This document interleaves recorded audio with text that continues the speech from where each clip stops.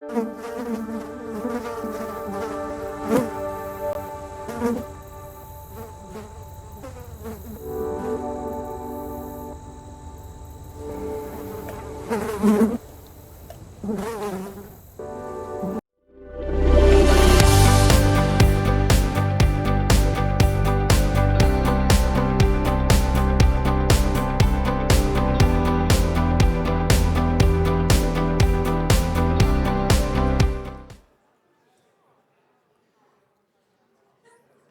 morning, dear audience. Welcome to the Green Governance Day 2023 at the nearly finished year of Tallinn being Europe's green capital. And this day has been a wish by the city of Tallinn to be a performance of several projects where Tallinn is a partner financed by the Interreg program. And these projects I would like to name to you so that you always remember these are the super projects of the Baltic Sea region. It's the Nonha City project dealing with a sustainable construction, tox-free, circular and climate neutral. It's the ChemClim Circle project making procurement approach integrated to make it more sustainable, more circular, more climate neutral and tox-free. And the Baltiplast project, a project that develops strategies and measures for municipalities to reduce single-use plastic. This is, of course, a very well-known topic, and we all think it's very simple to do, but for municipalities, it's not so simple, as many of you know. So in the frame of these projects, I am very honored to have prepared with a fantastic team of SEI Tallinn, of BEF Estonia, Baltic Environmental Forum Estonia, and the city, the Tallinn Central Management Office, this fantastic event. My name is Heidrun Famler from the Baltic Environmental Forum Germany, and I will be your moderator here today. And moderators do not have much to say at the beginning, that's why I will be very short. And moderators have two tasks: to introduce speakers and to give them candies. So this will be my most important task here on the stage today. For the welcoming speech, I am very, very pleased to invite to you Tiit Terik. He is one of the 6 deputy mayors of Tallinn. And the mayor who was supposed to be here is like me, he lost the voice, but women are stronger, so he is in bed and I am here. And you, Tiit, have the honor to replace him for the greetings of the day. Tiit Terik, deputy mayor of Tallinn.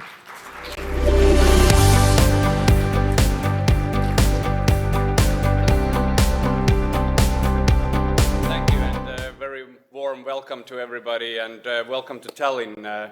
Some of you arrived a bit earlier, some of you just arrived yesterday evening, and the only thing maybe you saw from Tallinn is a green sword in this area, but it's always good to meet people from all around the world to have a chat and to discuss also the green topics, as I had a chance also with Jens and Victoria in this morning for a few minutes.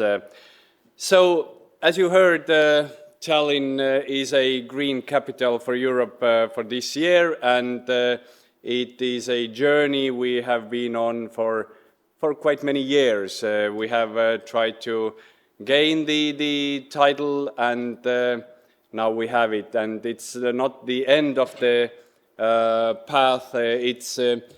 We're just in the beginning, and when it comes to green issues and also driving changes, it's a journey. We are on the journey, and when it comes to Estonia, and you are saying that you are from Estonia in somewhere in the world, people say, okay, you are doing quite well in digital issues. And in Tallinn we have an ambition when we are traveling and saying we are from Tallinn, we are really hoping that someday people say, okay, you are good in those green issues.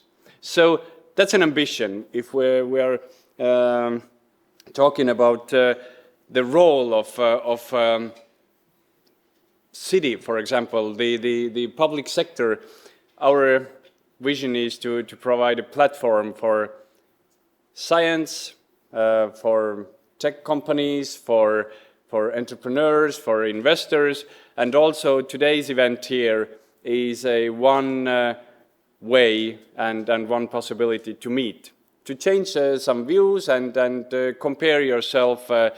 Are we doing good in this area, or we have something to show to the others?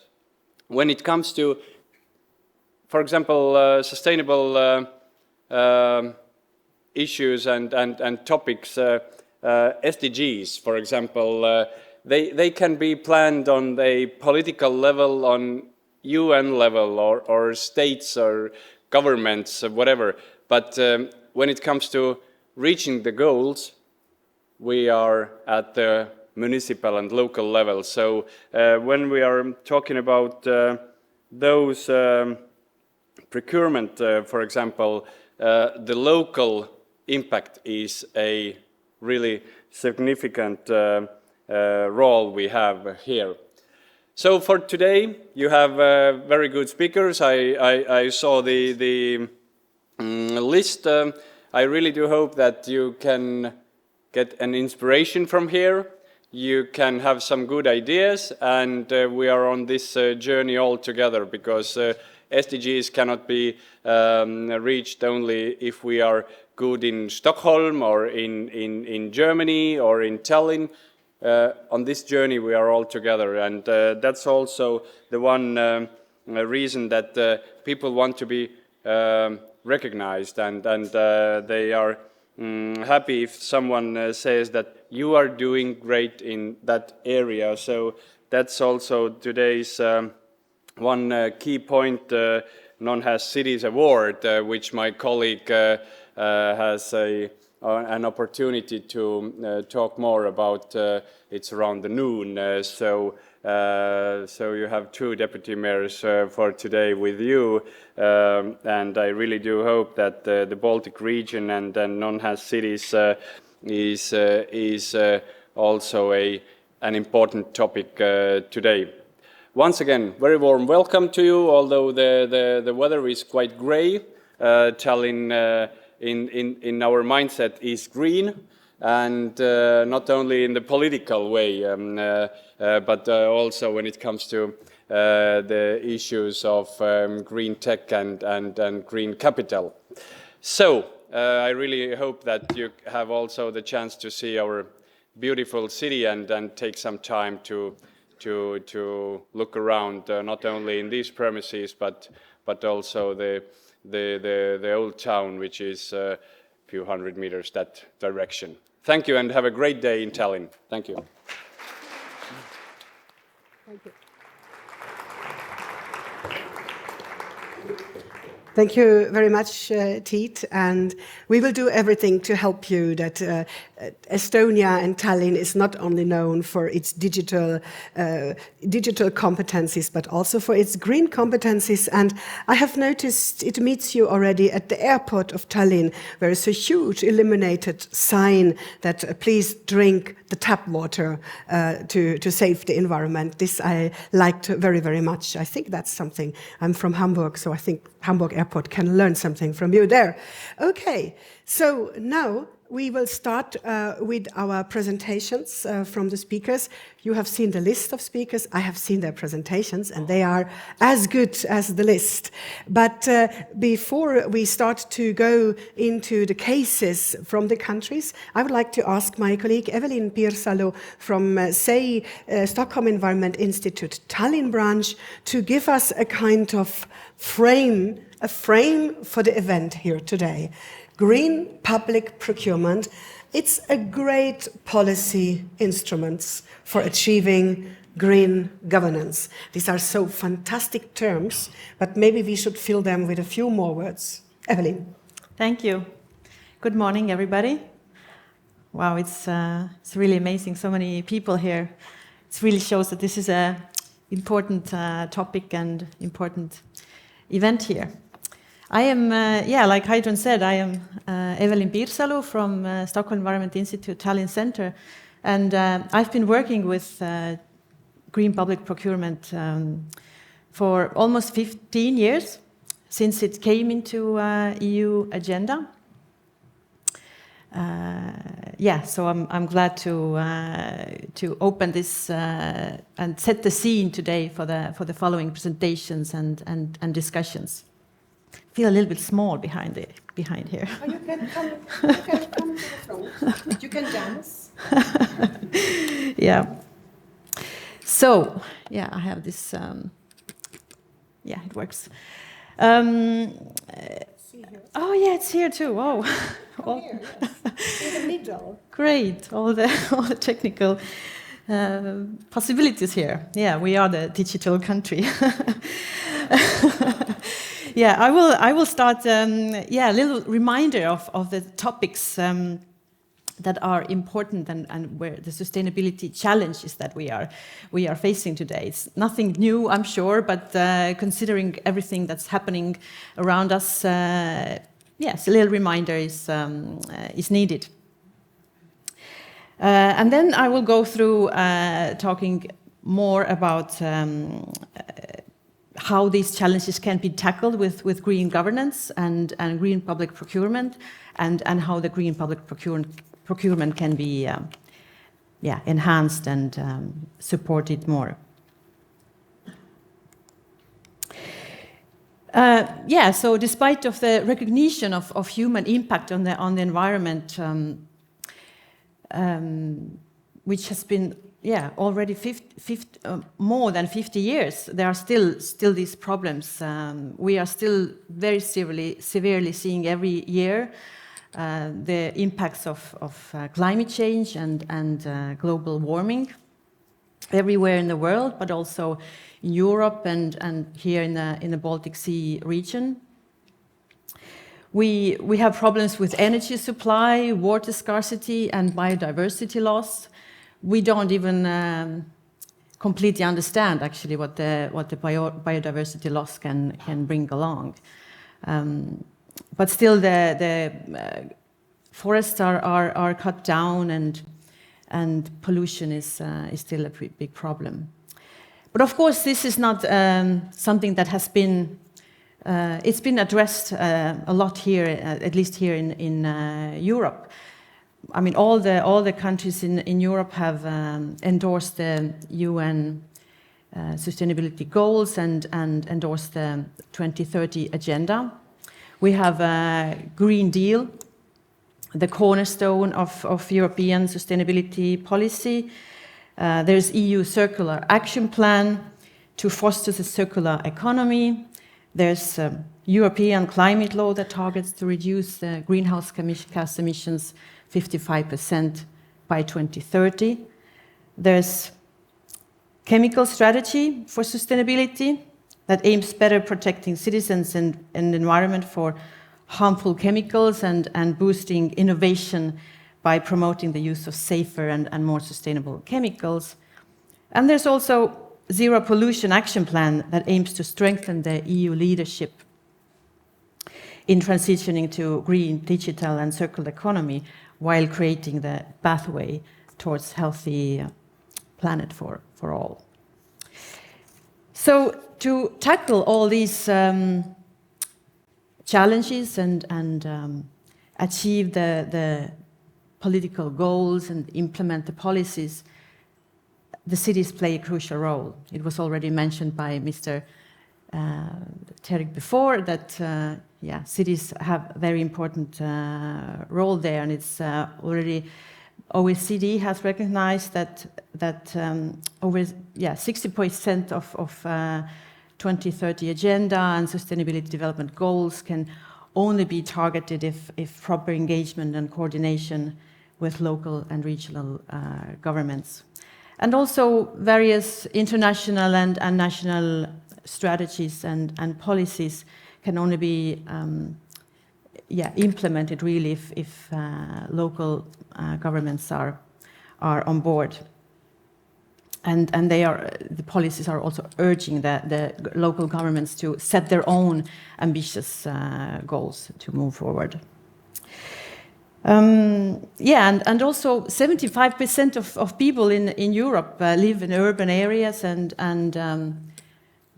in cities. And cities' ecological footprint actually is, expands way behind or way beyond the physical boundaries of the cities themselves. So urban transformations are considered a prime focus for sustainability. However, the SDG index for European cities shows that no European capital or large metropolitan area has fully received the SDGs yet. And not even in Nordic countries who we consider the more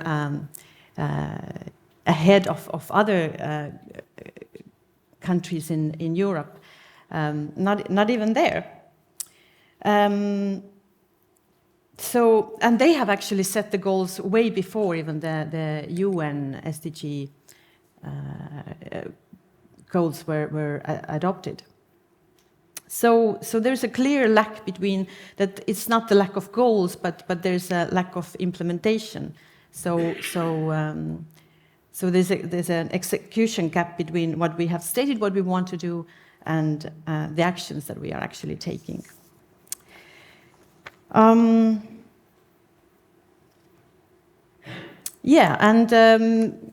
The good governance in cities has been to provide the good services of the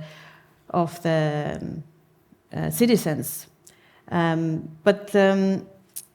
this is not enough anymore to go further with the current practices and governance frameworks. This is where the green governance now comes into play. And especially when we talk about sustainability issues, which are sort of the complex problems and also called as wicked problems, which means that they are not easy to fix, they're changing all the time, and there's not one concrete solution for these problems. But the green governance is the way cities can contribute to achieving sustainability goals and reaching sustainable future. And there can be say that there are 4 pillars of green governance. There's this overarching policy development pillar, which means that it sets like where the city wants to go and how it wants to get there. It means setting sustainability goals and visions, integrating SDGs into its strategies, implementing or planning the actions.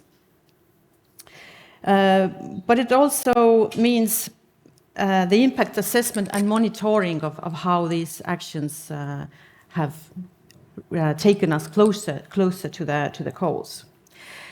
Now, the organizational development, organizational sphere, that refers to the city itself as an organization and how what is the city role in reaching these goals and how do they do things to reach the goals that they have set.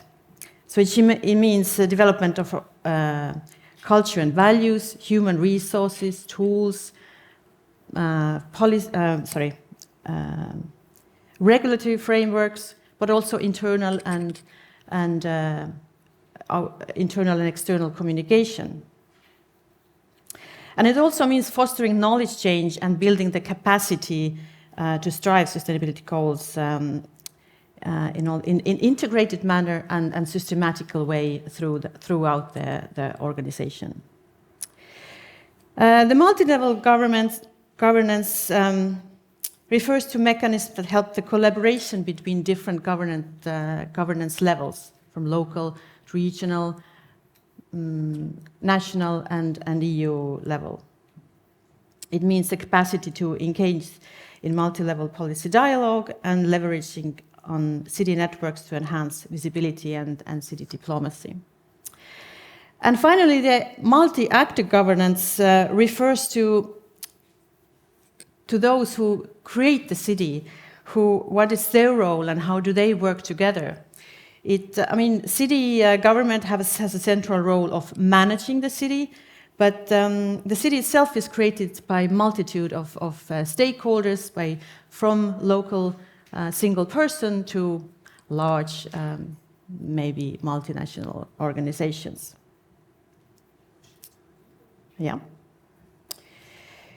So the cross-sector, it's important for the co-creation processes and the cross-sector collaboration. Now, the green public procurement as such is something that the city, it refers to the organizational sphere of the green governance. It means how the city is purchasing its goods and products, and it's important that these are being done in an environmental friendly way. But these, there can be environmental criteria such as circular criteria or low carbon criteria, but also a bit wider to include also maybe social criteria to have sustainable public procurement.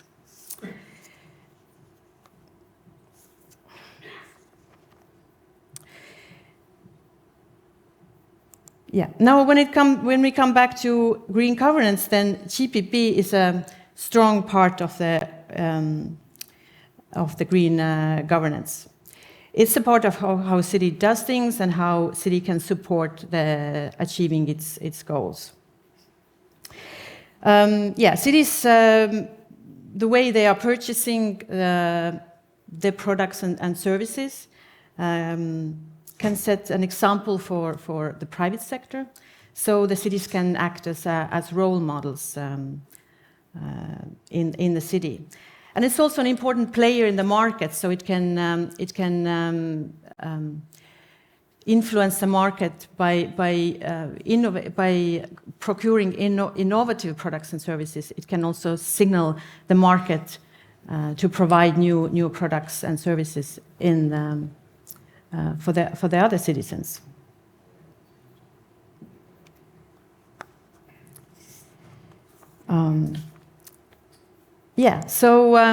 But often the GPP is done on just as a single, integrated, just one single or criteria in the procurement, or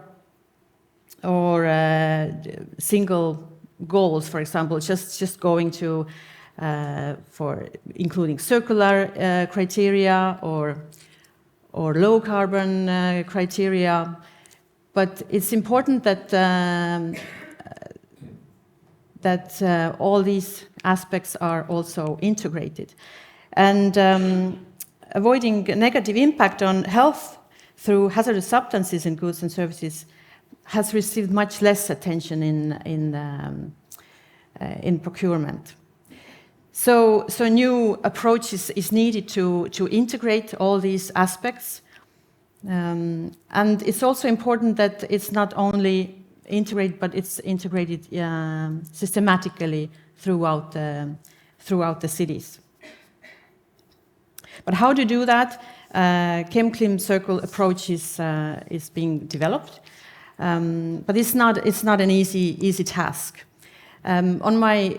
Through my work through 15 years, I've seen, done also numerous studies. So there are many barriers actually that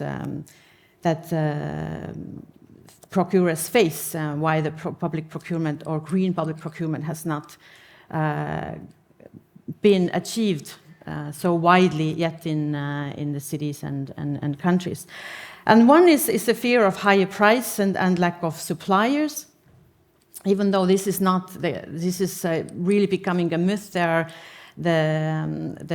are increasingly high number of sustainable products and services in the market, and the prices are also evening out. Of course, there's capacity problems, that there's lack of knowledge, skills, and experience, but this is more of a chicken and egg problem, because with practice there comes also experience.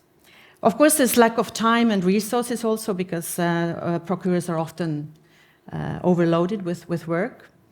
But I would say that the biggest problem barrier is the prioritization of green public procurement at the organization and strategical level. Because if it's put a strategic goal that we are striving for sustainability, then this is also integrated or signal to all city officials and procurers to actually then purchase the products that follow that. But to overcome these barriers, then it's really important that there is a strategic level, that there are clear strategies and goals set at the city level, but also then at the organization level for the city as organization itself. And the city also has to then support its officials to follow that. And it's important that it's done in integrated way, because often the work is done in cities in silos, in different departments, which are doing their own work, and maybe not so much collaboration, but collaboration is very, very important here. So that it's all achieved. So finally, I would like to say that I can see that GPP is really making comeback. Like I said, I've been working in 15 years, but now it's more in the agenda that I think it has been before. So it's more acknowledged that it can be a powerful tool to support achieving sustainability goals. And there are many good examples here today that we will hear also. But it is important that the cities don't stop with pilots, but they will build this integrated approach, and the GPP has to become a norm, common practice that is done, and so that in the future we don't talk about anymore green public procurement or circular procurement or low carbon procurement. We just talk about public procurement, and it means that the sustainability aspects are already integrated there, and it's common sense to us all. So thank you, and I wish you all a fruitful day.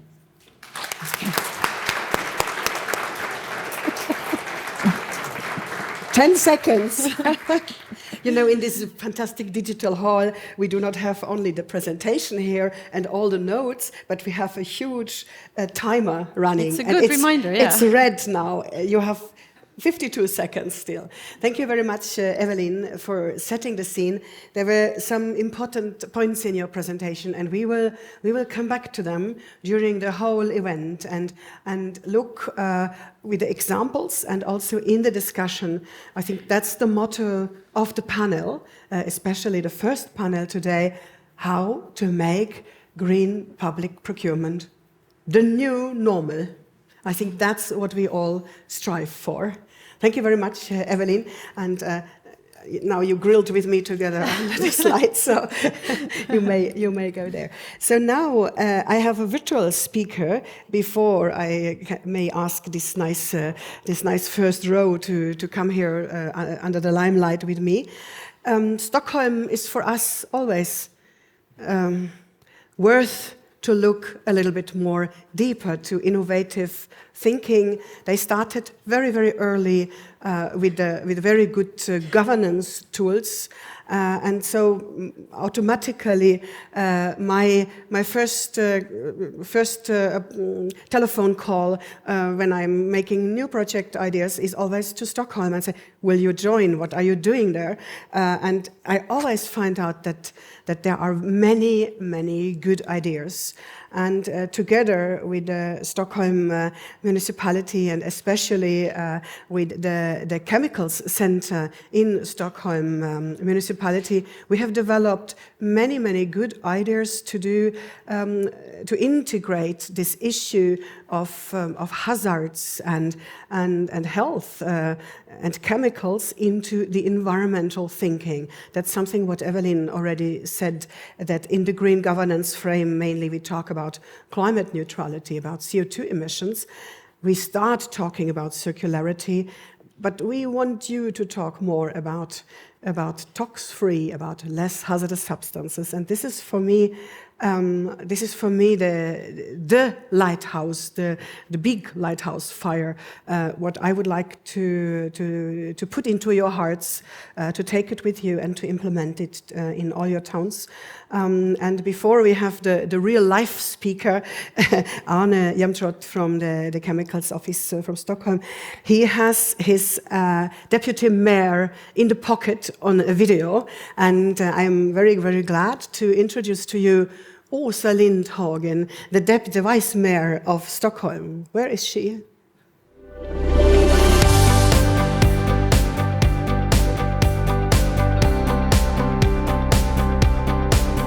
Dear colleagues, dear representatives from cities across the Baltic Sea region, dear Mayor of the City of Tallinn, hosting this Green Governance panel. My name is Åsa Lindhagen and I'm Stockholm's Vice Mayor for Environment and Climate, and I'm truly honored to address you today from Stockholm.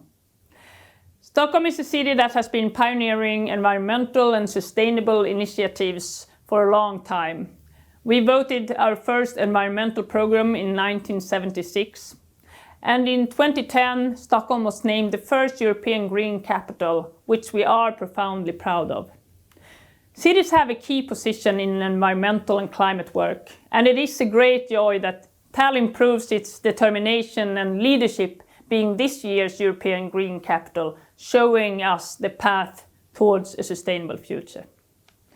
Stockholm's environmental program for 2020 to 2023 continues our commitment that started back in 1976 for the environment and the climate, laying the groundwork for a better quality of life for our citizens.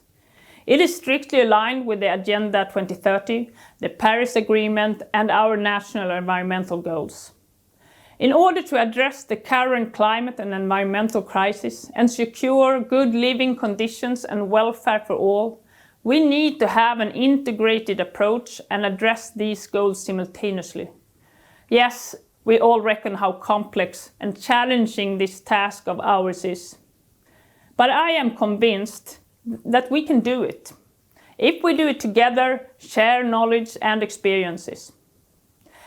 Today I want to share with you one of the major strategic tools that we use in Stockholm to achieve our environmental goals. And this is through an integrated approach to sustainable public procurement. In Stockholm, approximately 2/3 of the city's total turnover consists of purchasing expenses for goods, services and contracts. I assume similar figures or magnitudes apply to your cities as well.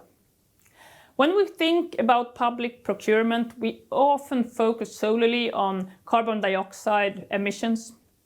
While of course essential, this is only part of the puzzle.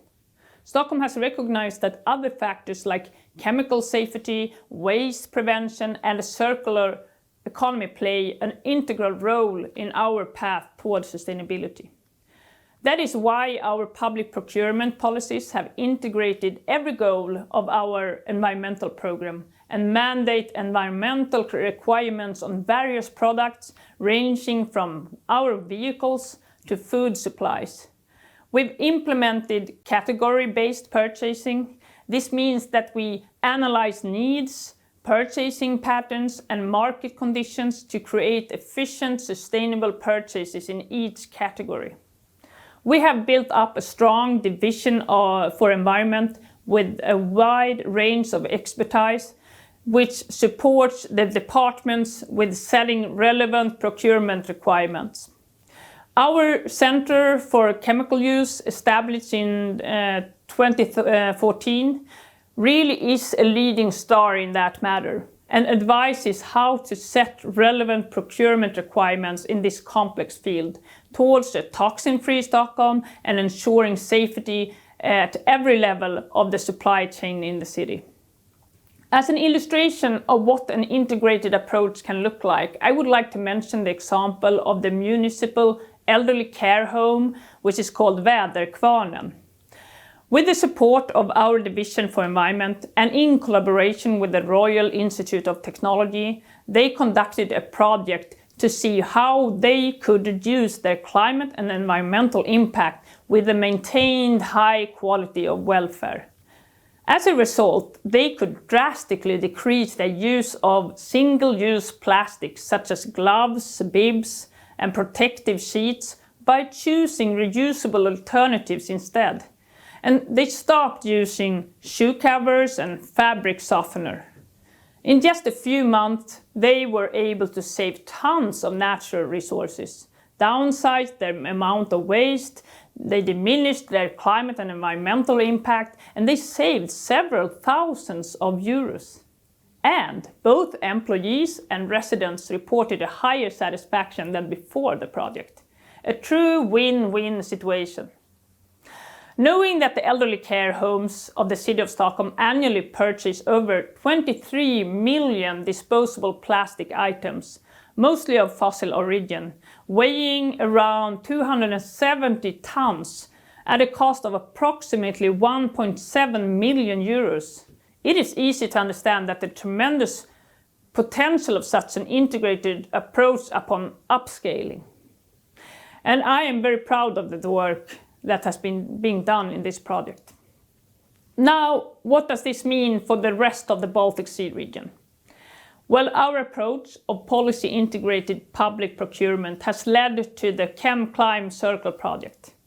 ChemClime Circle is an ambitious Interreg project led by our city, aiming to equip municipalities with the training modules for circular procurement, offering a holistic and integrated model that focuses not just on carbon dioxide emissions, but also on circularity and chemical safety. The key takeaway is that public procurement can be a strategic tool for multi-object sustainability, integrating carbon dioxide reduction, chemical safety, and a circular economy, making sure that these domains don't conflict, but rather complement each other. Before I close, I would like to extend my gratitude to the City of Tallinn for hosting this remarkable green governance panel. It is essential for cities around the Baltic to share best practices for a green transition, and Tallinn's leadership in this regard is admirable. So thank you. From Stockholm, I want to send a message of hope and encourage cities across the Baltic Sea region and globally to adopt a more integrated approach to public procurement to move towards a circular and sustainable future. Together, we can build up cities and societies with no carbon dioxide emissions, a sound and healthy local environment, and a high quality of life. Thank you for having me, and I look forward to further collaboration and knowledge exchange with each of you.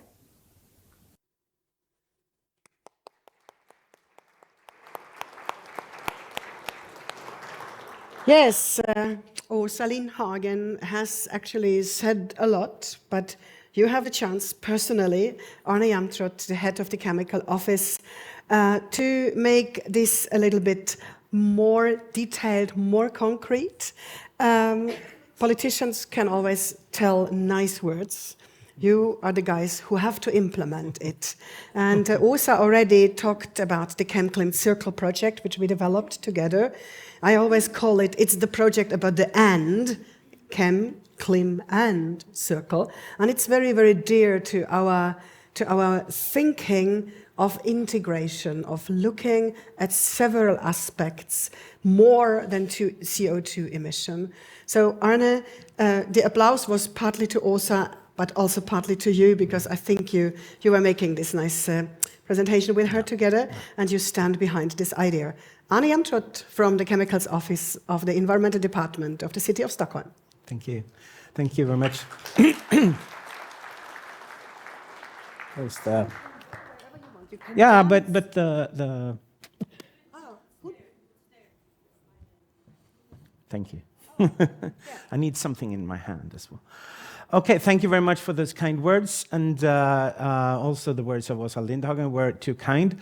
I have to also point to my colleagues from the Chemical Center and from our newly funded Center for Circularity, who are in the room today.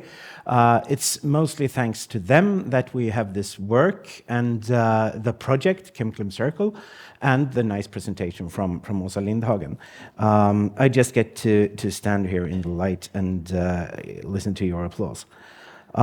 So first of all, I'm going to give you sort of the perspective of the administration to this. You heard the politician and setting it in a political context, but so how is our everyday life? How do we deal with this in practice? And first of all, I would like to start by saying why do we work with green public procurement? I come from the chemicals side of this, the chem in ChemClim Circle, and hazardous substances is part of my everyday life, work life as well. And in that sector, we often hear people say, like, shouldn't legislation deal with this? Shouldn't hazardous substances just be prohibited, and we wouldn't have to deal with them in the green public procurement? And yes, of course, it should. But legislation takes so long time. It's from the day when you start to suspect that a substance is hazardous until it is finally regulated and out from the market, it takes decades. And we don't want to wait. We want to get rid of the hazardous substances as soon as we can. And that's why we have to be ahead of legislation. We want to act now to reduce our inhabitants' exposure to the harmful substances. And that's why we say that cities can do more than nations. We can act quicker than the legislation acts. So, in Stockholm, we have developed our strategic documents in a way to sort of speak to each other. To get this integration between the different steering documents. So we have a program for purchasing to the left, and we have the environment program to the right. And they both talk to and about each other. So in the program for purchasing, it says that the goals set by the environmental program should be included in the procurement work of the city. And in the environment program, it points out that procurement is a strategic tool for implementation and for reaching the goals of the environment program, which looks like this. It has long-term goals and intermediary goals. These are saying, where do we want to go? The goals that should be achieved. And then there's, connected to the environment program, we have action plans, for example, the chemicals action plan, and a lot of other action plans specifying what needs to be done to reach the goals. And then, as Åsa Lindhagen also mentioned, the Environment Department gives support and education and guidance to the city entities about how to reach those goals, how to implement what has been included in the action plans. And just like the environment program and the program for purchasing sort of speak to each other, the same can be said about these more action-oriented plans. So we have the different action plans connected to the environment program to the right, again. And then there's the implementation guide for the program for purchasing, which is sort of taking it even more down to the practical level. And these also speak about each other. So the implementation guide for the program for purchasing talks about what should be done and by whom. that the environmental requirements should be set and included in the procurement strategy by the procuring unit for each procurement. And all of the action plans speak a lot about how procurement can be used as a tool to reach the different goals of the environment program that they relate to. And just a little bit about our practical experiences with working with this and what is important about this. Just as Åsa Lindhagen mentioned about the project from Homes for Elderly People, we have found out that the different aspects, chemicals, climate, and circularity, very often support each other rather than being in conflict with each other. Of course, there may be situations where you have to sort of choose between having the most climate or the most circular choice or the most non-hazardous choice, the most chemical smart. You can't avoid all the hazardous substances if you want something very chemical or something very climate smart. But more often, just as in the case with the Väderkvarn and Home for Elderly, we can avoid both the hazardous substances and use less resources and be more climate smart by just using less materials. And I want also to stress that this is not only about procurement. Procurement is not only about setting criteria in a procurement documents and contracts. We have to extend that into a dialogue, a continuous dialogue that we use during the whole contract period. We have to have a dialogue with our suppliers to have them make continuous improvements over time. And just as the action plans speak to each other and the strategies speak to each other, we need to speak to each other across our organizations as well, and involve both the procurement staff, the contract manager, the environmental experts, that's us, and the end users. The staff at the Home for the Elderly, they were very much involved from the start. And, of course, the suppliers. We need to talk to them about what alternatives do you have? Do you have alternatives for these single-use consumables? Can we have reusable things instead? Only in that way can we get the procurement to extend from just being a procurement issue to be an integrated supply chain management for sustainability. Okay, thank you. Thank you very much, Arne.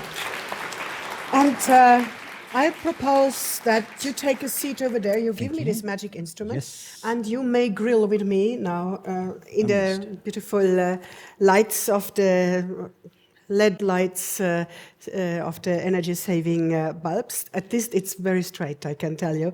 And I'm sweating, so. Stockholm, the visions, the policy. When we look to visions and policy, or when I look to visions and policy, I look to Stockholm. When I want a real, practical, hands-on example, I look to Helsinki. Finns don't talk much. We know that. But they are excellent in very concrete solutions. And you will not imagine, but they do not only build tox-free, circular, climate-neutral kindergartens, they also exercise the whole procurement process through it. And I would like to introduce to you Katri Kuusinen, from the head of the unit management office of the Helsinki Environmental Services. And she has brought the lighthouse example of the year from Finland, procuring and building a Nordic Swan labeled kindergarten. So all buzzwords, what we need: procure, build, Nordic Swan label, and kindergarten. That's all in half a sentence what we can do. Katri, tell us about this fantastic example, and we want it to become very, very famous and a very good example for everyone. Oh no, yeah, you need this one. And you can dance, you can go here as ever you want, between Arne and me, so we will listen you here. Thank you.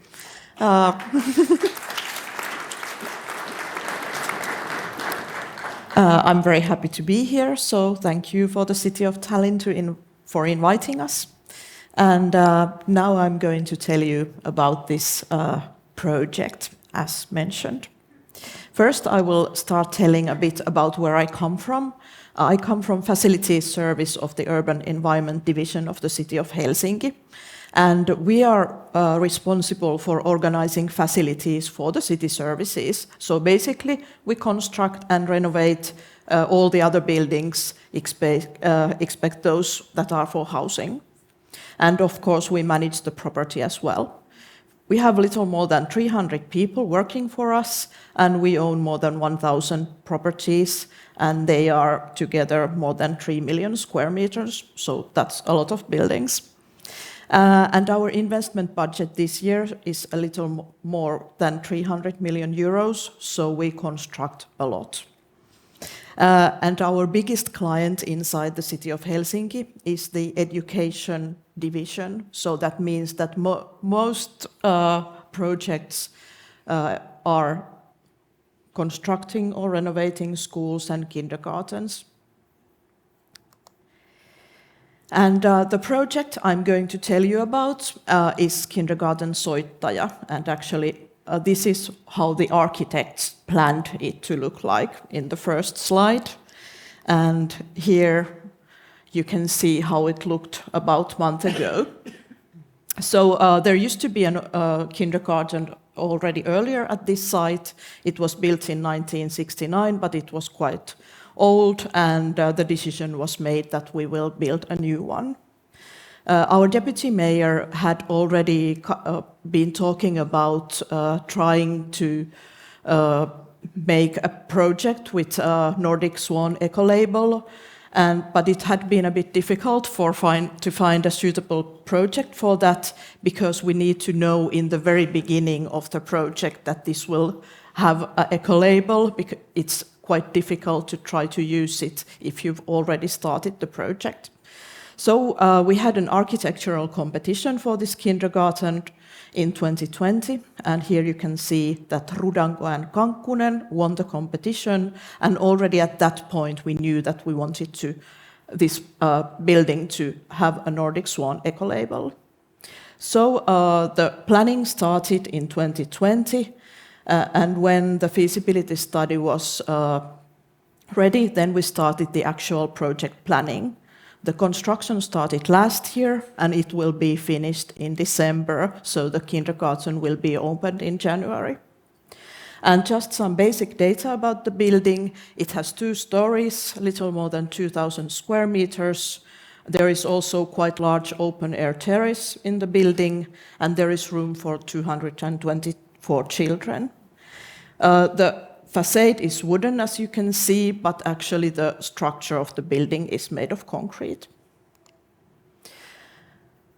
Then a little information about Nordic Swan eco-label. It's called Joutsenmerkki in Finnish. It means that the building has to meet certain criteria related to environmental friendliness and sustainable development. This is a Nordic label, so it's not something we created in Finland. And here on the right are just some of the criteria, so that you will understand a bit of what kind of requirements there are. There is, of course, low energy demand. Then there are requirements for moisture control, daylight requirements, and minimized exposure to harmful substances. I think that for us, maybe using daylight requirements for that were something new. For example, in here we only have artificial lighting, and of course we have been using daylight, but we haven't had any special requirements for that, other than those that are in the building code of Finland already. Then there were requirements for environmental properties and health properties of chemicals used both in construction materials and chemical building products. There is required to be a logbook of all the materials used to ensure the traceability of the building components and some other issues. So quite a detailed list of different kinds of criteria. And there are several stages in a construction project. I'm not going to talk a lot of these, but I marked with a small star those parts where we did something differently in this Nordic Swan Ecolabel project. There is this conceptual plan, which is the very start of the construction project. And actually, I wanted to mention that the National Building Code of Finland already has many requirements for energy efficiency and good indoor air quality. So these are not in contradiction anyway with the Swan Ecolabel, but quite similar requirements. But also in Helsinki, we wanted to be a kind of forerunner in these issues. So during the years, we've been developing a kind of criteria of our own, or Helsinki city's own building code, where we want to do everything a bit better than what the law or the national building code requires. We want to be more ambitious. So, for example, always when there is a need for bigger facility, we try to find out whether it's good to renovate an existing one or build a new one, or maybe we can find an already existing building that we could use. In this project manager specified the requirements for a Nordic Swan Ecolabel kindergarten, and all this criteria was used in the project. There are two ways to choose the materials you are using. You can use that kind of material that already has an ecolabel for the product, or if you can't find a suitable material that already has a Swan Ecolabel or other EU ecolabel, you can inspect the material and product and get a certification during the project. And this is actually something we had to use a lot, because this is kind of a new thing in the construction business, and not that many materials already had this ecolabel. So first we start with feasibility study, and already there you had to have targets always for indoor air quality, energy efficiency, lighting. So many of these issues are already discussed in every construction project. But in Helsinki, after this stage, we already decide what is the maximum price for the project. And in this case, it was 11.3 million euros in September 2020. And this is a political process to have a decision about the maximum price, and that's why exceeding the price is always a bit of a challenge. So in this case, well,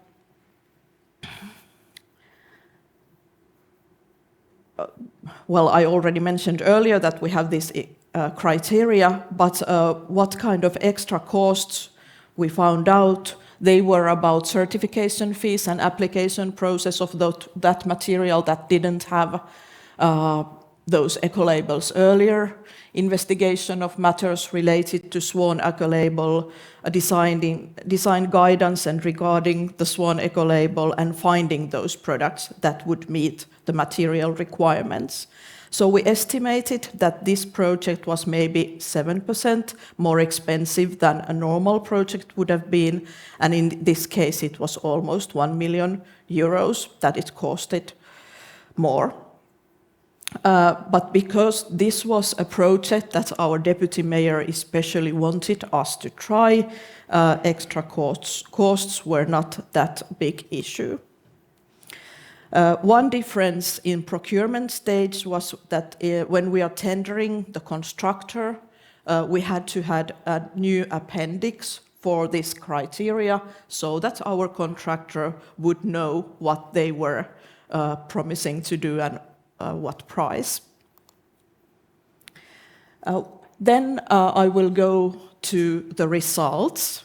We managed to choose a contractor that was very well prepared. Maybe that was because of the tendering process and all those earlier stages. So we had no problems during the actual construction process.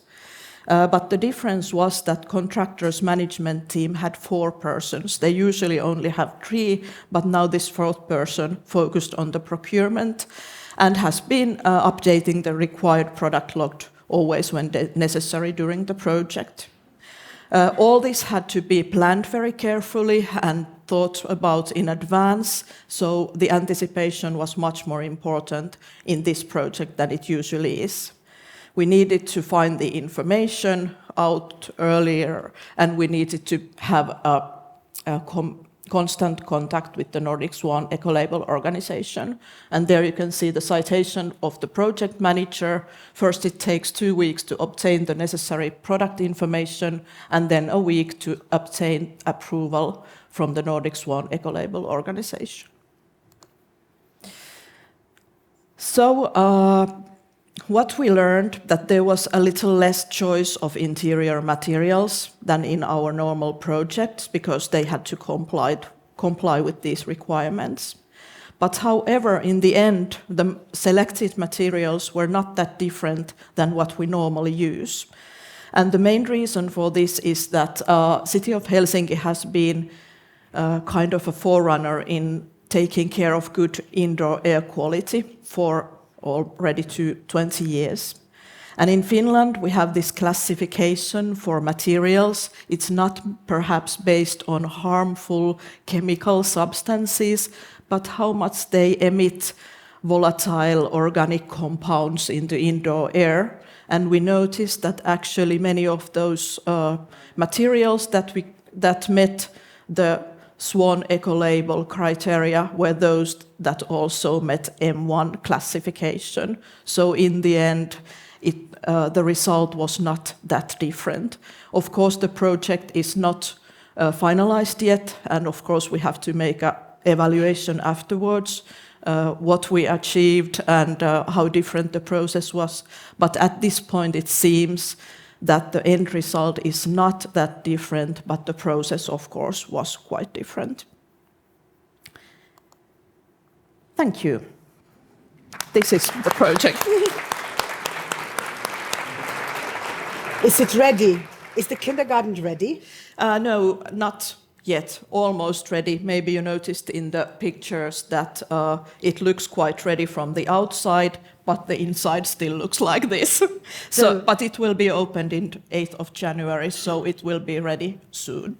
In the middle of the winter? Yes. Oh, yeah, no problem in Finland with winter. Okay, so when you travel to Finland, when you go to Helsinki, go to visit the kindergarten, and you know already how fantastic it has been. But congratulations. Thank you. And we hope this kindergarten model will walk around with the help of our Nonha City building project, because I know the colleagues in Riga, they must build 20 new kindergartens in the next decade, and they want to do a real good tox-free, circular and climate neutral. So I have the feeling that there will soon be a delegation from Riga to Helsinki. Welcome. Thank you very much. Thank you. So now we always say we look to the Nordic countries when we look to excellent strategies and green governance advancement. But I think this has changed. In the Baltic states, in Poland, in the eastern part of the Baltic Sea region, there has been a lot developed. And I would like to present you now an example which actually is not the proof of your sentence, cities can do more than nations.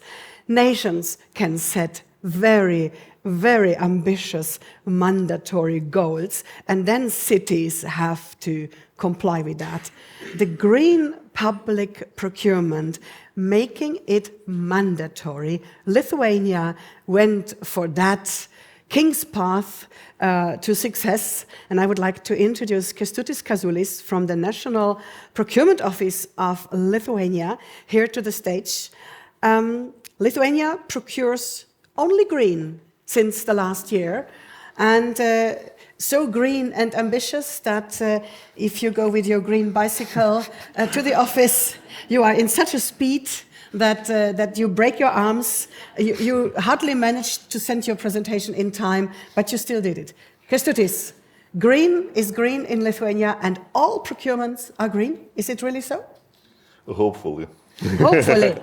Okay. You can check every one of them. We will check them. Okay, this is the machine with what to change. So tell us about Lithuanian ambition of green public procurement. Yeah.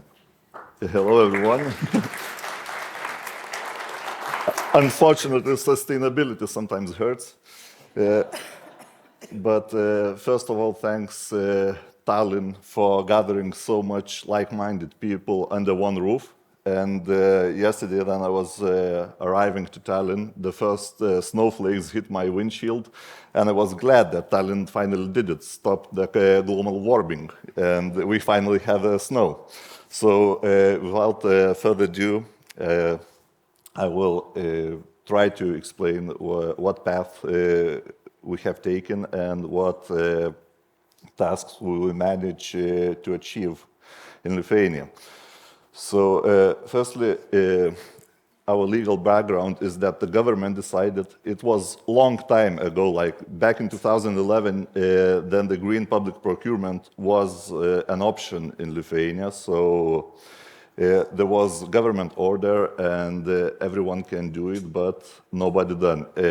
For 10 years, it was around 5 to 10%, more or less, variations, and we didn't go anywhere further from there. And then sometime in that period, two ambition girls came back from the studies abroad, brought the best experience from abroad, and I see one of them in the audience here today.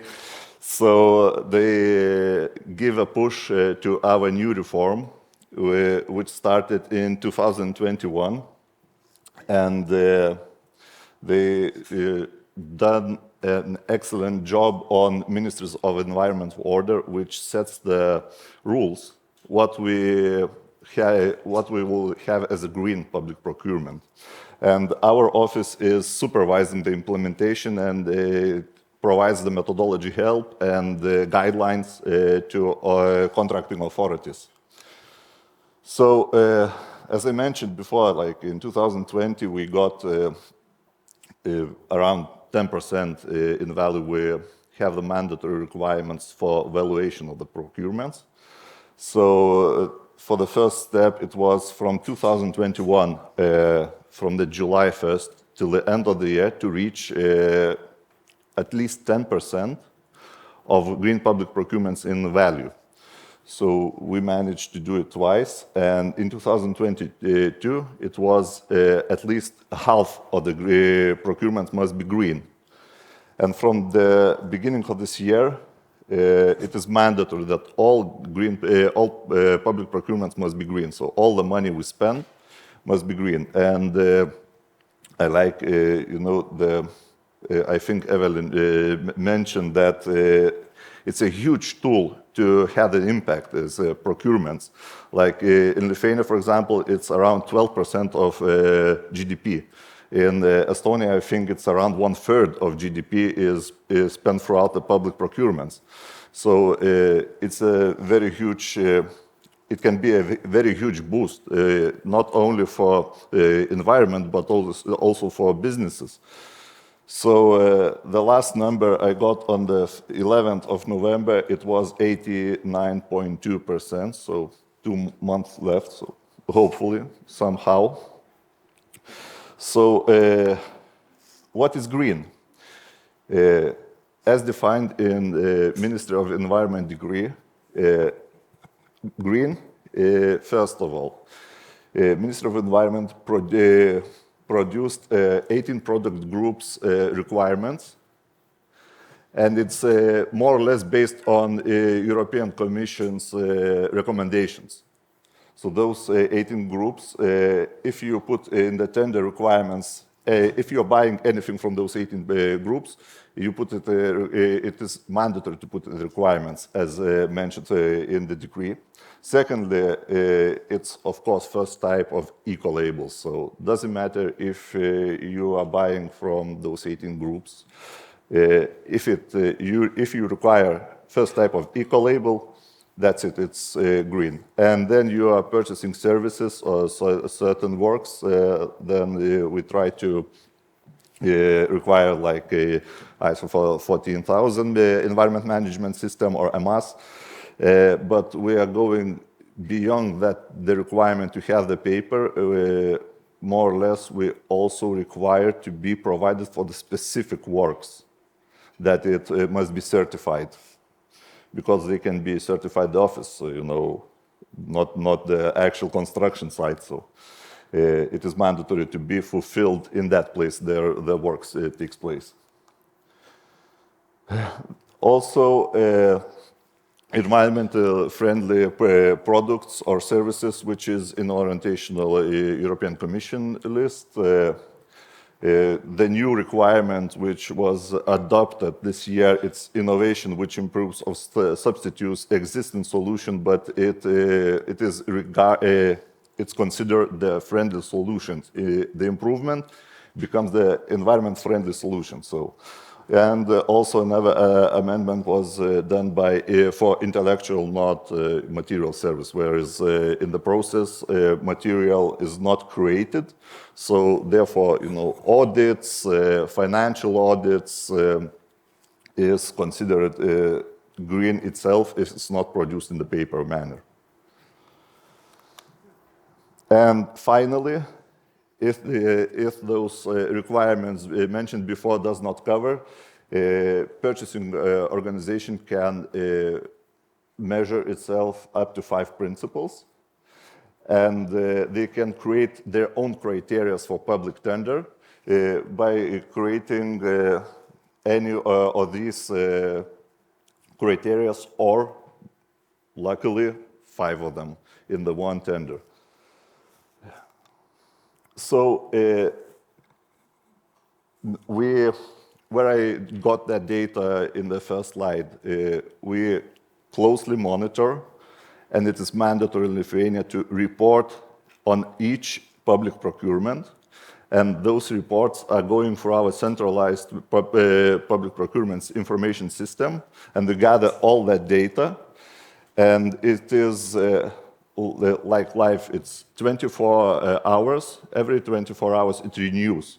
So every day you get the new data after report was submitted from any contracting or organization. At night it renews and it recalculates the indicators.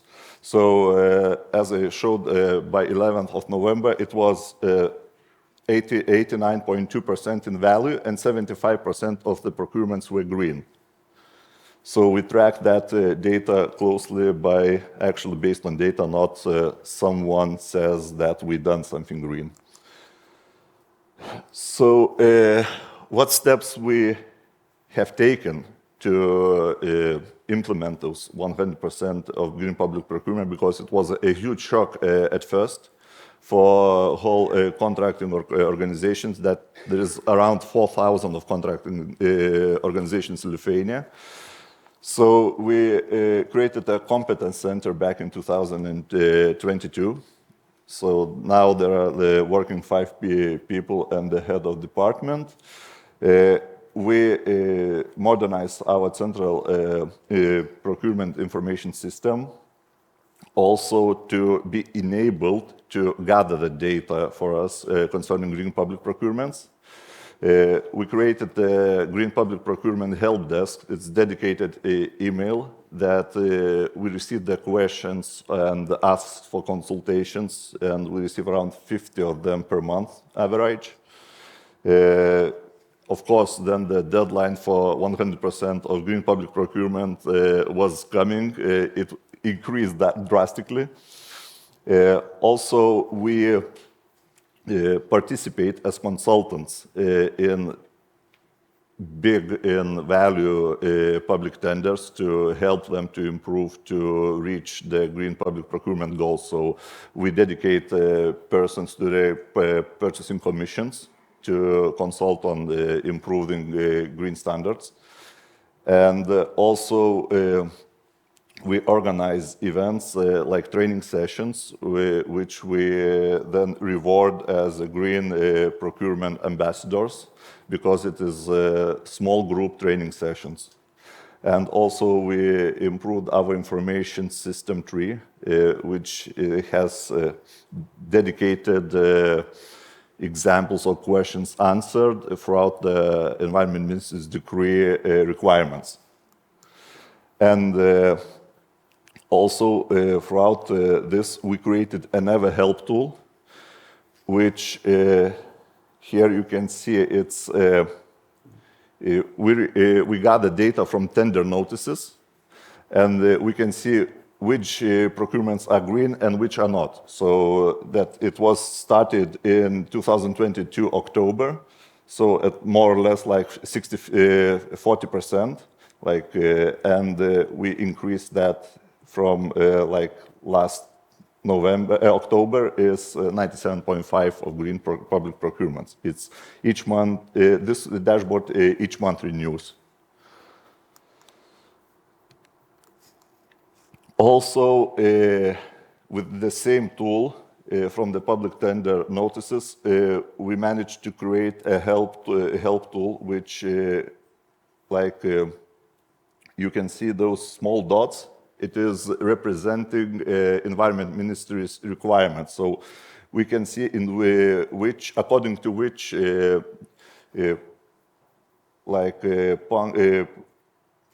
requirement is made tender. So the largest one is, of course, where the contracting authorities makes their own out of those 5 requirements to looking to make a green public procurement. But at the last corner, you see the 7 in red. It means that started a green innovation procurement. So some of the contracting authorities made that requirement into practice.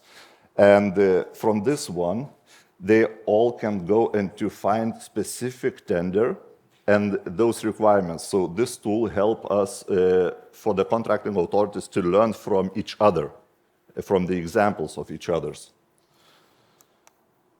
Also, we were mentioned also in United Nations report that different approach to the constant teaching, lecturing, and conference. So we start producing newsletters. In those newsletters, we produce recommendations, interviews from the contracting authorities from their experience. Also, we invited contractors to tell how, for example, environment management system helps in their everyday tasks to help the environment. Also, we had a huge fair, attended like around 300 participants.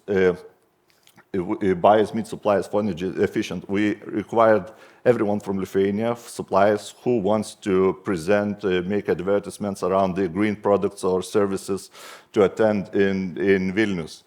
And furthermore, we had our podcasts, which wasn't like law-orientated or adaptation, but it was devoted to increase consciousness and empower to make decisions towards greener procurements. And what's next for us? So from now on, we're waiting still at the end of the year, Minister of Environment will produce us analysis of 5 product groups, and methodology how to measure CO2 impact of public procurement of 5 product groups. And then together with Latvia, we cooperate and submitted the application to impact that for 2 product groups out of those 5 to measure the CO2 impact and to report our dashboard that live everyone could see what impact is being done by green public procurement to environment. So, and my time is up, so thank you very much.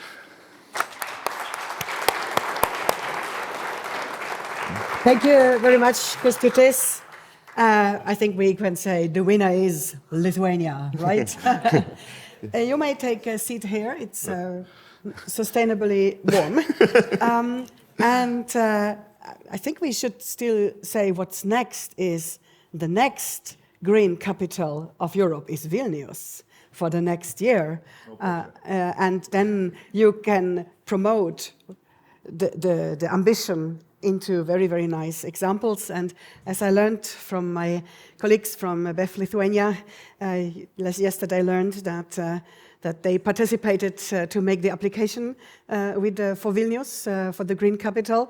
And so it was a great success. We know how to write applications at BEF, so this is maybe really something good. So from Tallinn, we hand over to Vilnius for the green capitals and follow the steps of Stockholm and Helsinki, who were the earlier green capital. Actually, Lahti was last year. So yes, so we stay here. Now, I have a very, very interesting example for you from a very, very small town, and I am sure, except few people in this room, you have never heard about it. It's called Smiltene. Smiltene is a small rural municipality in Latvia, but it has really great ambitions to implement green public procurement in Smiltene municipality. Smiltene is also a partner to the famous ChemClim Circle project, one of the 3 guinea pigs, in English it's guinea pigs, not testing rabbits, for testing through the ideas of the Chem, Clim and Circle procurement. And I am very glad to invite Martin Julans. He is the Deputy Executive Director of Smiltene Municipality. And at first, I hope you will enlighten us. Where is Smiltene? Exactly. Yeah. Thank you. Tere hommikust. Good morning, dear colleagues. I'm really happy to be here and represent the small municipality of Smiltene. And actually, Hedden, you stole my question because I was aiming to ask. Probably you all know where Helsinki and Stockholm is, but do you know where Smiltene is? And Latvians doesn't count. You don't raise your hands. But if anybody knows from other countries, please raise your hands. Okay, so I thought. So yes, we are a newly established municipality. We had a regional reform 2 years ago in Latvia, and the Smiltene municipality was formed out of 3 other municipalities, Ape, Rauna, and Smiltene. And Smiltene is the biggest town in this municipality, and it has less than 6,000 inhabitants. So everybody knows everybody. Yeah. Sometimes it's good, sometimes it's bad, but we learn to communicate. So 2 towns, 14 parishes, population is 18,800, and I looked up the neighborhood map of Riga, which has around 50 neighborhoods, and we would rank as a municipality number 13 in Riga, so you can understand the scale. And in this case, we are really happy to be in such a company of the big cities to show not only the big cities can do something, but also the small municipalities. And we, of course, have very intense entrepreneurship. So, about really one slide about mandatory requirements of GVP in Latvia. I believe it doesn't differ much from other countries. I would like to stress one group out of this, and it really goes hand in hand with one of the projects that I will present later on. The construction, reconstruction, and demolition procurements are mandatory from this year. So this is I think the biggest challenge of all of those groups, because Other groups already are familiar, we know how to deal with them. And about GPP in Smiltene municipality. I will stress out that we are only at the beginning of the whole process. We are actually doing very good in the existing framework, but still we are looking forward to further ambitions. So, about legal framework and administrative framework, of course we follow national legislation, but we also have a setup of GBP in our planning documents. One of them is action plan of the development program, and the other one is SECAP, or Sustainable Energy and Climate Action Plan. And actually it talks about raising this percentage of green public procurement against all the other procurements, and also meeting the ecological goals of municipality. So, but as I've seen today already from the Stockholm, that probably we'll dive deeper in the future, and we need to create a special framework for procurements itself. So, about last year, the stats. We had, of course, there are several groups of procurements. We had 102 procurements in total. It doesn't include smaller procurements, which doesn't require specific procedures. And 27 of them were green public procurements. So it's 27% of whole procurement basket. And the next slide, I was a bit I said, Smiltene leading the way in 2022. We are actually we were quite surprised, but also in the same time very proud that actually by the number of procurements, we are leading the green public procurements in Latvia as a municipality. Maybe you noticed some differences between previous slide where I had this, total number of 102 procurements and 27 of green procurements. This number 68, it includes also all the lots within the exact procurements. So that's why the number is bigger. So, of course, we are still working in this framework of mandatory green public procurement basket. And that's why in most cases it's applied to food and transportation procurements. That's also why the major or the mostly used criteria are distance, it is certified food products, and requirements for vehicles. The main challenges, and I was listening to the previous presentation, and I immediately saw the same key barriers, and our presentations.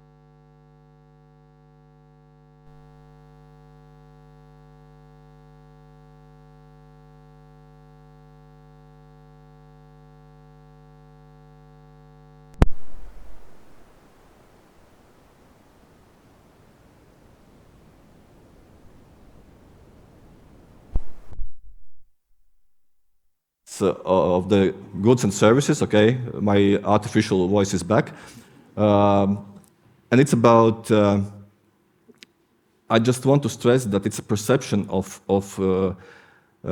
bodies who are procuring that actually immediate investment might be higher, but if you look at the long term, it could be reduced or you pay less later on. So I think about this case we need to talk about in this category. Of course, it's a definition of criteria in newly requirements for criteria in rational and realistic way. And of course, we have a quite lack of benchmark cases in Latvia, especially about new processes. So, and now it will be a block of few projects that might be related very closely and might have or will have an immediate effect on our approach of green public procurement.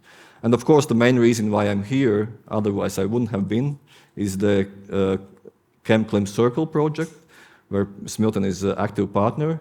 And there are several aspects of the project, but we are really looking forward to get this practical outcome and to apply, because we have very good partners who can advise us. And we are very hoping for the good results, and we will be giving our support as well. Other project is another Interreg project. It's Stop War or Stop Water, and it's about using construction waste to filter rainwaters. And we will have a pilot project in our municipality as well. The next one, quite fresh one, it's a Latvian-Estonian Interreg program, and it's about green school dining.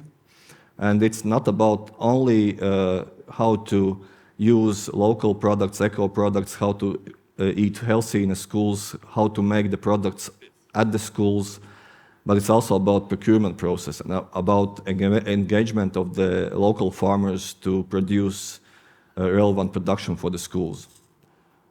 And we just saw the Helsinki example about kindergarten, and we have a very nice project, which is also, we are very proud that it's in the Bauhaus network as a learning project. So it meets all these future green circular requirements, and it is all the factory area. And we had a sketch design competition last year with 11 participants, which is a very high number for Latvian competitions. And this is the first prize winner according to the jury. And also, of course, now we have a possibility to fully implement green public procurement requirements and set those requirements up for the, not even also for a design process, but also especially for the construction process, which probably will start 2025. So, and about the future vision, the main thing. As I told, currently we are working in existing framework, but we are ambitious to do more. And we want to gradually expand those areas of GPP where we are acting and we are procuring.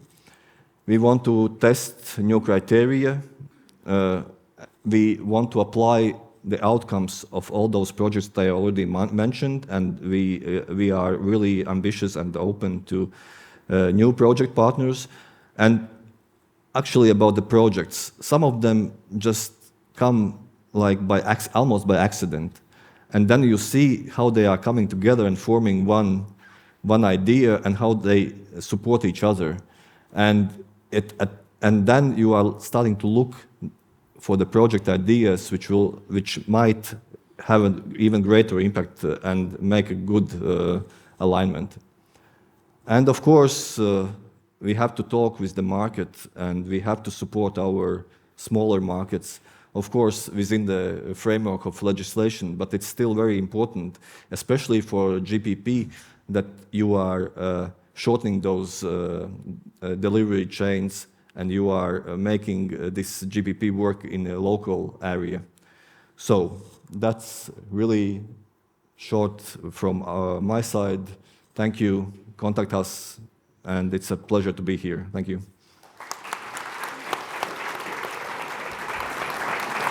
Thanks. So, I think we heard. Look, you may listen and watch. I would like to invite you for a little thinking. You are representatives of municipalities. You are not the highest political manager level, but you are on the execution level, and you are working, and you from the National Procurement Office, you are working on the implementation of procurement. You showed us examples, nice examples, pilot examples, projects. So my main question to you is, how can these become a norm, a normal, the new normal? So what do you learn from these projects, and how do you think, no matter how advanced is your municipality in how many years of having environmental ambitions like Stockholm, or how new you are on the game with a small Smiltene, I think the level of experience is really very diverse, but you all talk about projects and good examples. So how can this become institutionalized, a norm for everyone? What is the most important, and do you have an idea what would help it? Whoever would like to start. Well, I don't even have to pretend. You just define the role that I'm sitting in everyday work. So I think we need to show politicians the benefits in a global scene. We have to show how, like, those immediate costs, they are stretching out during a longer period, and actually you are in a 10-time period, you are winner, not a loser. Instead of investing every year like certain amount, and the result is you get, like, for instance, 10 million 10 years. But then you have to invest, like, at the beginning 10 million, but you end up with 9 million expenditures like 10 years later. So I think that's a really important aspect when talking to politicians. It's a budget, one thing. Yeah. And the second, you have to, of course, persuade that you are only one piece in a global scene, and you have to contribute. I think those are two major aspects. Yeah, but the budget, Katri, only 7% more, only 1 million more, but 1 million more because your deputy mayor wanted Nordic Swan kindergarten. So the wish of your deputy mayor of spending 7% more, can this be an example? I mean, that's where every politician will immediately react. How do you make this a norm, this little add up? I think it was a pilot of using this label, and now after the project is finished and we get some user experiences as well, maybe we have to evaluate, is this eco-label the way we want to do this thing, or is there something that we can include in the Helsinki Building Code I mentioned earlier? Because I think that what cities can do is that we can pilot different things. I think that when we're talking about environmental criteria, it's a scene that's developing all the time. And one big difficulty is that if we put too strict criteria, and the market can't really answer to our demands, so that we kind of have to develop it together, pilot certain things, put some pressure on the products and processes that the market is available to provide. But for us, it seems that if we are not the active part, maybe the market isn't that active either. Okay. So I think that we have to activate them, and of course we have to activate our politicians as well. But maybe the result always is not using one specific criteria as such, because there are several kind of competing systems, and we just have to find the most important and most productive tools from that palette. Arne. Yeah, I'm thinking maybe there's at least two perspectives on this. You mentioned how to anchor the ambitions with the politicians and have them convinced to go further. And I think the key here is to talk about our experiences, our pilots, our work, our projects, not so much in terms of something extra or something on the side of the everyday work. We have to describe how these pilots contribute to the city's own objectives. Because most municipalities have some kind of sustainability objectives for their entities, and so we need to say that, well, by building this Nordic Swan preschool, we are contributing to this city objective. It's not something we do because we think it's very important. It's something we do because you have set up this objective. So it has its position in the city logic. That's something that needs to be said. And then to make it happen again, the experiences we had from the Home for the Elderly was very much that we did it in very close collaboration with very devoted and ambitious staff at the Home for the Elderly, and the heads of that organization were also very much involved in choosing the activities, and I think that was a key to having the success in the pilot, and I think also that is the key to being successful in replicating the pilot in other parts. We can talk all day, all week, until we lose our voices about the importance of reducing use of single-use plastic. But when their colleagues, other staff from that kind of entities come and say, hey, we did this and it works fine, we save this amount of plastic, we save this amount of money, and it still works, everyone's happy, that's what people listen to. Okay, so we have the ambition, the policy goals, which all municipalities meanwhile have, however detailed or ambitious they have. We have the engaged staff at those who want to do a change, let's say the elderly home staff or the kindergarten managers. And we have the market who has to react. And there we meet one of the fears of the procurement officers. Oh, we will not get enough offers. Is this a myth, meanwhile, Kęstutis?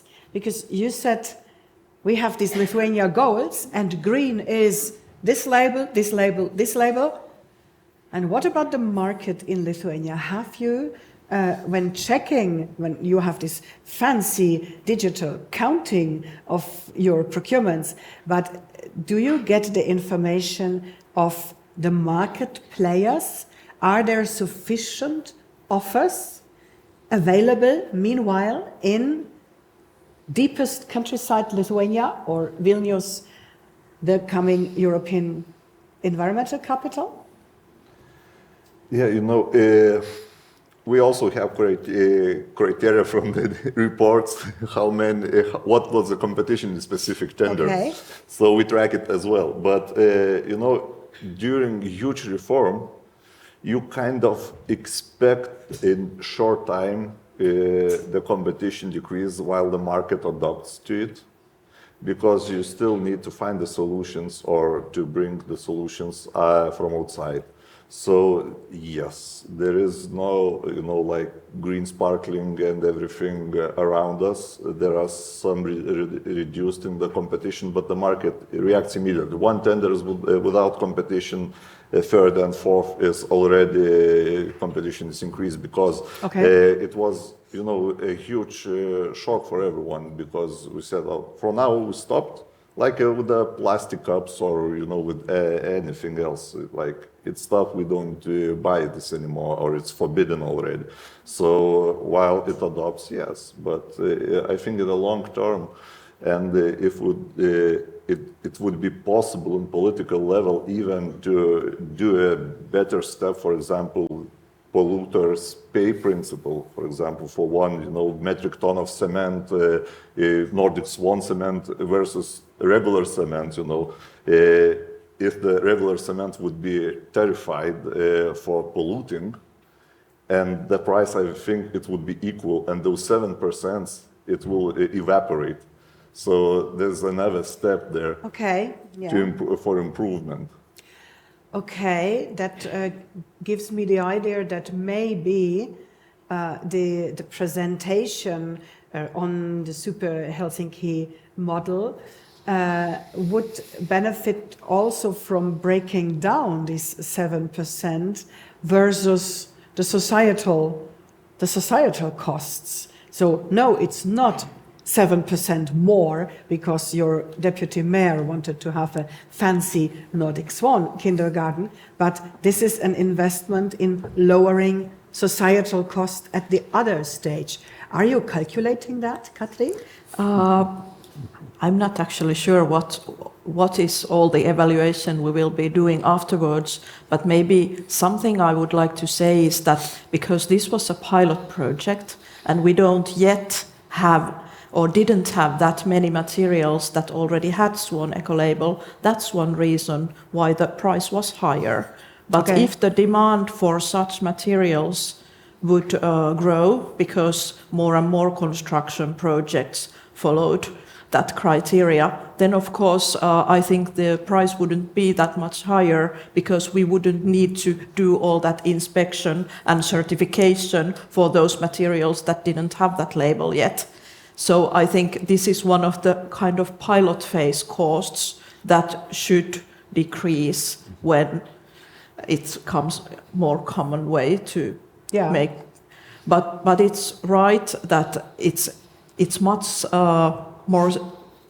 It's much easier to calculate how much more it costed than what were the actual benefits and how to measure them. Yeah.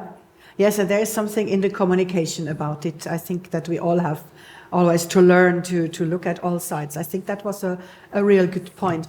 You also said that the market and the offers, you don't have yet enough benchmarking examples in Latvia, but you were surprised that you have got quite a few offers on your first tenders. So it is possible.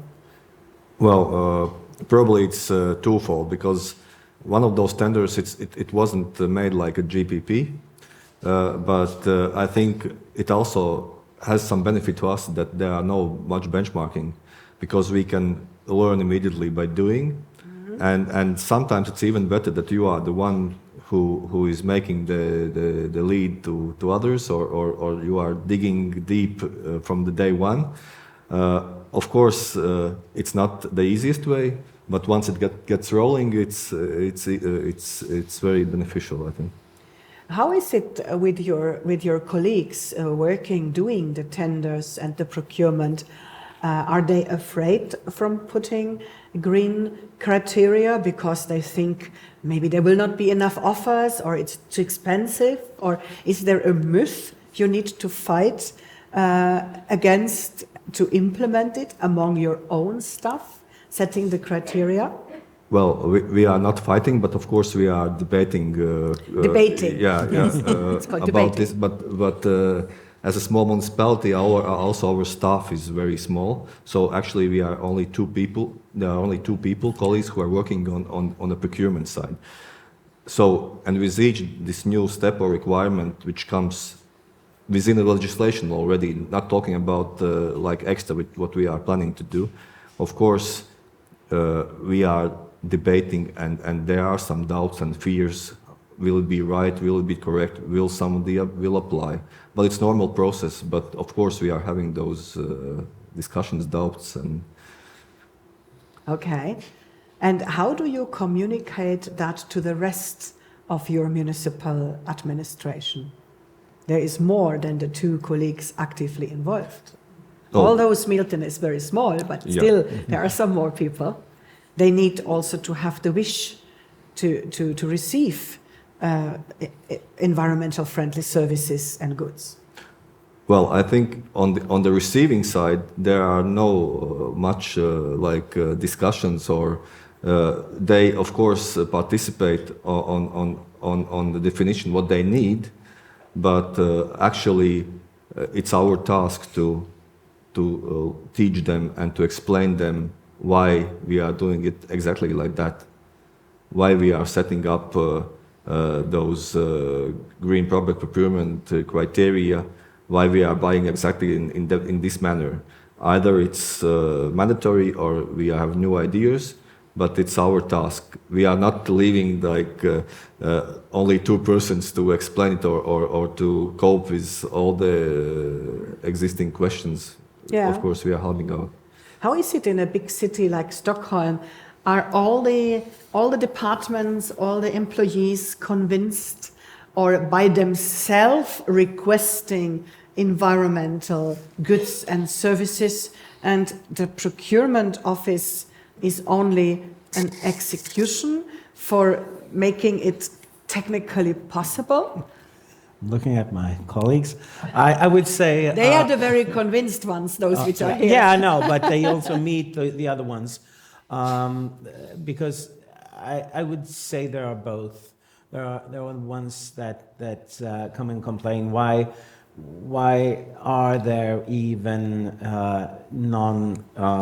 why do we have alternatives in our tendering or that we can order, our ordering system? Why are there alternatives that are not the best environmental performance? We don't want to have the choice. We just want the best. And then there's the ones that say, why can't we order this and this? We used to do that, and we want our old, non-chemical smart alternatives that we've used forever. So I guess and we have both. And the dishwashing agent is not cleaning the cups, exactly. As well as the previous one. And then we have it ends up with a problem that's which is problematic not only in the sort of green way, that people tend to go outside the contract, because the contract does not give you the products you want, so you go to the just the store around the corner and buy the cleaning agent you want, which is of course not legal and not something I should speak out loud, but I think everybody in this room knows that those things happen. And it's no good. But it's something we have to deal with and realize when we do the procurement, that we need products that people will be sort of satisfied with, because if they're not sort of satisfied, they won't be loyal to the contract, and that's not something we want to encourage, or we don't want to be in that situation. So we do not only need ambitious policy goals for the green procurement and good regulation to make it possible technically and according to rules.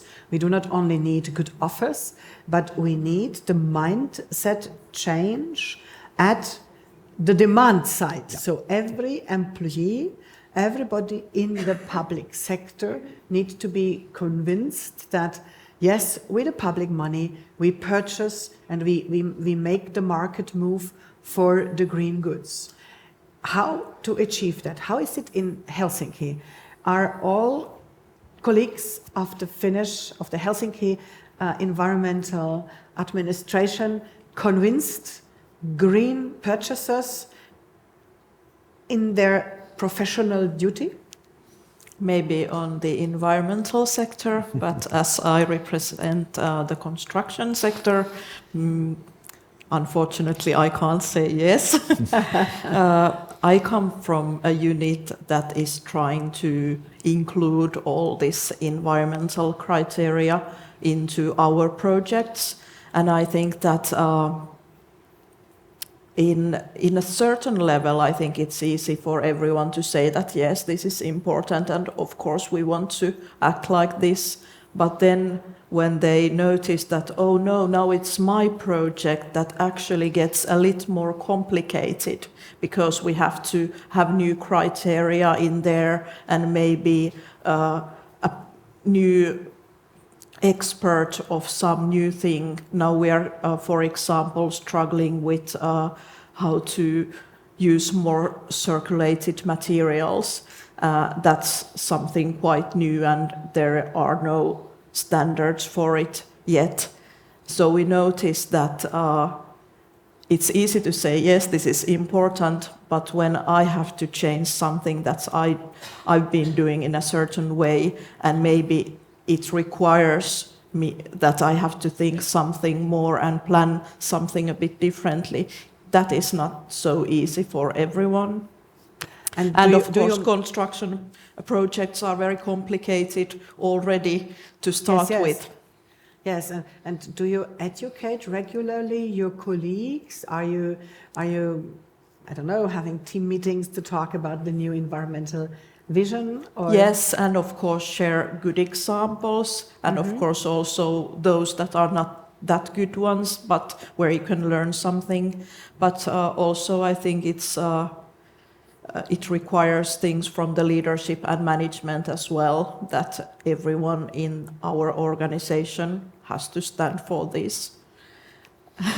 Not only employees, but also the managers. Yeah. Kestutis, you are the one sitting on the very top national procurement office on these fantastic rules. So how it goes down with all these issues of the demand side, the offer side?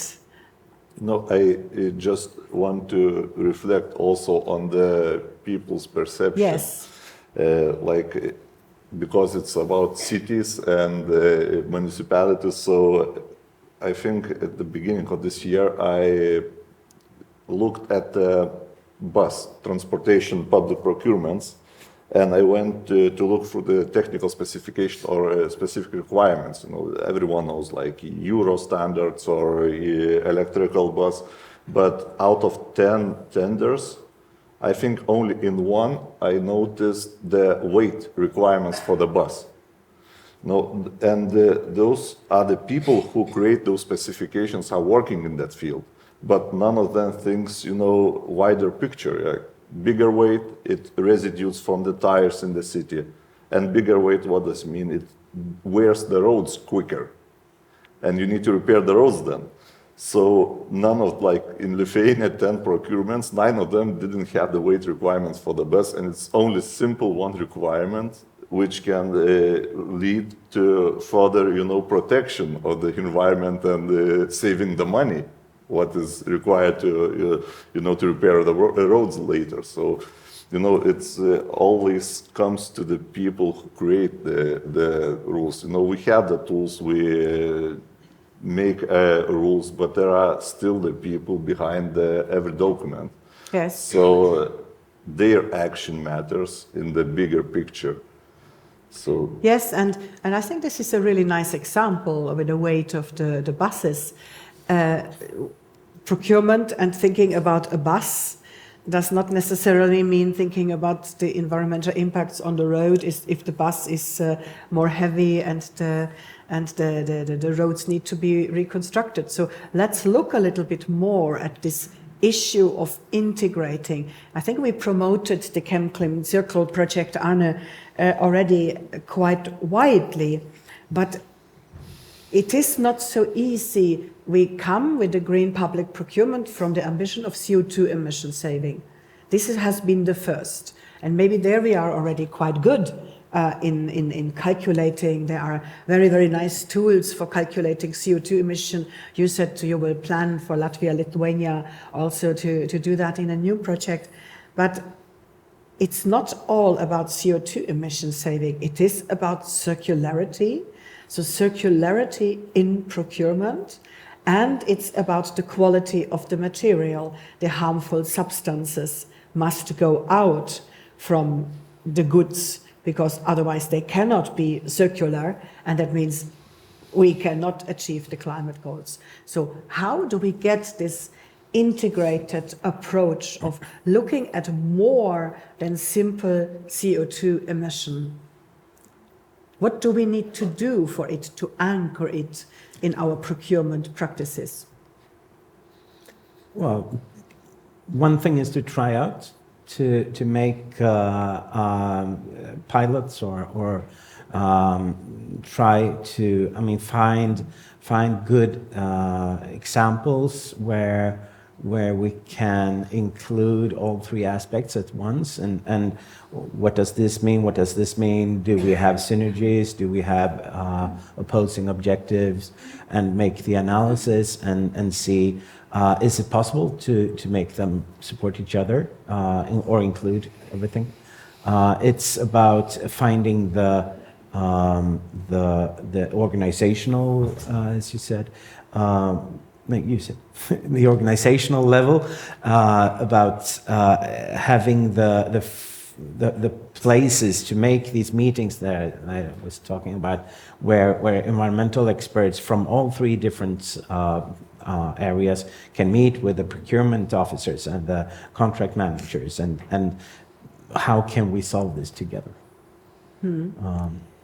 Katri, how the Nordic Swan eco-label is, by its definition and by its goals, has this integrated approach.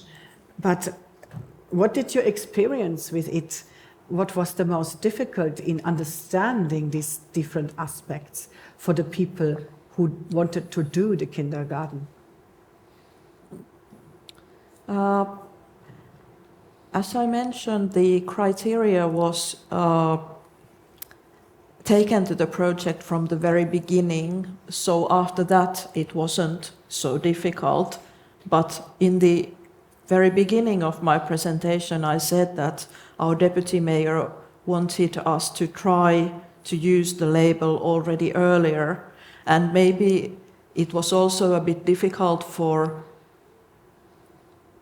us first to find the project, but also to tell politicians that we can't just start putting the criteria on the project that has already started, because then we hadn't planned the schedule and the costs and whatever it takes into the project. So it required a lot of planning and thinking of what kind of project could be useful. So a lot of that process was going on already before this project started. Okay. And there were actually, I think, 2 projects that were meant to be the Nordic Swan Ecolabel project, but then for some reason the idea was dismissed and decided that we have to find another project. But I was not involved in that, so I'm not sure what was the reason for that. But I think that when we finally found the right project and could prepare for it, then it wasn't that difficult anymore during the project. Okay. But starting it was Starting it.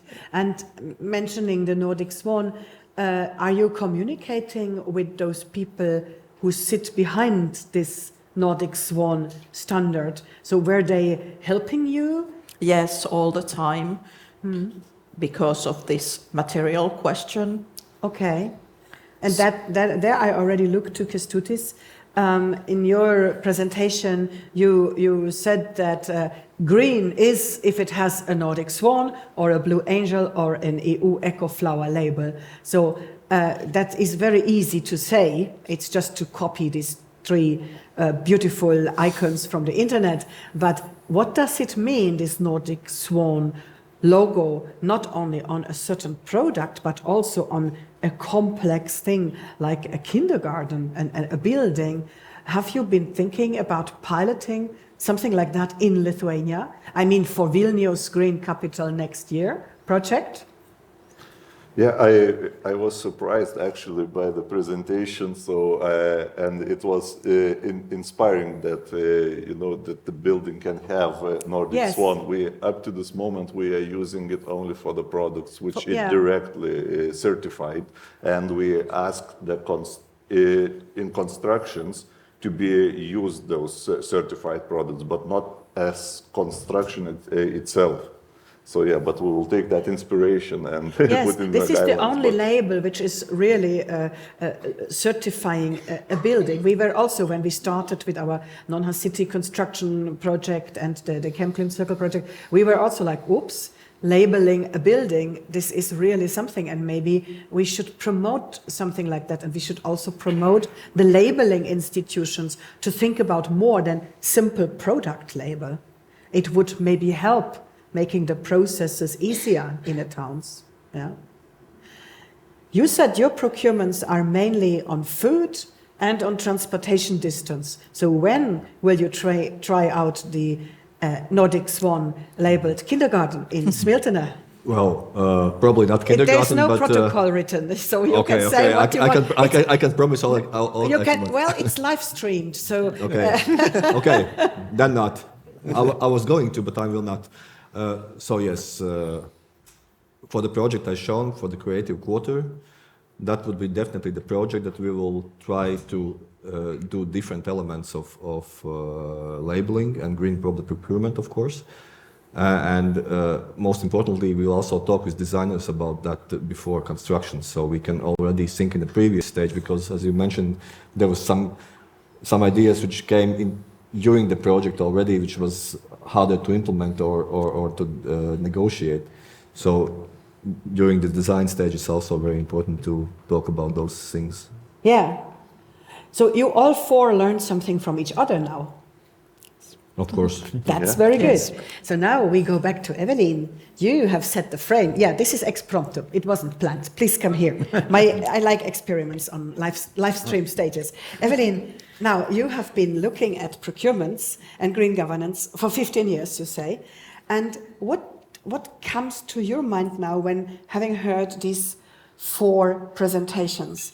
Is this already a step towards advancement, towards lowering these barriers, what you talked about? Is there something that really attracted you, except, of course, the eco-labeled kindergarten, but something more?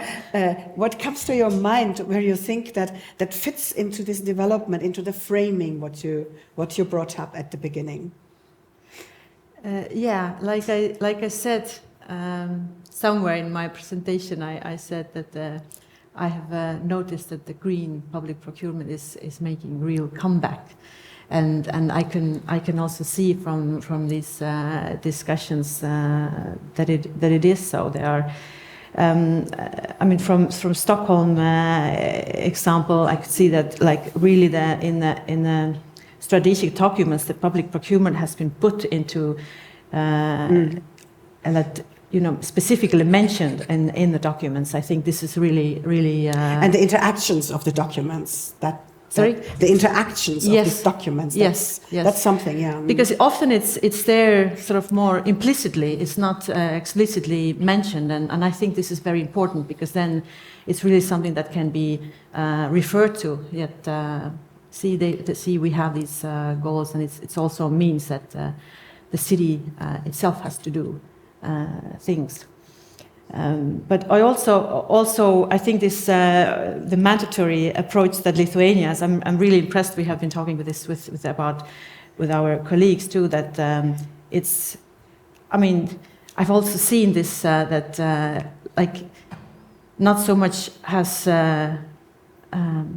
achieved during the 15 years, but now it's really been acknowledged. It's the mandatory approach is also really needed, because otherwise there are all these excuses and all these barriers. But if there is this also mandatory push, then Ah, it will we also like mandatory. it will also help. But of course it's important that we don't stop in those mandatory maybe not all the mandatory rules are so ambitious. It's also important to have these pilots, to have more ambitious examples, because innovation is needed, and we also heard that the market is something, it comes along when it's asked, and there are these pilots and initiatives by the public sector.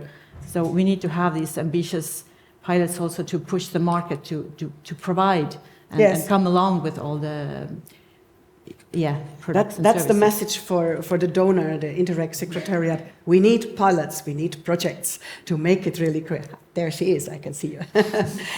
Yes, so we need the pilots to show, we need them to experiment, and we need them to do this preparation, to also to finance these add-up investments costs at the beginning in a project to make them later a rule.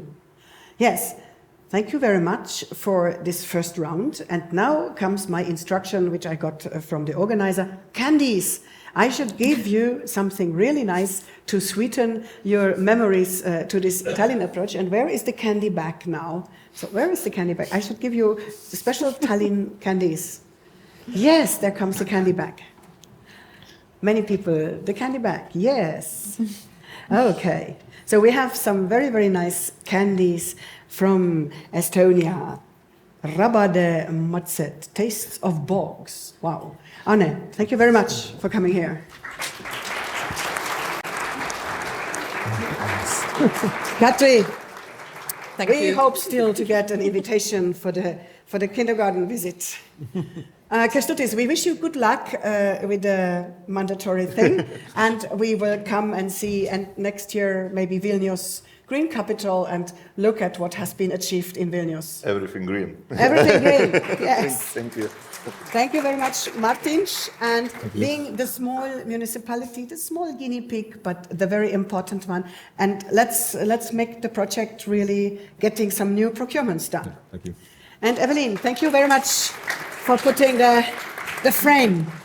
Okay, so now you all get some coffee. I have no idea where it is, somewhere outside probably. And we have a 20 minutes coffee break. And then we go further and look a little bit at the policy and the politicians. The scene is set for the politicians. Thank you.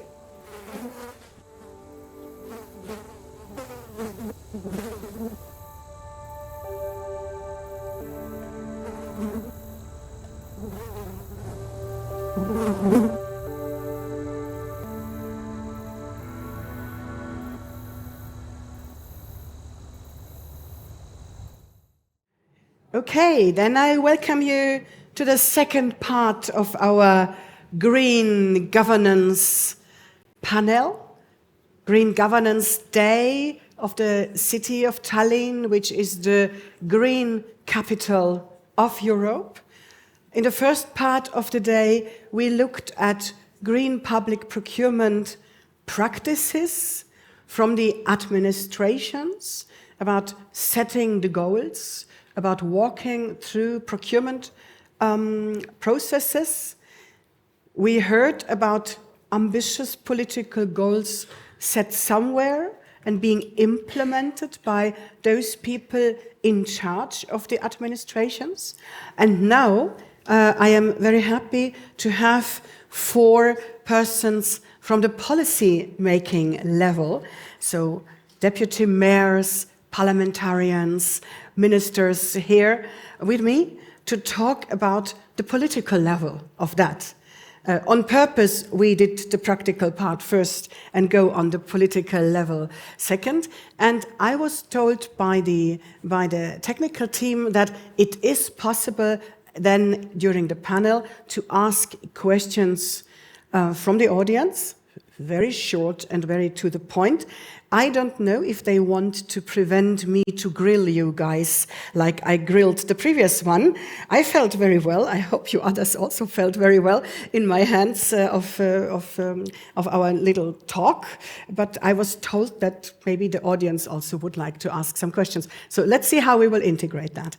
Now, the first floor to Tallinn, again, the green capital of Europe. And I would like to invite Josep Wim, one of the many deputy mayors. I learned from him they are 7, not 6. So they already multiplied during our meetings. And you have a very, very big ambition in Tallinn to make events really green. And you try that in small events, in bigger events, and even in the very, very biggest event Estonia could ever think about having, your song festival. That's one when more than 2/3 of Estonians are for 2 weeks here in the city singing on stage and in front of the stage and backstage.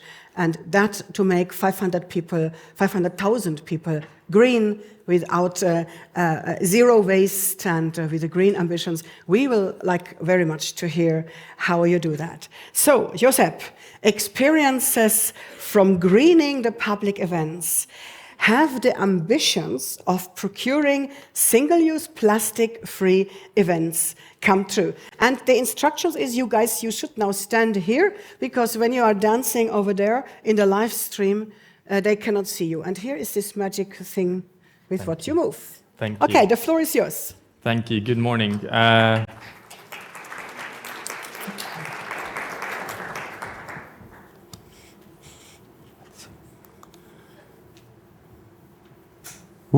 Deputy Mayor. You were a bit maybe too ambitious about telling the song festival 500,000 people is an overestimation, I would say. But I will tell you about the exact numbers of it as well. Good morning once again. Happy to be here. Just to give you a quick general information, about where you are and what is the kind of the group of people we try to work with every day here. The total population in Estonia is 1.3 million people, and here in Tallinn it's a bit over 450,000. And I'm a deputy mayor responsible for business management, innovation, circular economy, but also for tourism. So I'm always very happy to tell about different big events that we are known for, and our Christmas market that will open soon enough is one of the things that we're known of, and that is something also we're planning to organize in a way that we've organized the events this summer, and I will tell you more about that soon enough. Now, Tallinn Waste Management Strategy prioritizes waste prevention. And our role as a city is to design regulations that support sustainable systems, be a role model as a client, and invest into ongoing awareness raising, and to support innovation through cooperation with sustainable businesses and piloting new products and services in Tallinn. Examples of how we set circular economy in our focus. We have developed the system of organizing environmentally friendly public events in Tallinn. For this, we provide guidelines for organizing sustainable events that all cities, institutions, and collaborating partners have to follow. And this has been supported with a regulation that bans single use at public events. We have already in place a waste management strategy that foresees only 5% of municipal solid waste to be landfilled. And by the summer 2025, we aim to have a separate action plan for the circular economy that will set more ambitious targets for waste reduction and waste prevention, including designing conditions for public procurements that support circularity. And we have now first-hand experiences from public events organized environmentally friendly. You can see a picture there on your right of Estonian Youth Song and Dance Festival. That is taken a couple of years ago, but this is kind of part of it, how it might look like. And there were several other big events happening this summer. The idea for the guidelines sparked from the European Green Capital Year in Tallinn. The mayor of Tallinn signed the decree establishing guidelines for organizing sustainable events in April, and it includes recommendations for event planners in several categories: materials and purchases, catering and water use, waste management, transport, energy and resource efficiency, communication, and impact on the venue. Now, regarding our national and EU ambition to reduce consumption of single-use plastic, these guidelines give some thresholds. For example, for materials and purchases, the name tag should be reusable or at least recyclable. Gifts should not be just single-use marketing gadgets, but if needed at all, maybe local food, drink, or better yet, an experience. When we talk about catering and water use, then tap water should be always preferred over bottled water. Food is served in sets that allows for leftovers to be donated or redistributed to guests for takeaway in reusable containers. And I've told that this event also provides reusable food containers that can be returned to service provider. Now, small packages are not allowed, for example, cream, sugar, and tea, for those to prevent waste production. And if possible, then food should be preferred to be vegetarian. And at this event, we have gone so far as to provide a vegan menu. Participants can refill their water bottles with tap water, and naturally, all dishes are reusable. Now, if we talk about communications and impact of the venue, then that is of a critical essence. All participants, guests, and businesses alike should be well informed of how to separately collect waste, how to use reusables, and to return them, and all that information. Now, the preparation of the guideline, I can tell you, was very creative and engaging processes where we learned a lot during events that took place following the initial guidelines. Currently, we are in the process of preparing perhaps the most relevant development document of Tallinn, action plan for the circular economy in Tallinn until 2035. It will be the first of its kind, and it will have a noble task to include in it 4 major areas: helping the city meet its climate neutrality goals, actually reducing the amount of municipal solid waste generated and improving the recycling capacity, supporting the maintenance of biodiversity in the city, and perhaps what is still a new concept for many, but a priority for us, to work out metrics and targets that could express how socially just we are as we transition to circular economy. And for the third highlighted example, we were the first in Estonia to ban single-use dishes and cutlery from public events. We started with the mindset already in 2019, but the biggest step was made this year, since no single-use material can ever outperform reusable alternatives.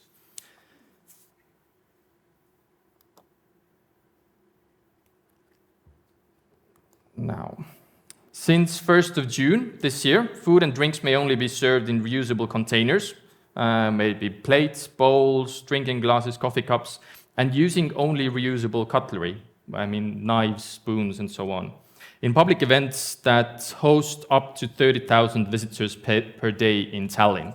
And the same ban on single-use containers and cutlery at events will take effect in the whole country, regardless of the number of the size of the event, starting from 1st of January next year. This regulation did not apply to only 3 events in the summer of 2023, and they had more visitors a day. But 2 concerts were organized then by Live Nation. It was the Depeche Mode concert and the Weekend concert. And they still try to use reusables this summer, even though they did not have to. It was a good experience for them. They used reusable cups, and in addition, free drinking water was available during all these events, so that visitors could fill their own water bottles without buying new ones and creating more trash. At the Youth Song and Dance Festival, 100% reusables were used. The dance festival accommodated around 10,000 spectators and performers, and the song festival accommodated around 70,000 spectators plus the performers. So altogether, we can say that 20 tons less waste was generated. Wow. That is 50% of waste reduction.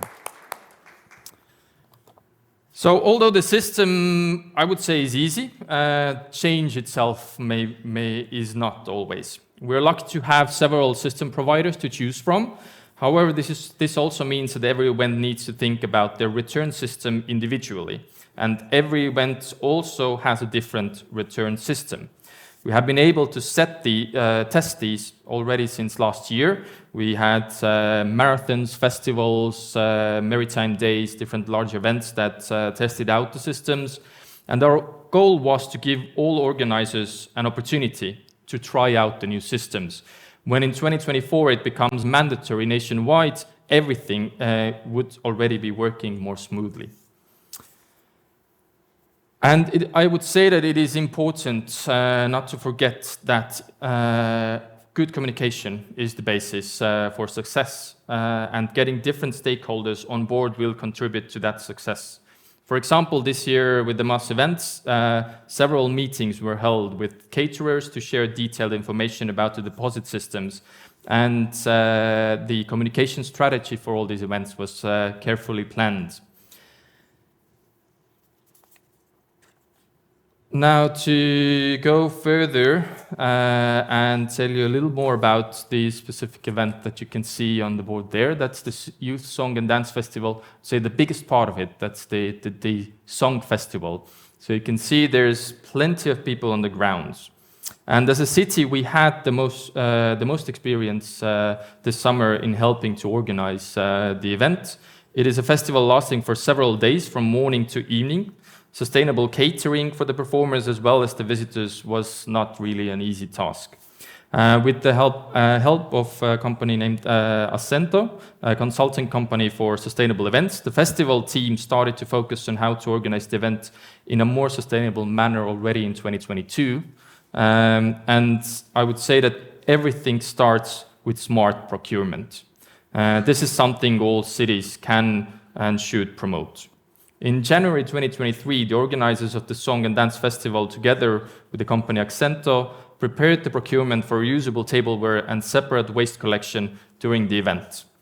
Estonian Deposit Scheme won the public procurement for the deposit tableware system, and all caterers at this year's festival used deposit tableware to serve food and drinks. A total of 201,120 deposit tableware items were used by the visitors during the event.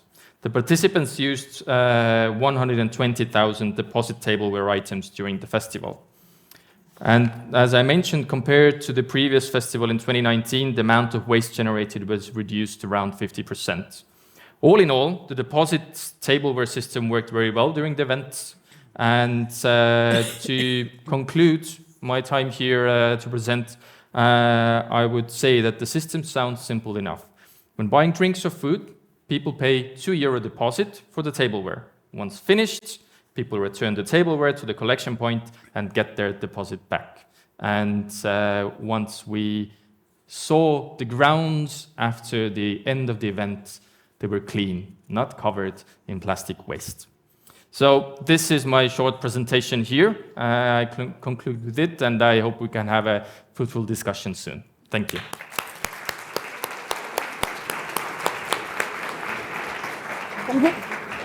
Yes, it sounds very simple. Huh? You just forbid it, and then the ground is clean. So, sounds very simple. But it is not so simple, I think. It needs a long, long transition time. And I would like to introduce to you Jens Kerstan. He is the environmental senator of the city of Hamburg. It is also a federal state, so we have ministers or senators. And Hamburg has been an early bird in doing something what Germans are good in. They write long guidelines. They write a lot of long guidelines. So I assume the Estonian one-pager and the Hamburg 150 pages are a little bit different. And I would like to ask Jens on stage. You have been senator for many, many years, and these environmental procurement criteria, They have been issued 2016, and they have been several times revised. They have been, practiced by real life. So please give us some insight to your experience with trying to cook the green public procurement in Hamburg over quite a few years, and tell us also where you are today. Jens. And I'm very, very glad he's the first time with me here in a seminar from my town. Jens Kerstan.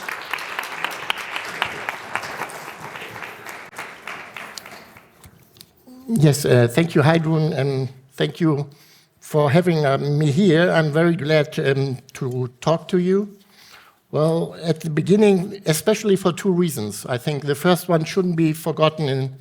We live in troubled times, and much attention is placed now on Palestine and Israel and Gaza, but we are right on the border of conflict here in Europe between Russia and Ukraine, and our friends in the Baltic area have sorrows, and I think it's a positive sign to have a conference like this right here to give you the message, well, you are not alone, we know what is going on, and you can count on our solidarity.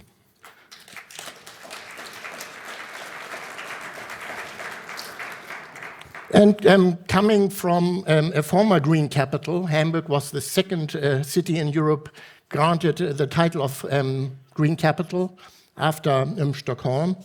To Tallinn, I think it needs to be mentioned that without Tallinn, without a person here, the green capital in Europe wouldn't exist. I'm talking about Jüri Ratas, because he had the idea of the title of green capital in the year 2006. And he had the expression and the conviction that a green and sustainable Europe will be needed, and the title will be needed to improve quality of life of citizens. And since then, many cities have joined this path, the green capital is coming home. And so thank you, Tallinn, and thank you to Jüri Ratas for inspiring Europe and inspiring us. And now I come to the topic about what I'm supposed to talk about. After 10 years looking back on our public procurement, on our green capital experience, I think the most lasting impact is not the regulation, it's not the paperwork, it's not all the paragraphs, but it's a change of mindset. When we started in 2011 with the Green Capital, I mean, for environmental protection, for climate change, there was one people, it was a duty of my ministry, and the rest of the government did whatever they did, and they said, well, they do the protection, and we are doing other things. Now, it's our task for everyone in our Senate, in our government. Everybody has goals, everybody has aims, and he needs to make a plan, and he needs to fulfill it or to talk with his colleagues how to change that. And I think that is the most important thing, where you need to go, because otherwise it's not very far-reaching what you will be doing, because a city is always a problem for the environmental situation, because we are the greatest polluters, but at the same time we can be the laboratories while fixing that. And that's the mission of Hamburg, and it's not only the mission of my ministry, but of the whole government in Hamburg. And so we started really with a very simple thing, with the procurement of goods and services in Germany. And so maybe let me say a little bit about Hamburg. Well, that's what I'm talking about Hamburg, about our guidelines, what we've reached so far, and what our further plans will be. Well, first of all, Heidrun said it, Hamburg is a city that has ruled itself since 1230 on its own, and is still not only a city, but a state in Germany. And the laws for procurement is the aim of our federal states. And so we are the ones who are really making regulations and try to get things being done. And well, Hamburg in itself is a city of 2 million, almost 2 million people. We are in a metropolitan area of 5 million people. We are very proud to getting the title of a green capital because of a city of that size, the third biggest port in Europe, the biggest industry city in Europe. And well, it's not natural becoming a green frontrunner. That is the result of hard work. And so what did we do when we were going on? Hairun mentioned it. We have a regulation by 170 pages where we define ecological standards, where we have product groups and many, many things you have to consider. I mean, this looks complicated. It was much more complicated was to set this into rule because this is mandatory for all of our departments, of all our servants, of all authorities. And if you have reached that point, that's easy. It took almost 7 years to get the Senate of the city, Free City of Hamburg, to consent on it. And actually, I was very interested about your guidelines for public events because to this day, we don't agree in our Senate on a single on something like that for public events because there everybody is worried if that might not be too complicated and too complicated and being bad for culture or other events. So that's what we are doing, looking very complicated. You have at the first time analysis about what are the aims, what are the products, what you have to define. Then you go on the description of services around all of that, and then in the end you come to the different measurements and the different things you have to do to put this into work. And that's very much administration and politics. What was very important, what we did, was then a list what the administration is not allowed to do, a blacklist, so what you are not allowed to buy. And that's, on the first thing, a very political thing. I mean, you have all the industry at this moment on your doorstep. And the second one is much more important sometimes than what administration does. It's about public awareness. And one little thing we had in this blacklist, and we were very surprised, we got worldwide attention for it because we banned plastic and aluminum pads for coffee in the public services of Hamburg. 1 week later, we had almost from every country in Europe news coverage. My press officer came 2 weeks later and said, well, tomorrow you have a question for the Toronto Breakfast radio show. And a week later he said, well, besides China and North Korea and Myanmar, everybody is talking about this. 2 days later, we had them all. Well, the headline was not exactly what we were doing because the headline was, well, Hamburg is the first city banning coffee cups. But in the end, we had a long discussion with our producers, and so coffee cups are much more ecological than they were before. And that's something what we couldn't do as a state for all of Germany or all in the world, but it's the public discussion.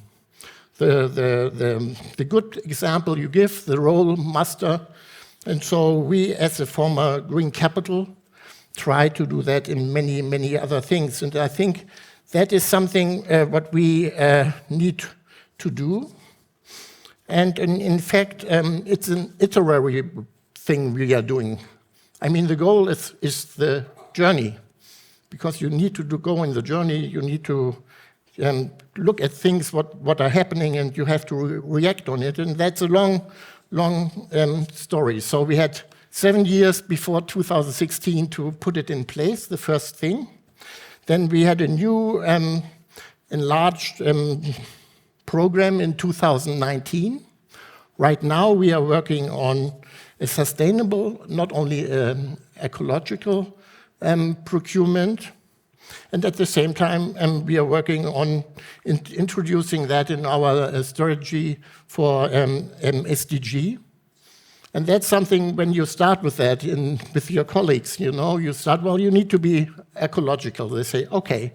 Then you say, well, you need to have fair trade is very important. They say, oh, okay. And then they come sustainability. And when you've convinced them of that, and now you come with sustainable development goals of the United Nations, and they said, oh, not again. And so you have to start all over again. But all those things come in place, and now we have, after, well, good 10 years, the whole administration being responsible for fighting climate change, for ecological and sustainable procurement, and working on sustainable development goals of the United Nations. And that is the whole thing that will, well, that's the recipe for success. Because it's not only the only department, it's not only the own government. I mean, it's all of us together, and in the end, together with the economy and our citizens. And so the third very important thing we did was, well, combining that with the very participation of the population, and we have a very strong direct rule by our population who can decide in public votes about very concrete things. And if you put all this together, it's sometimes very, very tiring. Talking, discussing, convincing, it takes sometimes very, very long. But in the end, I mean, we are in a democracy.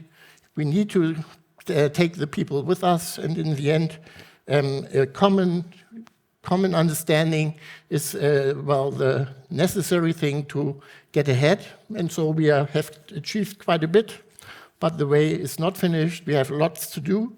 And so things like this are very important. Not everybody of us has to invent the wheel again on its own. I mean, we can look at others, we can learn, and together I think we will then be successful to a more sustainable world. That is a good world for our kids and their kids. Thank you for your attention.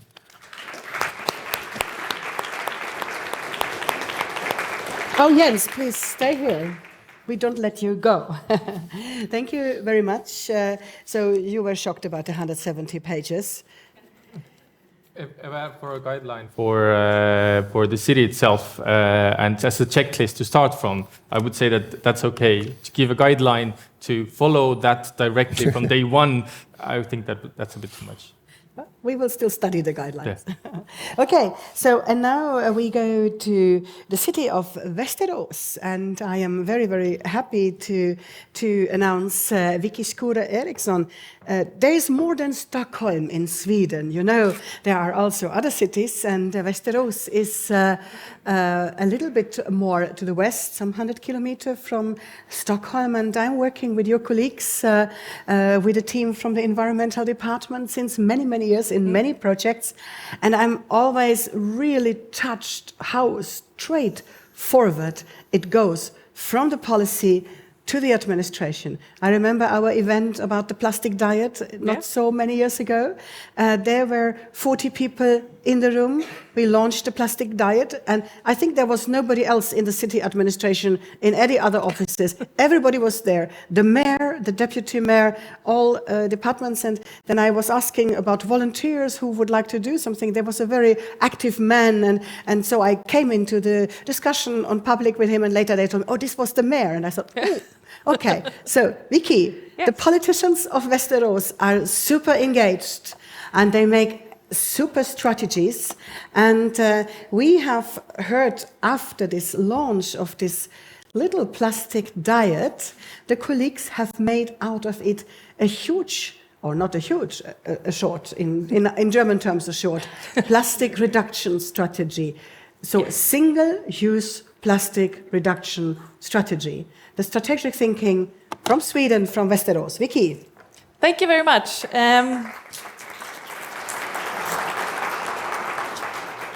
The city of Västerås, just some facts. We have a population of 160,000. We're the 6th largest city in Sweden, and about 1 hour west of Stockholm.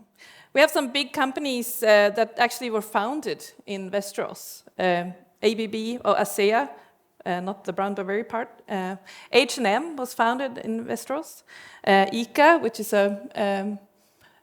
one of the biggest food companies in Sweden.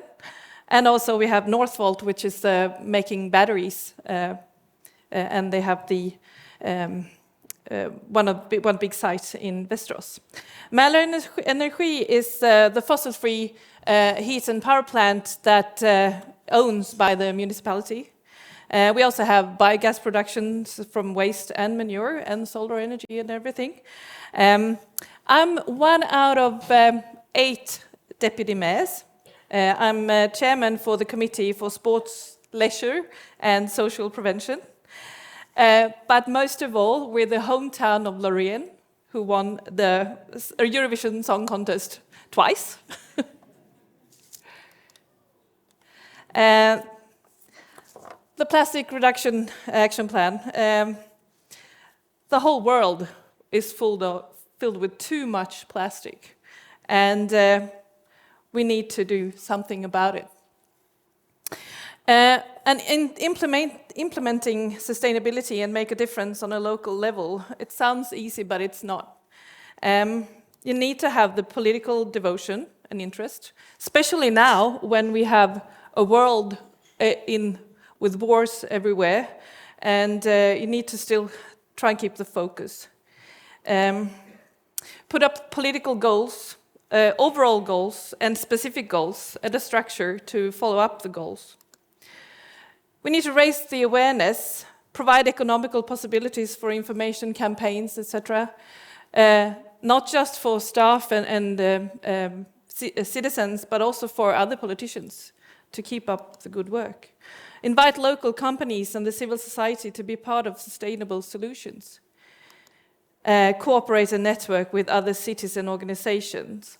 And you see that little Plastbanta Västerås, that is the plastic diet that we launched in 2020. And what are the hard facts? We eat the amount of 5 grams of plastic per week. That's equivalent to 1 plastic card per week. 260 grams per year, 2.6 kilos in 10 years.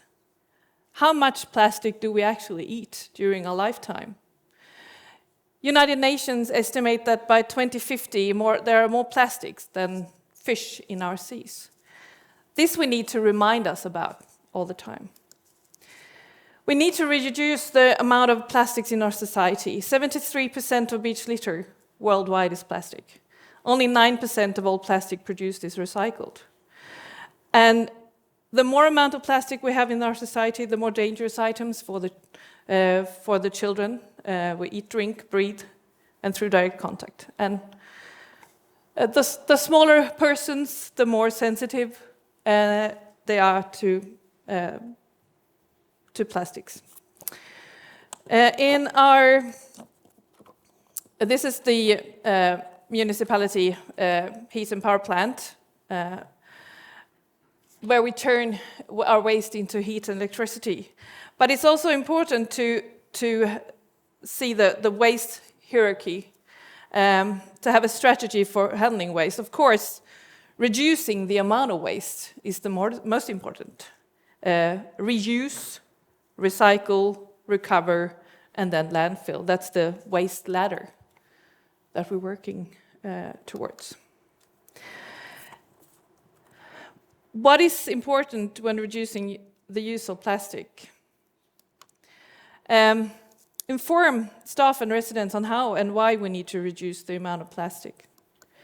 Focus on the preschools, schools and environments for children.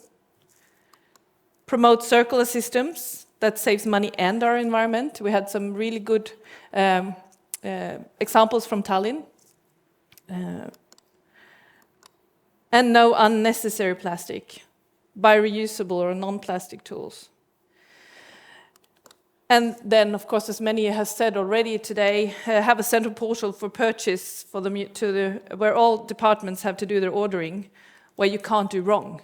There shouldn't be any plastic mugs or things that you don't want to use, or plastic tools that are unnecessary. There are some plastic dilemmas, though. Artificial turf for sports in urban areas in Sweden. Children of today are less active compared to 20 years ago. 2 out of 10 children in Sweden reach the amount of recommended physical activity per day, which is 60 minutes. Children in families with low income are more physically inactive and live in more densely populated areas. Natural grass, you can use around 300 active hours per year. Artificial turf, 2,000 to 2,500 active hours per year. And especially in Sweden, and as here in Estonia and most of the other Nordic countries and around the Baltic Sea, we have the winters and we have the rains and we have difficulties. So the dilemmas is like no artificial turf, less possibilities for kids to be active outdoors, especially in densely populated areas all year round. And then we have the EU ban on rubber granulate in fills by 2031.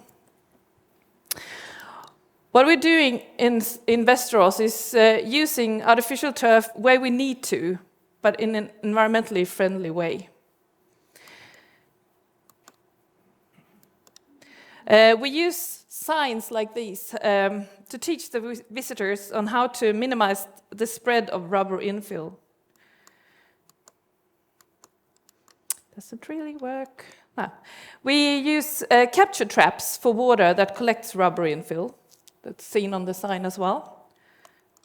We make sure that the plowed snow stays on the soccer field. We clean and reuse the infill. And we have an updated action plan on how, where, and when to use artificial turf. And we keep testing non-plastic infills.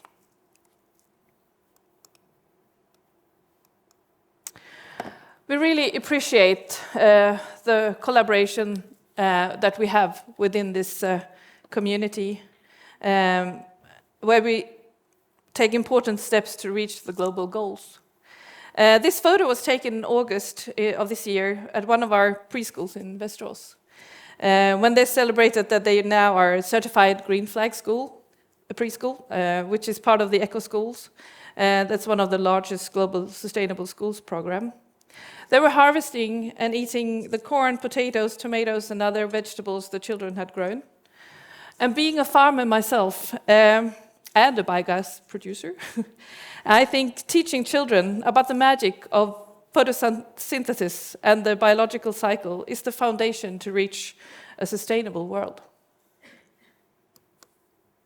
Thank you for listening.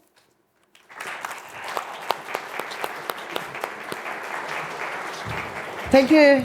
Thank you very much, Vicky. Yes, the artificial turf is something I haven't been thinking about, but actually it's a huge problem because the water and the rain and all these things, and how to handle that, that's an issue. Okay, and we have one more politician. We have Wiestor Zebs, he is the head of the chairman of the Environmental Council of Riga. Riga is one of our project partners since many, many years. And we are very, very proud that after the first Nonha City project has been started by Stockholm in the leadership of the project was handed over to Riga. So Riga took not only the messages of the project, but also was ready for the leadership to show that this is a really important project, and the political side of the city was also convinced about. And I wanted to ask you, Wiestor, the chemical action plan that has been introduced long, long years ago through the Nonha City project to Riga, what are your experiences with it that has been a really high-level commitment, and how is it implemented? How are your experiences with raising awareness on it within the city, from the political level down to the administration? Jesters. Hello, hello everyone. Yes, indeed, I'm coming from Riga, and it's always a pleasure to be here in Tallinn. I remember that last time we visited Tallinn, exactly Tallinn port, because I used to lead also Riga Freeport. So you have always constructions here, like always. And today I was also considering, is this construction so green as you say? You know. Anyway, in Riga City Council we have only one mayor and only two deputy mayors. In this sense, we are a little bit behind our partners, but anyway. Yes, indeed. Actually, thanks to this community, thanks to the projects of non-hazardous cities, we have came to our called Riga Chemical Action Plan. And at the first, when you hear like chemical action plan, what could that mean? Yeah, but at the end, when you go through this plan, we have a set of activities which actually reduce the chemicals into our daily lives in this sense. So, how do I switch them? Yes. And pretty much our message or our story is relatively similar actually to the colleagues previously. Of course, we implement these actions a little bit more differently. For example, we have started with the campaigns. With the procurement procedures in Latvia or in Riga, let's say, we have a general rule or general law on the procurement, which introduces certain items like green procurement and something like that. And then we have so-called local regulations in a municipality level where we can, let's say, restrict or endorse certain solutions. And then we have third level, we call it job tasks or technical specification, where we can write properly. This material cannot be used, that material cannot be used. That's what we do from the procurement side. And it's always easier to write on paper than do by yourselves. When we started to reduce in Riga City Council the so-called plastic items and actually also glass items, and we went from the bottled water to tap water, it seemed as a very good idea at the initial stage, but actually for each individual person, it was a little bit kind of uncomfortable. And for example, when we started to reduce our printing kind of stuff, meaning that I like them, you know, but we simply brought printers into the corridors or the halls. They are not anymore in the cabinets. And it dramatically reduces how much paper actually you consume or you use daily. Yeah? So we started from the side where we introduced certain aspects in the regulatory framework, and of course it goes together with a set of campaigns, actually where we try to train, to educate, to encourage. Yeah.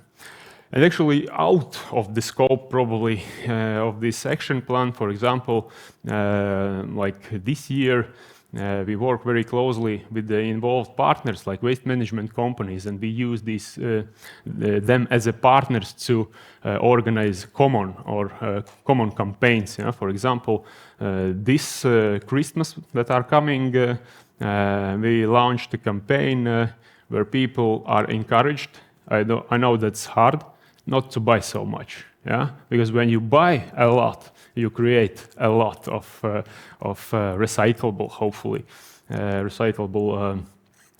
waste. Yeah, and of course we try to use in our daily lives these principles of circular economy and stuff like that, because it's easier to start with yourself and tell that it's normal than to ask from the others. Actually, we have now a little bit extended the scope of this chemical action plan, because the deadline of it comes to an end, and we actually are integrating certain aspects in the so-called circular economy action plan that's now under the elaboration. Yeah? And of course, there are foreseen campaigns in the nearest future. Also in Riga, we have learned a lot from the first and the second phase of non-hazard city project. We have managed to elaborate a set of materials that are used in our kindergartens and in our schools. Yeah? We has not yet made them obligatory for everyone to know by heart. But we try to work with also the younger generation actually to train and educate them towards the greener, let's say, thinking, or towards less dangerous, the use of less dangerous stuff into the daily lives. Of course, there are always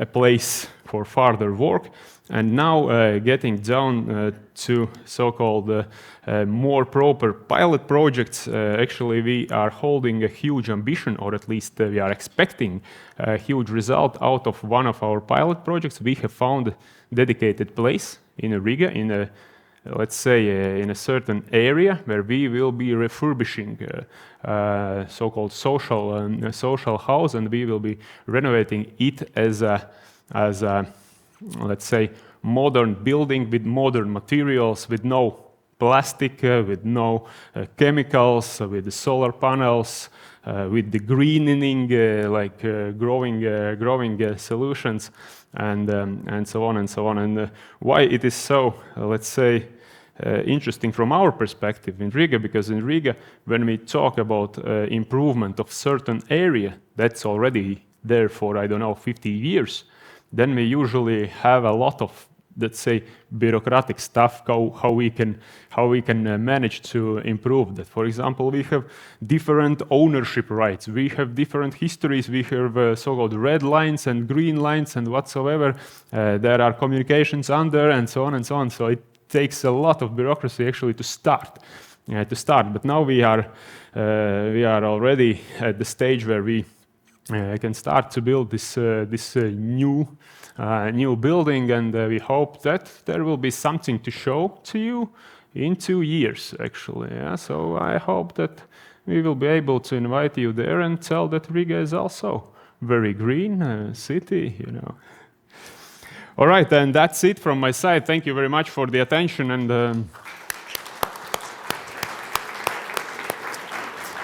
thank you very much, Viesturs. One more chair left for you. Okay, then let's go into a little discussion.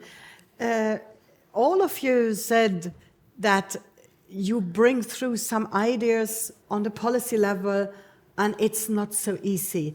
And my first question to you is, how many deputy mayors you have? That Hamburg has only one deputy mayor, but 170 pages procurement rules. So there are little differences in... But there are 11 ministers. 11 senators, 11 ministers. Yeah, okay. Well, okay, so maybe the ministers and the deputy mayors. Okay, but you are not ruling the city governments alone as environmental persons. You are always, or in most cases, in a coalition, and not all political parties and political ambitions are always green. Maybe they get a bit greener, but I think there is a lot of resistance at political level against green goals, because there is this myth that it's against economic growth. And it's all these guys who want to forbid to eat meat and such things. So how do you experience political resistance when thinking about green governance, about, let's say, green public procurement, green strategies, be it the plastic reduction, be it the green events, the chemical action plan, the procurement?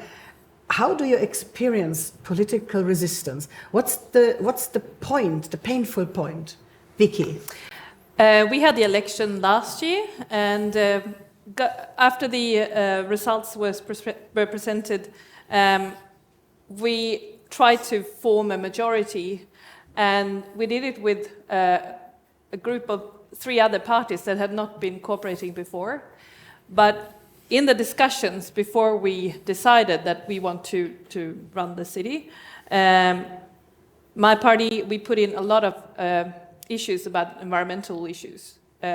If we want to form this majority, we need to do this and that, and I think that is you need to have the agreement when you go into a coalition that we should have a fossil-free organization by 2030, and we had some other more solar panels on the municipality roofs, and looking on how to use the environment in when we plan, and so I think that's the key issue. You need to be very focused when you are discussing and when you set up the policy for the next period. Is that your experience too, Jens? Well, You're from a Green Party, and they tend to be the smaller guys with the big guys in the coalition. We always want that you do more environmental policy from the environmental organizations. How do you experience this political resistance? Well, we have had coalitions with the Social Democrats and with the Christian Democrats, and from the ecological viewpoint, it's no big difference. Well, in Germany, we have the lucky situation. Everybody is saying, yes, we are very much for ecological standards and we want to save the climate, of course. But when you are talking about let's do something, I mean, suddenly it's a totally different story. And as long as it's the question about, well, increasing renewable energies somewhere else, I mean, that's very fine. But now we are getting in the situation, well, in what kind of house are you living? What kind of car are you driving? Are you driving a car? Or why don't you use public transport? What do you do in your vacation? As you said, what are you eating?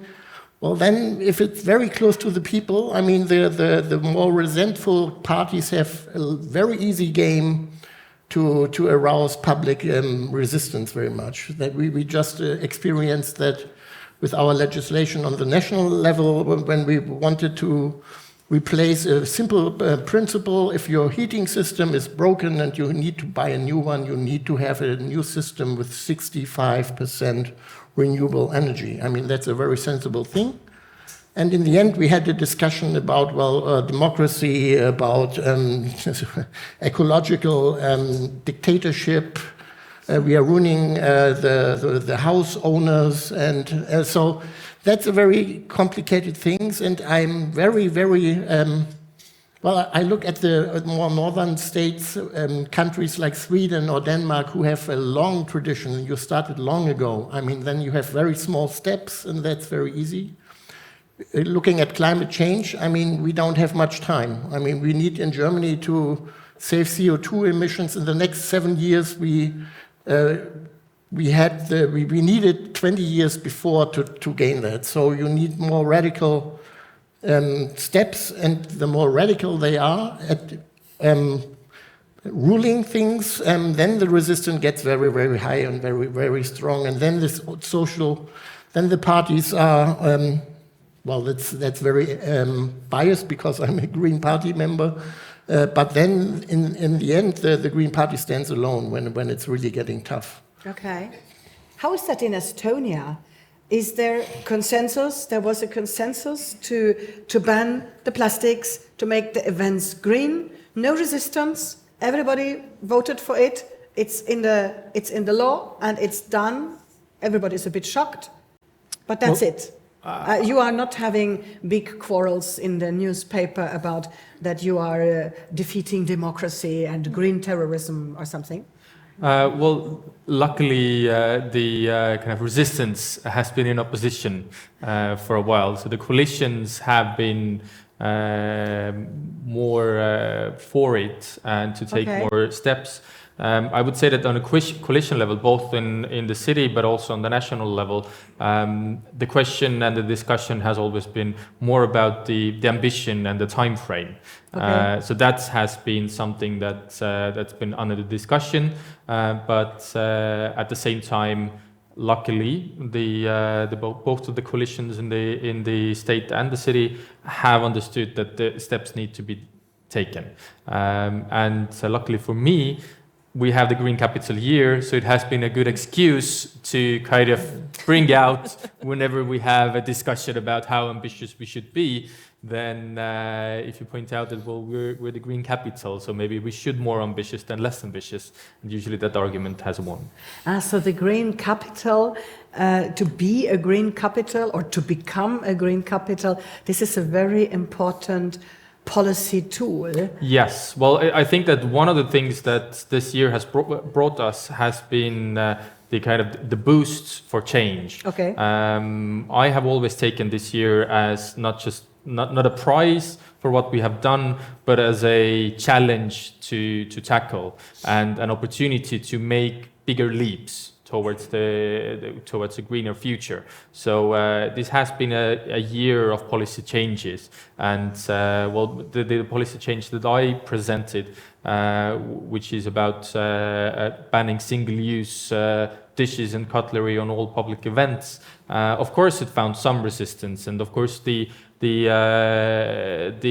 private sector, especially the companies organizing the events, they were a bit kind of baffled and were like, no, maybe it's not really possible. But through communication, discussion, and good examples, you actually can make the change happen quicker instead of making it a very long process. Yeah, thank you. Viestus, this is the reason for Riga to become a green capital. So what do you think Riga has to do for it when you hear about these ambitions from Tallinn, and now Vilnius is the next green capital? So, let's say from the perspective of political opposition, generally there is no big opposition among the political parties. We used to have a so-called party of Greens and farmers. They are not green and they are not farmers, but anyway, they used to call themselves. I have been living 20 years in Latvia, and I tried to find the Green at the Green Party in Latvia. Yes. But anyways, for us, it's sometimes the stick, not the carrot, that works. And if we have a Green Deal, if we have all these targets that needs to be reached, it's obvious that Riga is the main player in that area, because Riga holds, let's say, or the Riga broader area holds, of course, 70% of GDP, as well as, let's say, 60% of inhabitants. So we need to be ambitious there, and if Riga does not perform, it means that Latvia does not perform in that sense. And we tend to use so-called sticks. So we introduce like stricter regulations in the festivals, in the certain areas of the public gatherings. We simply introduce the regulation where you should use this not plastic, but disposable or the depositable items. And opposition comes not from community or people, but from the companies, because at a certain moment or a short period, it's a little bit harder, it's a little bit more expensive, and so on and so on. And if we talk, for example, about the heating systems, of course, we would like to be green and make everything, solar panel or wind turbine, but we have people who would like to see wind turbine not near their house, not even near in a 30 miles or 30 kilometers, and that's where we struggle a little bit, because as for municipal politicians, our main voters are living like right next to us, and if we say that, hey, your old school heating system should be changed, we should provide some carrot, not a stick. Yeah, in that sense. This is this point about restrictions. I mean, in Sweden and in Germany, old democracy, this is a little bit no-go, right? To set a restriction, the stick, and to ban something. Vicky, I think democratic Sweden. I think you need, there's a big discussion about windmills in Sweden as well, but I think you need to have the residents to benefit. If they co-own it, then everything gets more. If the money comes back to the community, it's more interesting. And also, if you do investments that is good for the people and the nature, and you have less energy use. Like we have changed. Last year or this year actually, we had extra funding for changing all the running tracks, all the lights on the running tracks to LED lights, which is better for the insects, better for the animals, because the light is going down on the actual track where the people are running, so it's more safe for the people. We also put an extra, so it feels safer when you run or walk. We use 1/3 of the energy, and so we save a lot of money by doing this investment, and it's win-win in every stage. And of course, we are in the middle of a climate crisis, and we need to talk about it, even though the world is focusing on wars and the costs of things. But we need to stand out and also use the nature's gifts to change, to be a part of the climate change. Me, as a farmer, we had a drought in the beginning of the summer. We had floodings. This year has been the worst for a long period of time, and we need to produce good food, we need to produce green energy, and we need to cooperate with the cities and the land and use the forest in a sustainable way. So I think we need to cooperate, and we need to have a zero emission pig production. That's the company, my company, that's what we're aiming for. We produce the biogas from the manure. We use the sustainability in the housing of the animals, so and in a good way. So we need to include people and to get people to understand more about the issue. Okay, yeah. So that's a long political wording about heat production and farms and so on. On my question, democracy and restrictions. So you would more talk and convince rather than restrict. Well, directly. We need to do both, but we need to use, as you said, more carrots than sticks. So you use more carrots than sticks. We also use carrots. As you said, do not misinterpret it. It's not that we are kind that of goes to the strictly. last two. No carrots in Riga. Jens, what about the sticks, the restrictions in Hamburg? I mean, I can very, very openly tell I would wish very often that more trade just forbid something like these Estonians do. No plastic, boom. But it's not so easy. Well, first the carrots and then the stick.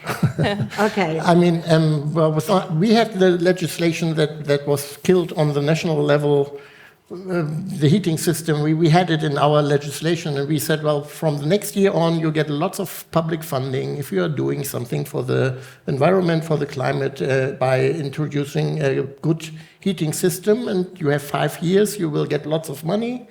And when those 5 years are over, I mean, it's obligatory, it's mandatory, and then you have to pay it for your own. And I think something like that will give the people to get used to it. I mean, the ones who are willing are the front runners. People suddenly see, oh, it's possible. Well, we have the really strange situation in Germany. What we are not knowing, what we are not doing, I mean, we always say it's not possible. You know, like there are countries who have 90% of the heating systems by heat pumps, and our debate was, well, it's not possible. I mean, that's a strange technology. That can't work. It can't work. And so, but on the other hand, and that is, I think, the really thing that worries me. I mean, we have this tendency in Europe that you have right-wing populist parties getting very strong. They are usually the ones who are very critically about democratic structure, democratic states, and they are always the ones who are denying climate change. And they are the ones who make the system get, well, it doesn't work. I mean, you need a lot of trust of the people, and that's their point. I mean, And if you have a coalition with 5 partners, I mean, nobody understands what's in the coalition treaty because they are so complicated negotiations. That's very complicated. And so, but in the end, I think you need really both. I mean, we have lost too much time by climate change. I mean, we need to be, we need in 7 years to have gone the big way already. And if we don't make it, there are some tendencies you can stop. And if you can't reach it by that time, by discussing, by convincing, I mean, you need things like that. And we are maybe not as strict as you would like, Heidrun, but we were the first city in Germany who decided, well, if you build a house, it's mandatory to have a solar panel on your house. We are the only ones so far. If you repair your roof, you need to check, is it possible to introduce solar energy? We have climate change protection in our constitution, and it's in the most public interest in our constitution, well, to build the infrastructure for what you need, the electricity grid and whatever, the windmills and other things. But in the end, I mean, we live in a democracy. I mean, people can decide, people can vote, and so just going with legislation won't work. So you need a combination, and you need to explain. Even if you have a strong legislation with rules and with forbidding things, you need still to explain it, and you still need to convince people that it's right. Yeah. Do you also explain in Estonia, or you just do? Yes, well, you have to explain. When talking about the carrots and the sticks, then quite often I would say that something that might look like a stick from further away is actually a carrot if you get closer to it. And a good example with the same events we had this summer, the people might have thought that it's a weird new system, something that's kind of made mandatory suddenly. But what they gained from it in the end is the cleaner environment, not in a global sense, but very local, very present sense. Because all the other mass events happening before, they were used to that the grounds were covered in plastic waste. Suddenly, it was clean. You had grass, you had a clean environment around you. But something that I was told when I came to politics in the very beginning was that if you have a message, you have to have it on repeat, on repeat, because once you yourself feel sick about talking about the same thing, because you've said the same thing for 100 times, 200 times, 300 times, there are still people who haven't heard your message. And that is the responsibility, I would say, of the politicians and of the kind of the managing and administrative level of a municipality or a government to kind of get the message out as well. What we saw in very practical way, for example, with the companies this summer, was that they thought that taking the single use out and putting the reusable in was just the same process, and you just exchanged them. But we had to talk it through with them for them to understand that the process has to change. Yeah. That it's not just exchanging one item against another, but you have to rethink the whole process through. And in the end, it becomes easier for them. They also have less waste. And of course, maybe in the beginning, in the kind of the first year or maybe the first 2 years, you might have some unexpected expenses. But in the end, if you have less waste to deal with, you don't have to pay for that, and you have a good system. And I have a belief in the companies as well. They usually tend to find ways to make things efficient and economically efficient as well. And if once we've implemented the reusable system, they will find a way how to make sure that that is also economically feasible for them. Yeah, that was actually my next point I wanted to go on. Business, companies, usually or very often is seen as the opponents to environmental policy implementation.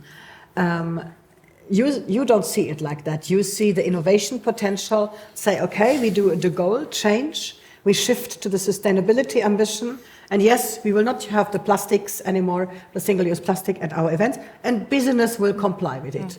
in a You very have natural way. You have to do it in cooperation with them. It's coming back to the same communication. You have to have them involved. You can't, like, the city can't do innovation or green transition or make circular economy happen without the private sector, without the companies. You have to have them involved. Of course, there are times when you have to have regulations, you kind of have to have the stick as well, but nothing will happen just by making the rule. We can make all sorts of rules, but to make them follow it, you have to kind of sometimes take their hands and kind of guide them through the process as well. Sounds very simple. Is it that simple? Well, I'm really inspired because we're going to have a big Swedish championships of 27 different sports in Västerås. We're hosting that this summer. And my thought all the time was the sustainability, to reduce the amount of waste. And I think we will be in contact with that. We will watch you because we have Yes. this fantastic Baltiplast project. Yes. And we will look at it if you manage. But also, I think you need, like on the national level, a few years ago, plastic bags were banned in Sweden, and then the new government that is in now, they took that away, so now it's allowed with plastic bags. Ouch. Countries like Rwanda, they banned plastic bags in 2009. Kenya banned it 2018. And we, as a rich country, is taking plastic bags back. It's just, it's not, it doesn't make sense at all. That's not a nice media No, not at all. And news. we're not and in from in Sweden. power. From Sweden, we no, would never and we're not in expect power on that. the national level. So, but we need to always discuss this, and also to see of look at the private companies' development, because many companies they're more sustainable than many of the municipalities, and we need to address them and cooperate with them. 25 years ago, I had my first child, and going into at the hospital, we were taught how to use cloth diapers. Not anymore. That disappeared a long time ago. My dream would be like our kindergartens would use cloth diapers in a modern way, which will help the kids to get out of diapers a lot earlier and would reduce waste. But you need to have the people that work with the children, and you need to have the parents to come along. So I would love to have a pilot project on how to reduce plastic at kindergartens, just like Stockholm had reduced in the elderly home. Yes. So I think we need to New project idea. yeah. You tell to Olaf, and Olaf tells to me, and I write the proposal. Exactly. Yes, thank you very much. That was the business idea. But Viesturs, you said something, what I was listening with big ears, that you would promote in this year before Christmas to people to consume less. This is something which goes very close to the persons to talk about lifestyle and consumption. It's a bit a no-go in Germany, and come again now these green terrorists who want to forbid and who want to teach me what to do and not to do. Are you really, as the city, as the municipality of Riga, advising people to buy less, to consume less? Yes, sometimes we do that, you know. Okay. But no, this is one of the campaigns actually run by waste management companies, and we are a close partner with that company. Actually, we own that company, so in a sense, actually, yes, we will encourage in a certain way probably to think twice when you purchase plastic kind of, I don't know, small items which will be thrown out anyway. Maybe think about, I don't know, stuff that you could use or reuse. This is partly, you know, the process of so-called, informing the society that actually we are creating so much by rubbish. our lifestyle, exactly. Yeah, but this is also very complicated because, as you know, when we talk about change, everyone likes the change, but when you ask what have you changed exactly in your kind of small community, then no one answers, and it's very, very, very hard from that perspective. But also from the business side, I would add that nowadays it's not so big kind of fight in that sense. The companies that are relatively large, they understand and they co-invest back. And what we encourage actually to try to make new business opportunities, actually in creating new materials, in reducing processes and something like that. So it's closely related also to the innovation. Jens, do you imagine what will be in the news in Hamburg when you make a press release and say, buy less at Christmas and don't buy so much place? Well, I don't have to speculate. I mean, the very mighty weapon against the Green Party is, they ban everything what makes life livable, And the first thing when that came up was our proposal to have a veggie day in official canteens. I remember that, yes. That was a simple proposal. Cool. I mean, on a mandatory level, a restaurant in public use should, on a mandatory thing, one day in the week, only vegetarian meals. That was the core of, this party is going to ruin our life, will ban everything what makes life livable, And that's the same story that comes again and again and again when you do that. But in the end, I think you have to do it. Of course, we can, some ecological things pay for themselves, Sometimes it's enough to be efficient, to save resources, but very often in the market, the prices don't tell the ecological truth. Yes. And then, the market forces don't work. And if you have to change that.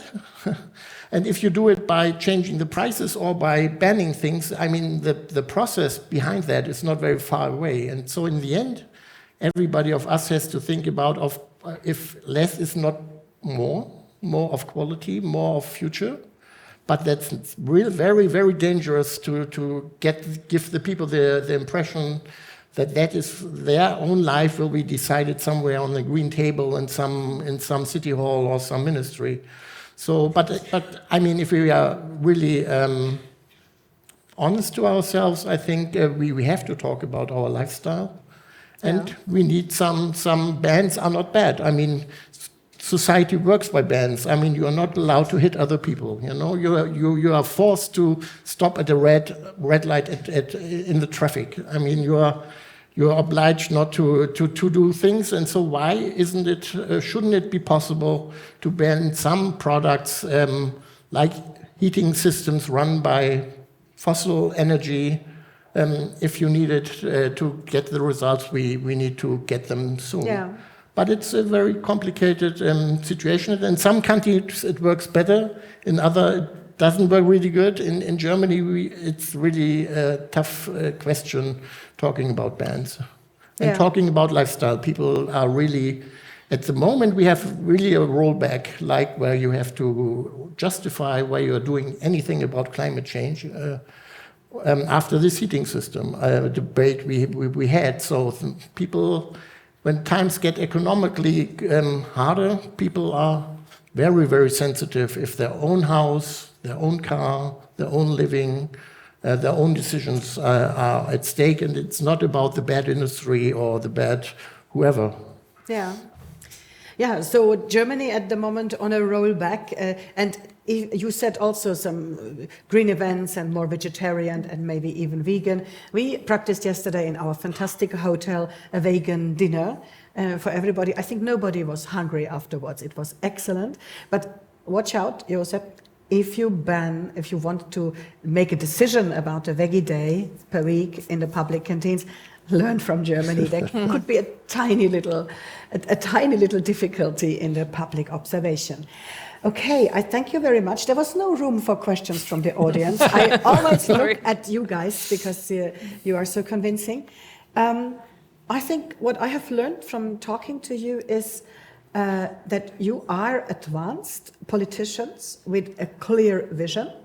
And I think you are very, very well aware of the society, the business, and the rules and the legislation. And what I also learned is that we need to invest more and more into people who help you to explain. We need to be on the dialogue constantly with the business, with the society, and we need to strive for more stringent rules, because by itself we will not reach the climate goals and the sustainability goals. We all know that. We sometimes are a bit shy in putting too strict rules, but we need to learn to pack them into the understandable package of the social and economic advantage. In this sense, I wish you good luck with your political decisions. I'm very happy that I will follow them. And let's see if we will be invited to Vilnius next year to look at the new developments. Now, thank you very much. Now it's the candy call. Where is the candy bag? The candy call. I would like to thank you very much for being here and to give you some nice Estonian candies for you yourself. Thank you. So I hope you still don't have them and enjoy them. Jens, Thank you. from the Estonian box. Well, candies just Christmas before the day. Yes, candies are always good. Thank you very much, Justus. Thank you for compliments. So, At Christmas time, you have to fight hard not to get fat, you know. Now we get candies. so big applause for our policy makers, policy decision makers. We will watch you, and we will watch your progress in procurement and governance. Thanks for being here. And you may leave the stage. I have still to announce the next step in the program. And as we already learned, promotion and making noise is very important about good things, about new ideas. And that's why you may now participate in a unique happening. We would like to launch the Non-Has City Building Policy Award. It's not the award about construction. It's not the award about the perfect new kindergarten. No, it's the policy, the policy setting behind which we as the Non-Has City Consortium, dealing with tox-free, circular and climate neutral building and building material, would like to launch today. It's not the moment when somebody gets an award. No, it's the moment we want to announce the award. So you all can participate in the announcement. And in 2 years, at the final conference in Riga, we will then give the award. So Viesturs, maybe you will have a chance to be the one who hands over the awards, the golden medal or something, medal or something. So now I would like to ask Josep again, you have to come back on stage. And I would like to ask Alexandra Wandel from the World Future Council from Hamburg to tell us more about policy awards. Thank you. Okay, you go first. So, ladies and gentlemen, as Green Capital of Europe, the city of Tallinn is at the forefront of promoting climate neutrality, circularity, and toxic-free environments. Today, we are pleased to launch the Non-Has City Building Award, Policies for a Tox-Free, Circular, and Climate-Neutral Environment. The Non-Has City Building Award is the first policy prize recognizing best policies in construction in the Baltic region at national, regional, or local level. This award aims to highlight policies protecting people and the environment from hazardous chemicals in buildings. By doing so, we are able to integrate material circulation, safety, and climate neutrality. The aim of the award is to inspire citizens, decision makers, and businesses and to showcase innovative solutions. We express thanks to the World Future Council, who coordinates and bestows the award. Chemicals are put into construction materials for many reasons, be it time management, quality, or even sustainability. To support future reuse, construction materials should be low in harmful substances, and the recycler should know about their content. However, construction sector uses many hazardous chemicals. Particularly problematic are those that end up in our environment, that cause air and water pollution and accumulate in our bodies. There are enormous costs associated with unsound management of chemicals and waste. Millions of lives are heavily affected, and over 100 billion euros are spent on healthcare due to exposure to chemicals in the EU each year. While solutions exist, more ambitious worldwide actions by all stakeholders are urgently required. With the Non-Haz City Building Award, we also want to make a contribution to the implementation of Agenda 2030 and the Sustainable Development Goals. Addressing chemicals and waste is a key factor for achieving the UN Sustainable Development Goals, needed to ensure good health and well-being for all, to advance responsible consumption and production, and safeguard clean water and sanitation. We cannot have sustainable cities and communities without sustainable construction. And only by helping the construction sector to improve its performance in terms of chemical emissions can we protect life below water. In Northern Europe, at least 1/3 of our energy consumption is related to the housing sector, which means sustainable construction plays also an important role in us being able to afford clean energy and take direct climate action. While there are innovative and scalable solutions in the construction sector, we need bold decisions to change our old ways. This is why applying sustainable public procurement to construction projects is one of the most impactful roles of government entities in addressing these problems. In moving forward, it is absolutely critical that the sound management of chemicals and waste is strengthened in the construction sector.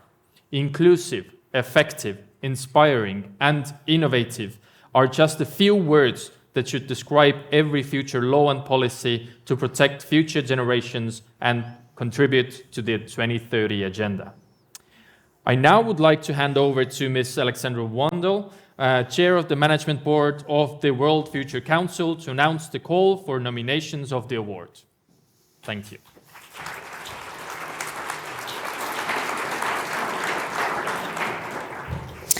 Yes, thank you very much, Joseph Film, for this very kind introduction. And the World Future Council is very pleased to convene the award and to announce the call for nomination. So who is behind the World Future Council on the Policy Award? It was actually Jakob von Uexküll, who is a Swedish-German philanthropist who created first the Right Livelihood Award, which is also known as the Alternative Nobel Award, and who after many years of giving the award realized that the challenges of humanity were so big that it needed an additional organization and another award, so the World Future Council was created in order to place the interests of future generations at the center of policy making, and also to create a policy award, because policies can be real power tools for change. They can really impact the lives of millions and millions of people, and cities and municipalities, of course, can play a key role in that.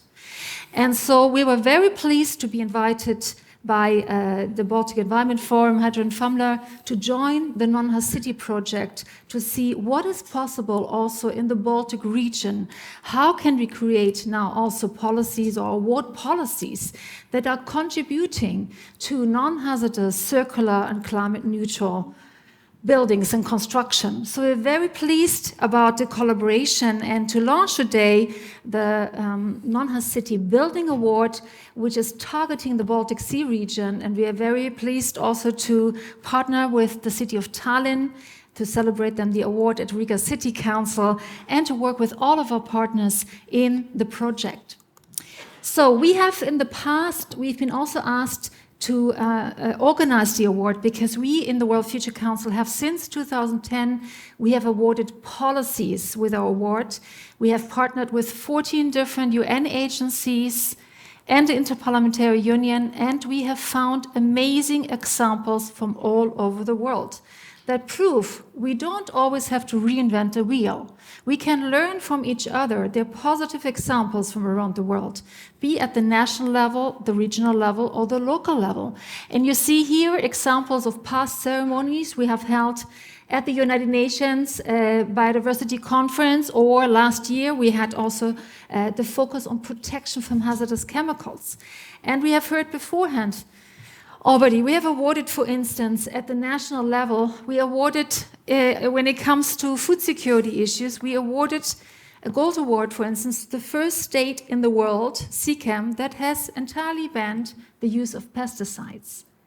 Or we gave a silver award to the Organic Action Plan of Denmark, and there the city of Copenhagen has succeeded in providing kindergartens and schools with 90% of organic products. And that is also an example that is inspiring and that is spreading now all over Europe.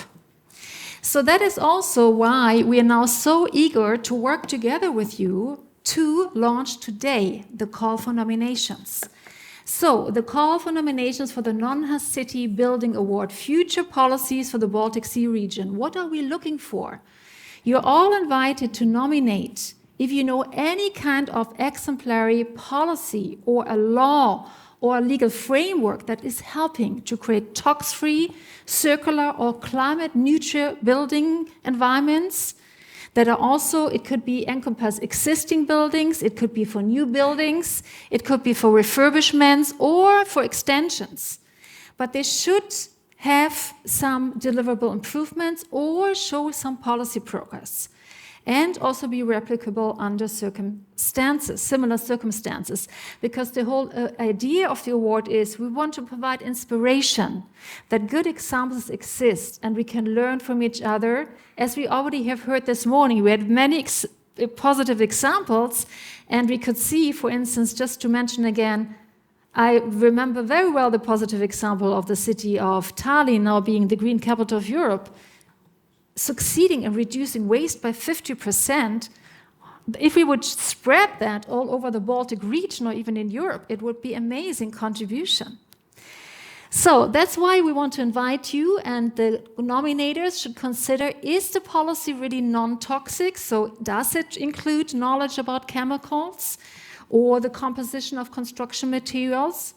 Or does it include smart procurement, or are there standards or policies that are protecting the environment or the human health from toxic substances? Then, when it comes to circular, is there policy incentivizing a smart use of existing structures? Or is there a certain kind of long-term flexibility or a future circularity? And when it comes to climate neutrality, are carbon-positive construction materials used from the region? So these are some of the criteria you can consider. And please, we have now a nomination form which you can find as of now on our website, Think Before EU, and then you find the Non-Host City Building Award. You click there, and then you can submit your nomination. Also, Mrs. Mäki-Naschke is here in the room, and you can approach her and me in case you have any questions. We look forward to your nomination. Anyone can nominate up to 3 policies or acts. It might be an ordinance, it might be an action plan from your region or from your municipality, or maybe even your country is exemplary. What is the award process? The award process that now we are very eager to receive your nomination. Until summer, we will be, of course, also reaching out to see that we can get enough nominations from all the countries from the Baltic region so that we have a good variety of policies. Then our research team will look into the policies. Does it really meet the 3 criteria? Non-toxic, circular, climate neutral. Is it really implemented as well? Are there some empirical data available? And then we will, of course, form a jury of experts from the region. And the jury will then select the top finalists that we will present to you and to the media, and they will also then select the winners. And we then very much look forward to the award ceremony. and to others, then learning from each other because we want to inspire and to make sure the policies or elements of the policies are spreading. So we are looking forward to the final event then also in Riga in 2025. And we are, of course, very happy to have all of the supporting partners of the Non-City 3 project and the support of the European Union with the Interreg Baltic Sea region Non-City 3 project. And with that, again, a final call. Please get in touch with you. Think about the positive examples you know from your local region or your country. We very much look forward to getting your nomination and then to have a wonderful award ceremony. Thank you very much.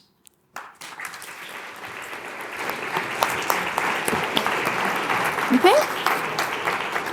Thank you very much, Alexander. I think you also get a candy. Somewhere should be a candy in the candy box. That's I so hope nice. so. The chocolates. Thank you.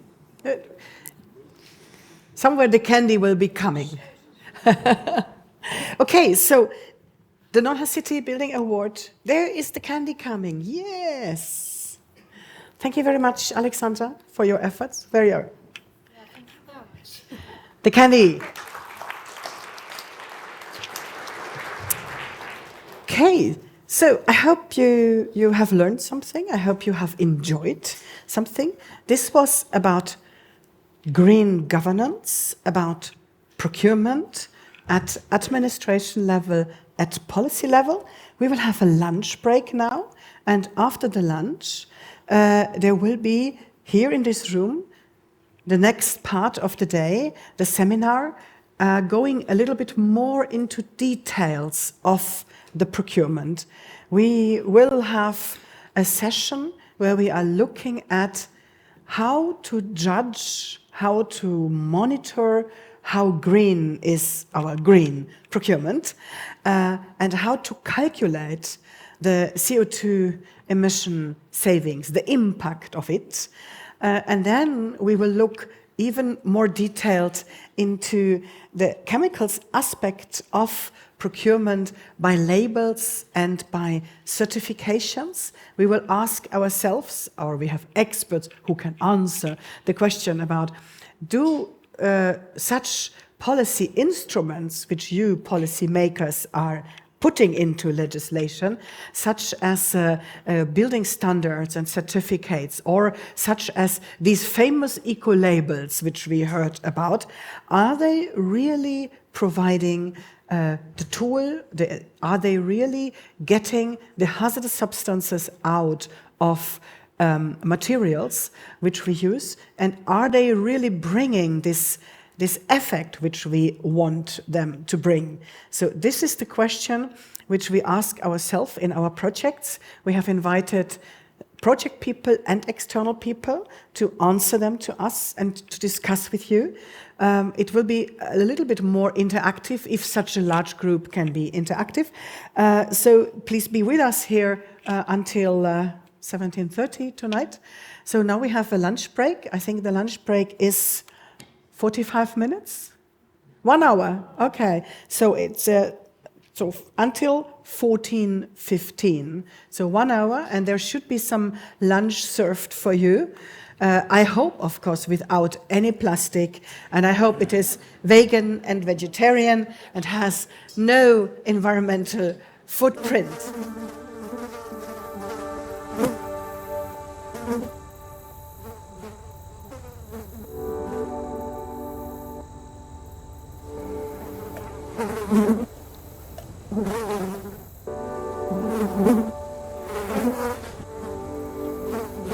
Yes, let's start again the last session, and we go even more concrete.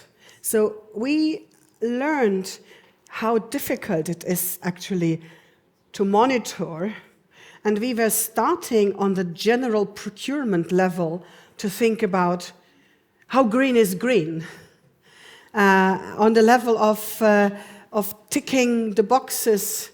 Did I purchase a product with an eco-label? Click, tick, okay. Or I purchase some service from a provider who has a certificate, like an ISO 14000 or an EMAS. So there are acknowledged standards and labels. There has been effort done to certify, to standardize, to classify products and services. And we would like to look behind them and check what they really give us for information. So if I want to purchase my ecological kindergarten and I say that there needs to be an environmental friendly building standard fulfilled, what does this building standard really tell me for my ambition to have my kindergarten tox-free, circular, and climate neutral? Remember the and. And my colleagues from the ChemClim Circle project, extended ChemClim Circle project, and Non-Has City project went through this with the question in mind to be a little bit critical about the standards and labels, because we know, yeah, Agne, you tick label in my procurement, and we want to know what does the label actually label. So, and I would like to introduce you to Ingrida Bremere from BEF Latvia, my colleague. And we have asked her the question about what exactly do different available existing building certificates actually certify? Can they be the instrument to judge the integrated chemicals, climate, and circularity aspect of a building? So if our procurers say they want a building certificate, do they get all the three aspects? Yeah. Ingrida. Exactly. Thank you, Heidrun. And to answer this question about building certificates, we are also looking from Non-Has City 3 perspective. So we are trying to link this certification a little bit to our interests, what we are investigating during the project. So it should work. Yeah, now it works. So sustainable building certification is known as a tool, and it offers possibility to measure and compare the sustainable performance of buildings by applying a set of quantifiable indicators. So we are talking here about the building as a whole system. We know that there are a lot of labels for several materials. We know that there are also indicators for energy performance. There are indicators for CO2 performance. But these now are taken into one system. And building certification would look at all this set of indicators. But evolving certification tools forces also stakeholders to raise green building standards in response to new factors, knowledge, and of course also pressure. We know that a different type of pressure is coming from European Union, from all our environmental awareness. So in fact, these building certificates can be served to the purpose to evaluate building as a whole. But there is also some kind of challenge we are facing, because increasing number of building certification systems also calls for kind of system for comparison. And it turns out that it is not so easy, because we are trying to create systems tailored to our own ideas and needs, and sometimes these building certification systems is quite difficult to compare. But still, the question remains, what exactly do different building certification systems certify?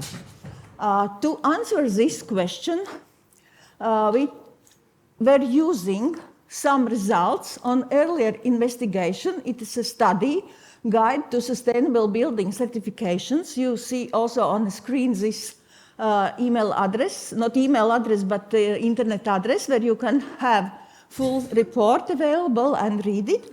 And we tried to use these results with the focus of our non-host city three-pillar approach. How would we evaluate comparing specific aspects in various building certification systems?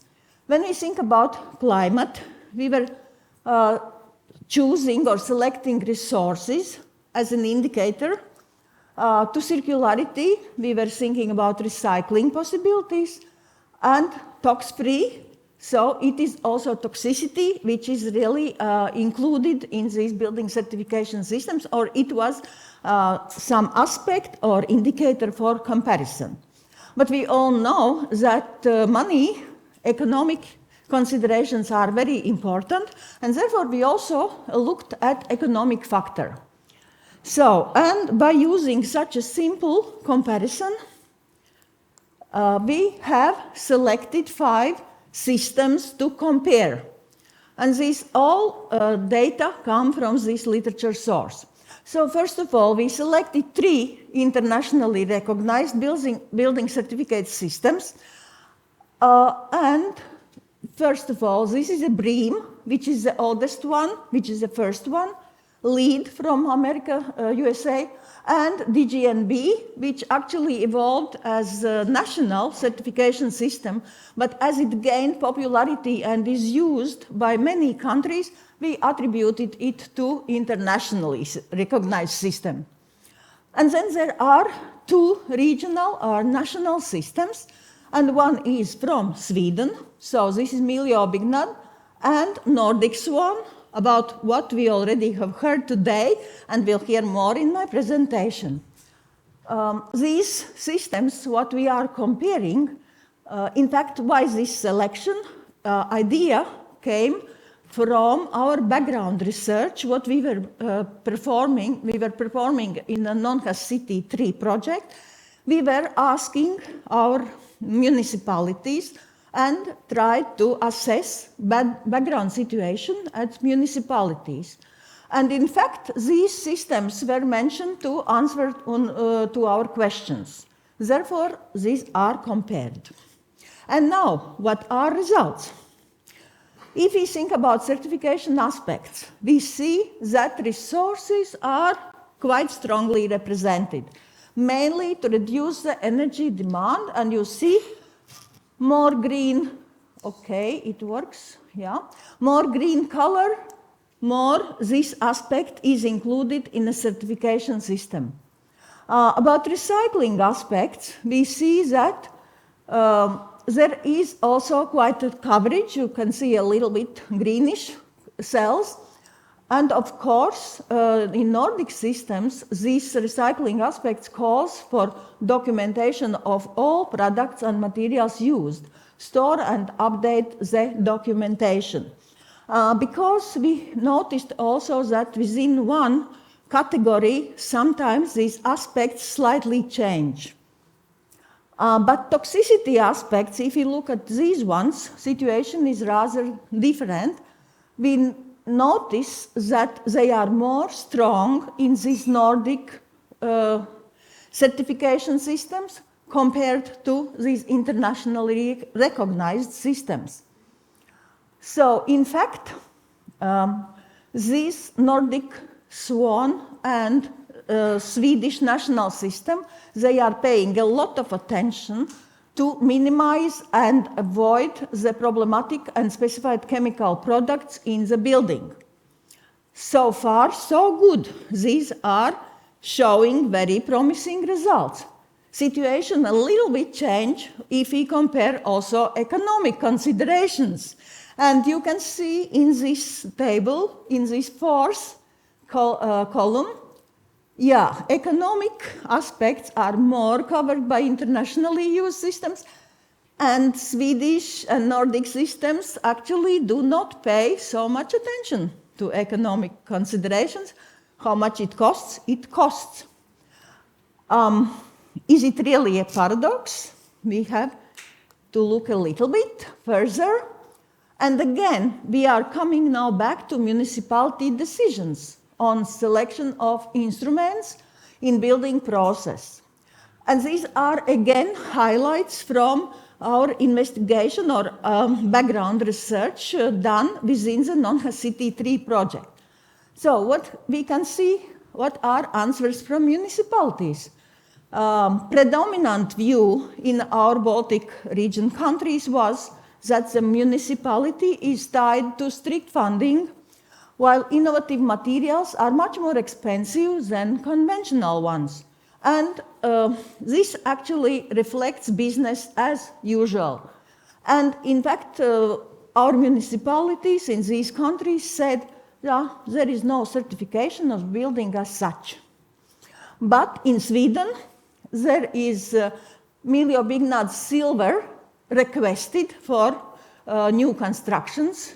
And in fact, it is a country-based or national system.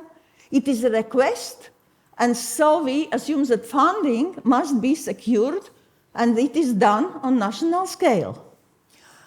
If we think about Nordic Swan, in Finland, we have heard today this example on kindergarten. Very nice example, we like it very much. And we also heard that it was a political decision. And while political decision was made, funding was found and allocated to this building. And it is now constructed and going on. So, and if we would like to little bit look at streamlining political decisions in sustainable construction, we can a little bit look back, because political decision of past was about energy efficiency of buildings. If we think about political decision of yesterday, that was focusing on circularity and material efficiency. But political decision of today is about tox-free construction and avoiding toxic materials. And in fact, political decision may mean bigger steps and smaller steps. It doesn't mean that municipalities immediately have to jump to the highest possible level of achievement. They can take smaller steps, but still it will be a political decision to take such steps. And of course, here, to promote this decision, this aspect is supported by complementary instruments at the municipality. And I think it was the first or second session we heard quite a lot about municipal strategies, plans. So all these are instruments which are used, or which can be used, or which can be developed with an aim to promote political decision to avoid toxic materials. And so it brings my presentation to the end, and then at the end there are few points which came as concluding remarks, which we can use later for a discussion.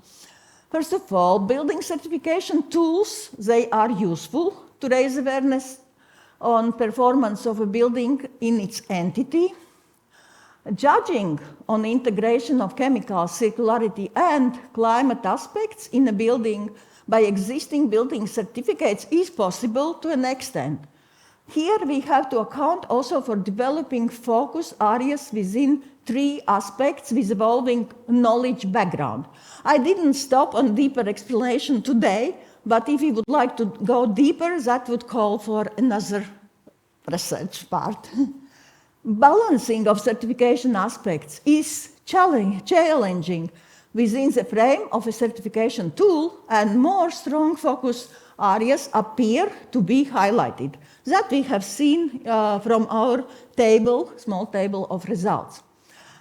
But at the end, I would like to point out that building certification tools at municipalities can be considered within a bunch of instruments supporting sustainable construction practices, supporting planning documents, economic incentives, and information instruments can promote decisions in favor of more ambitious targets at the municipality construction. And with this, I would like to thank you for attention and end my presentation. Thank you very much, Elisabeth. May I ask you once more to put on this slide with the table where you compared the different systems? I think that was quite interesting table. So the dark, I hope you can see that the darkest one are the more than 30% values on the resources. And with the Nordic Swan, we actually see that resources, recycling, and toxicity has the highest percentages of being a criterion, besides the assumption that money is not important. This is actually the building standard which fulfills our ambition to judge if a building is tox-free, circular, and climate neutral. So, although this is, of course, only a Nordic certificate, but this would be the standard for our Lithuanian friends, which would fulfill actually the tick box criterion, which of these standards would actually give such information. While the other two standards, the BREEAM, which is the oldest and maybe most known, has zero toxicity and very little recycling features. A very high 30% of resource. It takes a bit the economic factors into account, but actually this comes from the climate, motivation. So, although this is longer known, it would be with our innovation idea actually not give an answer to the certificate. It would only give an answer to the resource efficiency, for example. That is actually the point. What we have to take into consideration when looking at these certification labels, that what focus aspects are more covered by this certificate. We cannot say that this is bad or good, but simply focus is a bit different than we are looking at. Of course, I agree with you, Nordic Swan would be our dream label, but of course then we have to take into consideration that there is also this economic part, and of course it depends how high municipality can go to allocate funding. And I think that we also heard today this example from Nordic Swan labeled kindergarten, but still it is a pilot. It is not a mainstream yet. While if you look at the Swedish system, it is a mainstream, if I understand it correctly, because it is requested for all new constructions to get at least silver grade of this labor certification. And we can see that also toxicity aspects, although they are not maybe having so high percentage, which comes from literature, but they are still quite well represented there. So in fact, there may be room for decisions what municipalities can consider when they are setting their construction strategies. Yeah. Yeah, okay, Ingrida, thank you very much. If there is no immediate question, I would ask you to I will come take here, a seat. take a nice seat. I will. And we go further, and now we look at eco-labels. And I would like to invite Andrzej Tonderski from the company Pomino from Poland. And he is also a partner in our Non-City and ChemClean Circle projects. And we asked him if eco-labels are the preferred instrument for procurers. What do they really label with regard to construction materials and buildings? Do they sufficiently cover circularity and hazardous substance issues, or mostly climate-relevant aspects? Andrzej. Thank you very much, Heidrun. Good afternoon, everybody. As Heidrun introduced me, I am part of the two projects which are present here today, ChemClean Circle and Non-City. But I also participate in a few other projects which are covering or touching the issues that we are going to discuss today. or that we are discussing today.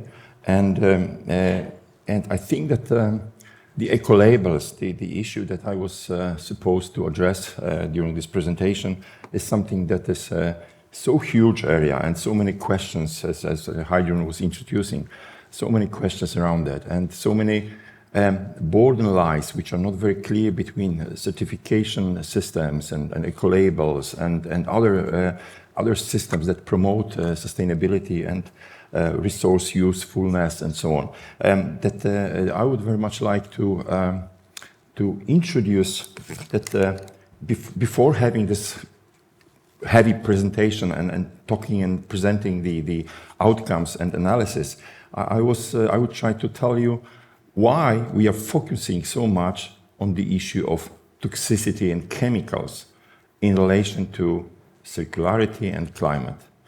And my understanding is that if we do not focus on chemicals, if we do not remove the toxic substances from our sphere, technosphere, and our environment, we will be, regardless what we are doing in circularity and climate, we will be having all the times the problem with chemicals. If we recycle things with chemicals, we will bring them back to our use. If we focus on the climate activities and do not remove the toxic substances, we will solve one problem and we will create another problem.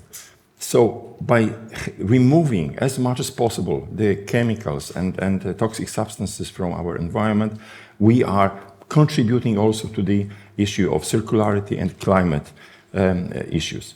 So that is some kind of picture that I would like to have us before we go into the further parts of the presentation. This is the agenda, and I think we are going to go through each of the points. I will not focus on them. Introduction to this issue of eco-labels. Of course, eco-labels are playing a significant role for procurers when it comes to promoting sustainable and environment-friendly purchasing of construction materials and buildings. Of course, they are guide to identify the products that meet specific ecological criteria that we would like to have in our procurements. But there was a number of different eco-friendly and low-energy labeling systems and so on, and some of them were even abused or misused or were not used properly and so on. So this issue has been taken into account by International Organization for Standardization, and there was a special standard created, 14024, which addressed the issue how these eco-labels should be created, how they should be certified, how they should be used, and so on. So there's a number of different rules how good eco-labeling should look like. And why that has been created. As I said, there was some abuse and misuse, but there was also some sort of streamlining issue of bringing different certifications and different standardization in one place and making them done in a good way. But we also had, even within our projects, we also had a lot of discussions. What is certification system, the one that was described by Ingrida very nicely, and what are eco-labels? And can we make the difference or the direct border between those two systems? And we will see later in some of the other slides that there is, for example, Nordics 1. It could be considered as a regional system for certification, but it is also eco-label. So some of those could play different roles. And I would like to show also some issues that the eco-labels and building certification system, even though they have the similar goal to promote sustainable and environmental responsibility, they differ in certain areas. They differ in scope, in applications, specific focus area, certification processes, and end goal and purpose. And I would like to make those points a little bit quickly in order to introduce ourselves to the eco-labels before we talk about them more specifically. Certification systems, they do they do address comprehensive schemes applied to entire building and construction project, while eco-labels, they would rather focus and apply to individual products or services, including construction materials, appliances, or cleaning products. So there is a big difference between the scope of certification systems and eco-labels. When it comes to criteria and focus, certification systems, they have a broader set of criteria. They can encompass things like sustainability of materials. They can think about aspects of building operation, occupant health and comfort, and sometimes even social responsibility issues, and even economics. When we talk about eco-labels, they rather focus usually on the environmental impact of the product, such as energy efficiency, material sourcing, chemical content, recyclability, and other overall ecological impact footprints. When we talk about certification process, it is also different, because the process of certification system is more complex, more difficult, and general, and involves evaluation of the building's design, construction, and operational performance. While certification process of the products for eco-labels is addressing the product against predefined standards, mainly environmental standards. Finally, when we talk about the purpose and end goal of those two systems, certification system promotes sustainability in the entire life cycle of the building, starting from design, going to construction, operational maintenance, and even closing of the building. While eco-labels are aiming at reducing the environmental footprint of the individual products coming from the beginning to the final disposal or reuse. So these are the differences, and of course the 3 or 4 systems that were mentioned by Ingrid I will not go into details because they were covered sufficiently. I even think that Miljöbyggnad from Swedish system, regional system, should be also included here. But I think that I would also like to show a couple of most used eco-labels for the construction sector and buildings in Europe. And these are the eco-labels mentioned here. Of course, I wouldn't like to exclude anything else, because you would see many other systems which are sometimes regional, sometimes even national, which could be added here. And I can tell you that if you look globally, you would find more than 70 different eco-labels which might be related to the construction sector, building materials, and buildings. These are also listed here on this one. More than 70 different ones. When we talk about the key aspects, this is the questions. Could eco-labels be a useful tool for us? Why should we try to discuss the issues of CCC, CHEM, CLIM, Circle, when we have so many different tools available? And here the question of which was addressed by Ingrida and which is addressed here in this presentation, in my presentation, comes to play, because very often they do not address the complexity of those 3 issues. If they address the issue of climate and energy, sometimes they do not address at all the issues of chemistry. If they, or toxic substances, if they address issue of circularity, they would not address issue of climate or chemicals and so on. So we are trying to find the way how to bring this important part of chemicals into the thinking and kind of supporting the use of eco-labels with some attention to the issue which they do not address.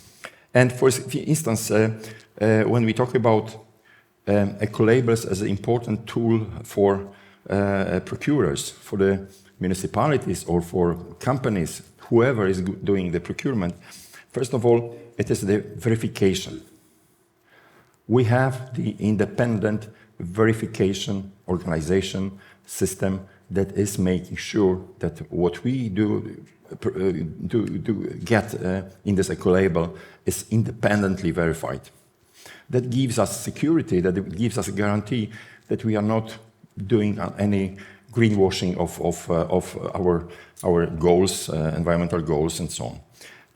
It is also giving us guidance to sustainable purchasing, because as we were talking on the previous sessions, green public procurement is not very easy. You can add some additional criteria, and if you have eco-labels, it will be much easier to get those additional environmental criteria. Then we have the supporting environmental policies. Of course, each of those eco-labels, it is kind of supporting the general overall policies related to environmental policy of European Union or sustainable development goals and so on. So we are sure that we will be addressing several policies, general policies, which are related to environmental issues. Then it also makes or ensures the market transformation. If we can support the issues of addressed in the eco-labels, we will be helping and inserting certain products or new products which are better in the environmental performance and which are kind of better introduced on the market. And then we also have the consumer awareness education. These systems, these eco-labels will be having the important issue of awareness raising. Cost effectiveness, another issue which has been addressed by Ingrid. This issue is something which brings the myth that all new technologies, all new materials that have the eco-label or they have some sort of innovative environmental friendliness, that they are more expensive. And sometimes they could be more expensive in the moment of purchasing, but in the long term, when you take into account life cycle assessment and so on, when we can prove that during the long-term usage, they will not be more expensive, they will be even cheaper very often. That is something that could bring the benefit, and could make attractiveness for the municipalities to look at this issue. And finally, compliance with the regulations. If you have products which do have eco-label, then we know that it will not be something that is that is not complying with the policy regulations. There is the issue of what do they really label, and here is a list of different aspects which different eco-labels can address. Not all of them are addressed by each singular eco-label, but that is something which is the joint analytical table. I will not go through the detailed analysis here now because of the time constraints, but if there will be some questions from the audience later, we can come back to this issue. And also what is shown on the label. And I think, of course, I would like to address very shortly only two of these issues. First of all, certification logo. Very often it is addressed on the product itself, on the package, or in some documentation of this product or service. And also, I would like to say that there is a lot of right now a lot of possibilities to get the direct information from QR codes and URLs and so on. And if you scan the QR code, you will be immediately directed to the place where detailed information will be given. The issue of the highest importance, I would say, is that most of the eco-labels, the study that I have done, the most eco-labels, they do address the issue of climate change. I would even dare to say all of them address the issue of climate change. Some of them address the issue of circularity, but only few of them do address the issue of chemicals. And on the list of eco-labels that I was showing you when it comes to the regional issues, there are some of those which are focused particularly on the indoor air quality and so on. And then they would have the limiting substances standards and limitations. And they would address health and safety issues for both those who live there, but also those who construct. But generally, chemicals are very much not really well represented in those eco-labels. Since the This presentation was not very long. I will not make the concluding remarks, which is a kind of summary of everything. But I would definitely like to say that the main question, do we really have the good address of chemical issue in our eco-labels is not, we do not. That's why the projects that we are working with, ChemClean Circle, Non-Hus City, Change Now, Fit for Reach, and others that I would not recall now, they have a particularly important role and they have particularly important message. We have to bring those chemicals because otherwise circularity and climate will not be addressed properly. Thank you. Thank you.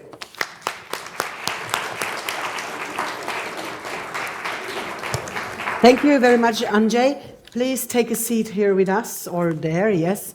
So the conclusion is the chemicals aspects in the eco-labels is often not so much addressed, but mostly they come from with regard to the construction materials, and mostly they come or addressed are the climate change aspects. I will not open a discussion here right now. I would like to set against that immediately our next presentation, detergents and cleaning agents.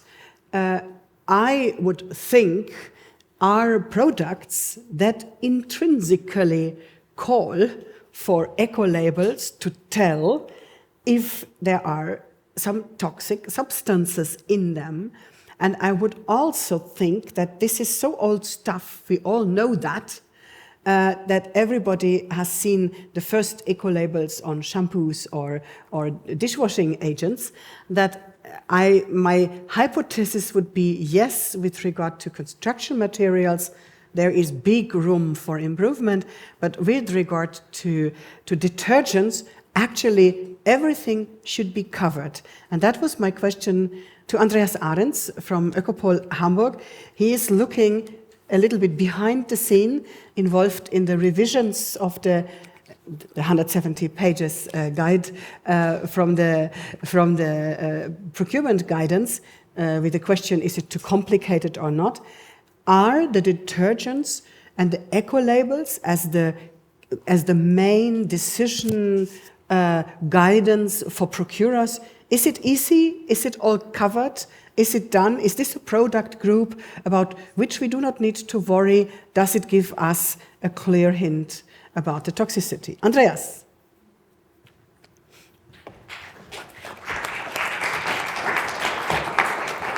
Where's the thing to press? Ah, yeah, great. Good. Yeah, with the light, that's really awful. Good. Okay, good afternoon, everyone. Thanks for your introduction, Heidrun. I go straight to the presentation. So Ökopol has a bit of background on working with product requirements and in particular also with working with chemical policy in the EU. Three hypotheses in the beginning. The one is, which in principle is the overlaying hypothesis for the whole conference, local governments can significantly contribute to a market shift towards climate neutral, circular and tox-free products and practices through their procurement. I called that hypothesis, by the way, you may see this and not as something 100% proven. That has a bit to do with the monitoring things. But it's all our belief that it is so. However, and these are two things I would like to add to this needs focused or prioritized and simple product requirements with robust documentation standards and more cooperation among public procurers. So it's quite obvious that not each procuring unit can be expert in all products. And now the question is, what is simple enough for procurement, mass procurement, standard procurement, that the procuring organization does not need the expertise? And third, eco-label requirements sometimes or often seem to be too complex and partly too ambitious to be fully converted into product requirements for procurement. That's a bit the opposite of what you said. Is it ambitious enough? one could see things where it's too ambitious for procurement, unless you say, as a procurer, I simply need to ensure that the label is there and that's it.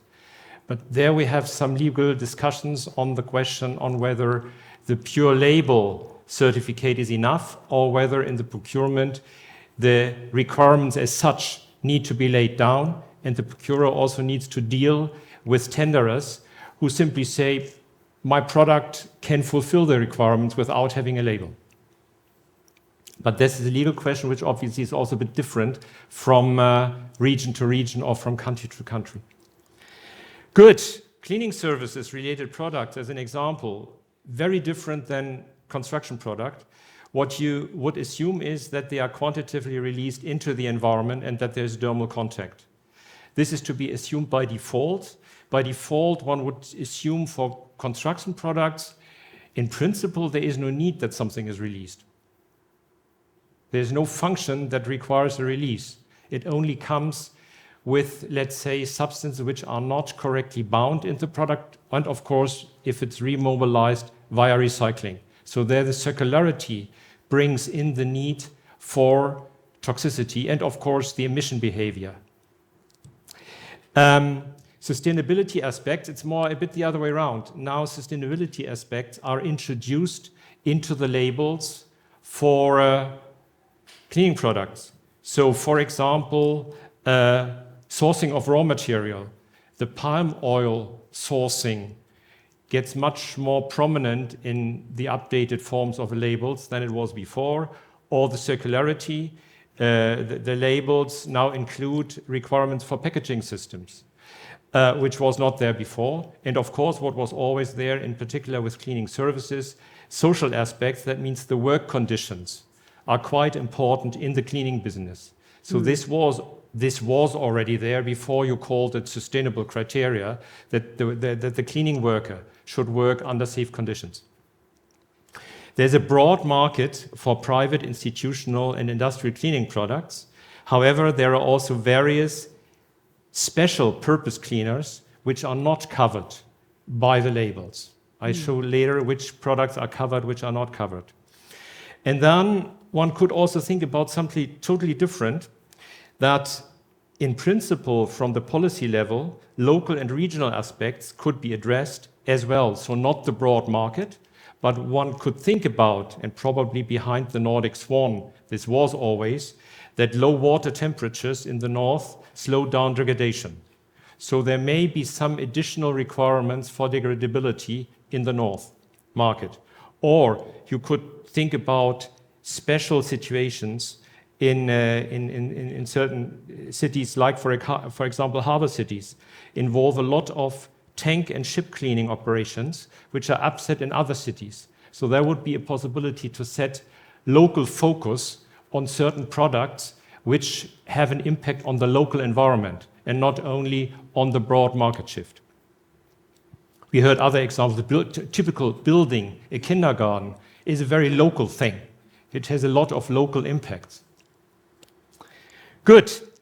Short overview on the existing eco-labels. There are in principle 4, maybe there are more, but in principle there are 4 State 1 labels. It's the EU eco-label, it's the Nordic Swan, it's the Blue Angel, and it's the Austrian label.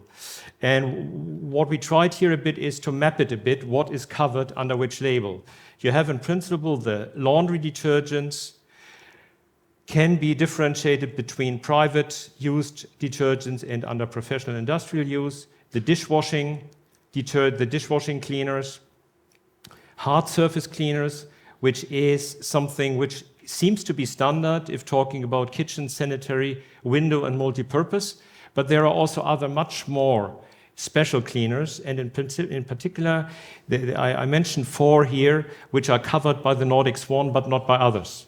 The wash and the polish and waxing care products, the facade cleaning, terrace cleaning, the textile flooring, and the Nordic Swan even has something for industrial facilities, industrial cleaning and degreasing agents, which does not occur in other. What you see in the German Blue Angel, that professional industrial products are not covered in general. It's only the private. Okay.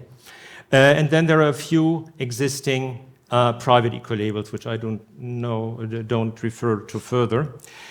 So you could, at least for the EU eco-label, you could look into statistics operated by the European Commission on the number of awarded licenses per product groups, which show a bit, for product groups where labels exist, what show a bit how the market responds to a label. So whether there are companies that make the effort to get the label, or whether there is very low or no response, which corresponds, on the other hand, to the chance of a procurer to find products when putting the label into the procurement requirements. You see here that in principle the cleaning products are on the left-hand side. That means they have the high bars. That means there's quite a number of license owners to use the label in the EU. Hard surface cleaners, hand dishwashing detergents, laundry detergents, all with more than 100 licenses. But you have on the other side products where you have nearly no market response. For example, electronic displays. For example, footwear. For example, what we have here, industrial and institutional laundry, where the market response is much lower. One can have a whole discussion why this is so. This can be because the labels are too ambitious from the perspective of the market actor, or where there is a, I would say, sector policy not to apply for labels. This also exists, that certain sectors say, we don't apply for labels. We don't like that system, and we think we can survive with other ways. Good. The environmental criteria for cleaning products. Just listing it down, there are much details behind it, but it gives a relatively good overview what are the criteria at the moment. So the one thing is, what is in current criteria always included, it's the dosage to deliver the desired cleaning effect. That means whether the stuff functions. And some have even benchmarks that they say there should not be more than, let's say, 5 grams per washing, that there is the desired cleaning effect.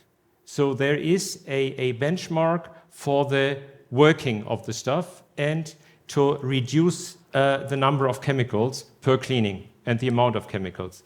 Then, and you see a lot of criteria now who are linked to the dosage, which always means the emission in the environment is linked to the cleaning effect. Benchmarks for aquatic toxicity, benchmarks for non-degradable ingredients, benchmarks for volatile organic substances, which only play a role for hard surface cleaners, benchmark for total phosphorus, exclusion criteria for hazardous substances with cut-off values. That means the maximum that could still occur. There's a usual cut-off of 0.01%.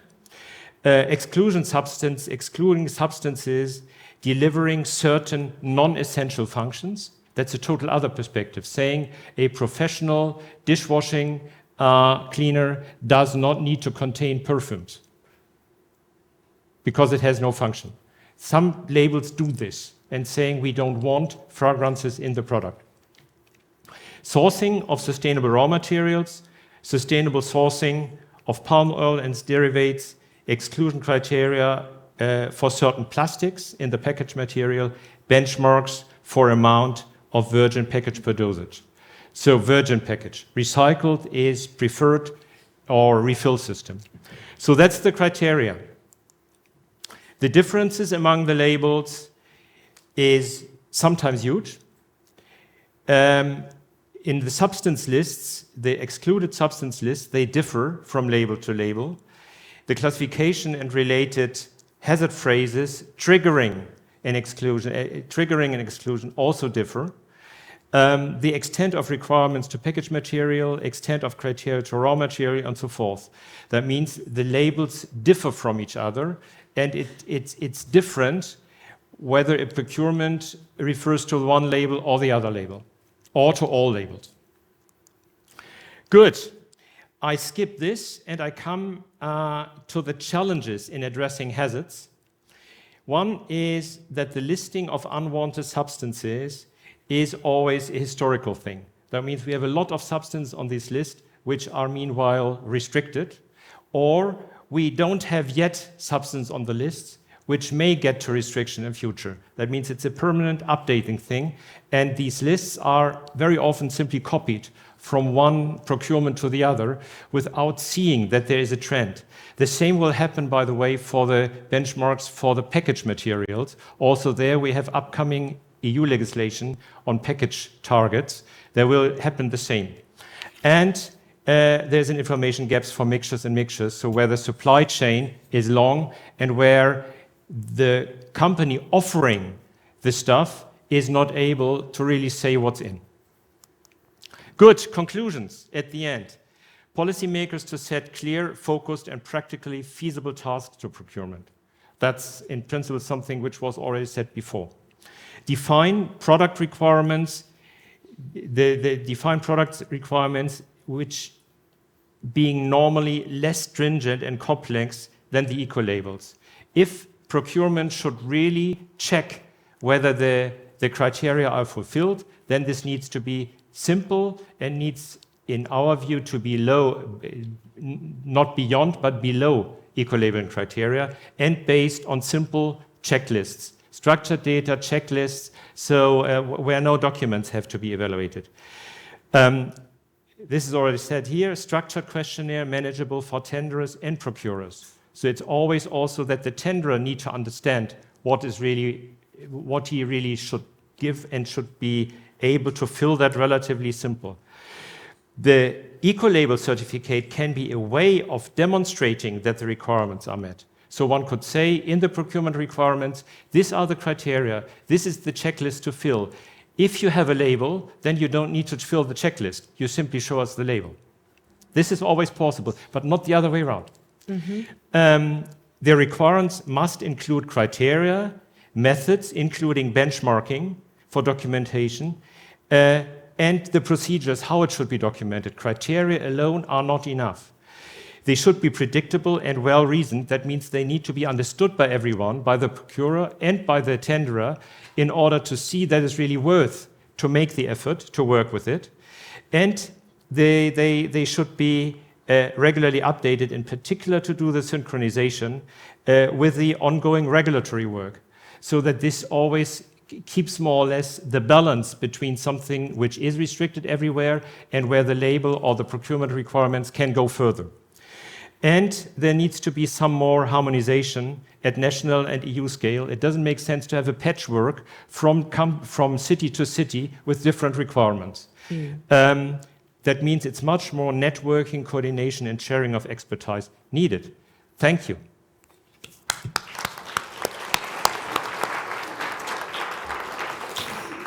Yeah, I thought we will be smarter after this session, but maybe it depends. And the answer, yes, we have a certification system.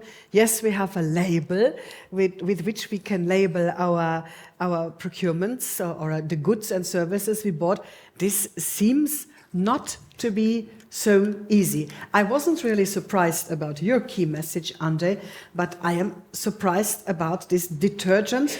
I thought it is very simple and clear, but actually, yes, this toxicity aspect, this is an old stuff, and now we have more aspects, circularity and climate on detergents, on my cleaning agent. So the funny thing is, if you compare the Angel and the EU label for laundry detergent, dishwashing, and health surface cleaner, you saw the statistics for the EU label.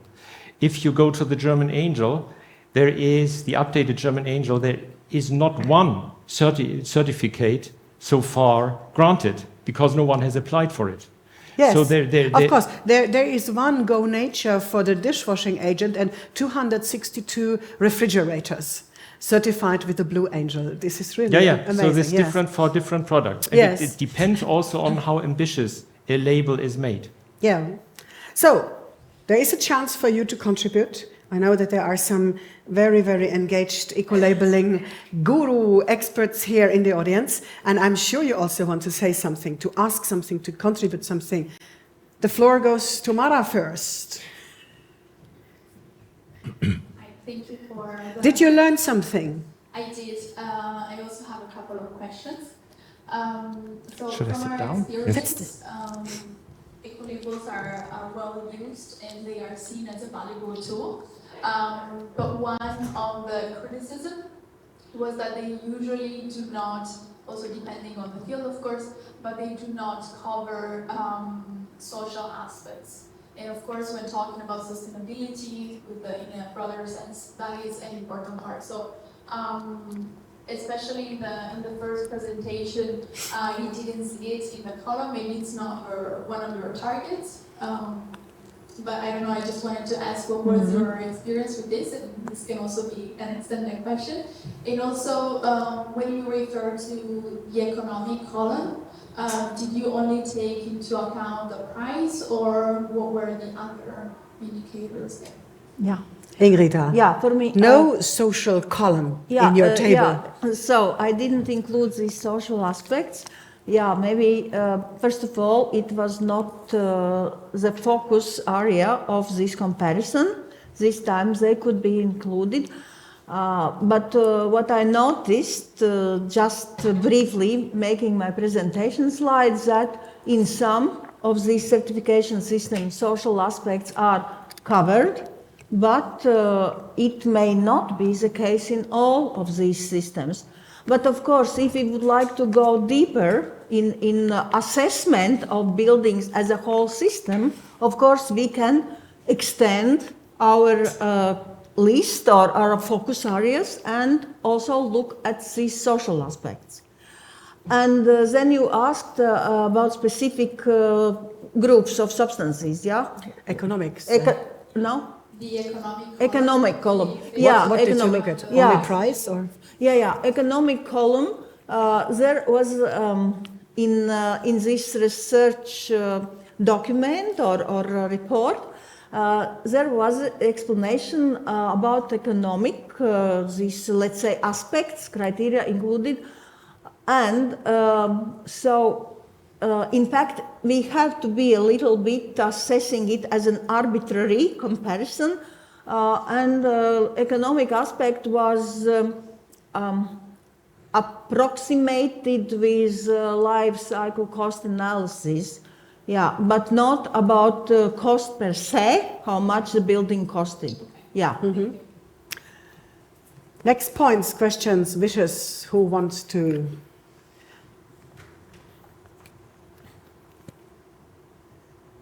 Christian von Knoche from the Auraplan Architects from Manhasset Street. And you are the architect who uses construction materials and certification system. Are you surprised or? Yes, I'm surprised how complicated it is. And with my question, I want to make it even more complicated, because I'm asking myself, what is more easy, to go to these labels, what is not 100% valid or useful or whatever, and searching for each single product, or going for certificate. Is there any idea how many hours that it takes to do the one or the other opinion if I have a construction project? Andre, that consultancy costs you 3 days, Christiane. That is a very good question, actually. Thank you very much for this. I don't think when we compare the certification systems and ecolabels, we will be able to address the issue: what is the most simple one, or what is the easiest one? Because they do have different scopes and goals and so on. So coming up from the goal, we have to select one or the other system.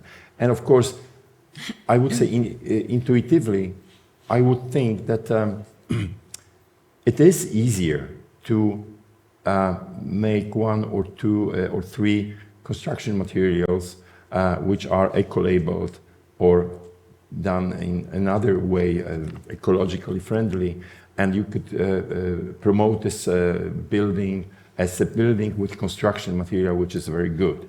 But then I'm not sure that this is our goal. I mean, the goal is to make sure that the system of building, designing building and using this building later on has to be analyzed in the whole cycle. And then it will be more complicated and more expensive procedure.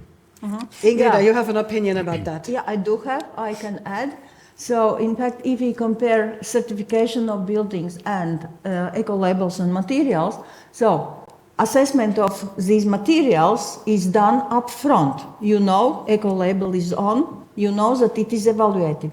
If you are thinking about certification systems, we heard this morning very nice example from Finland.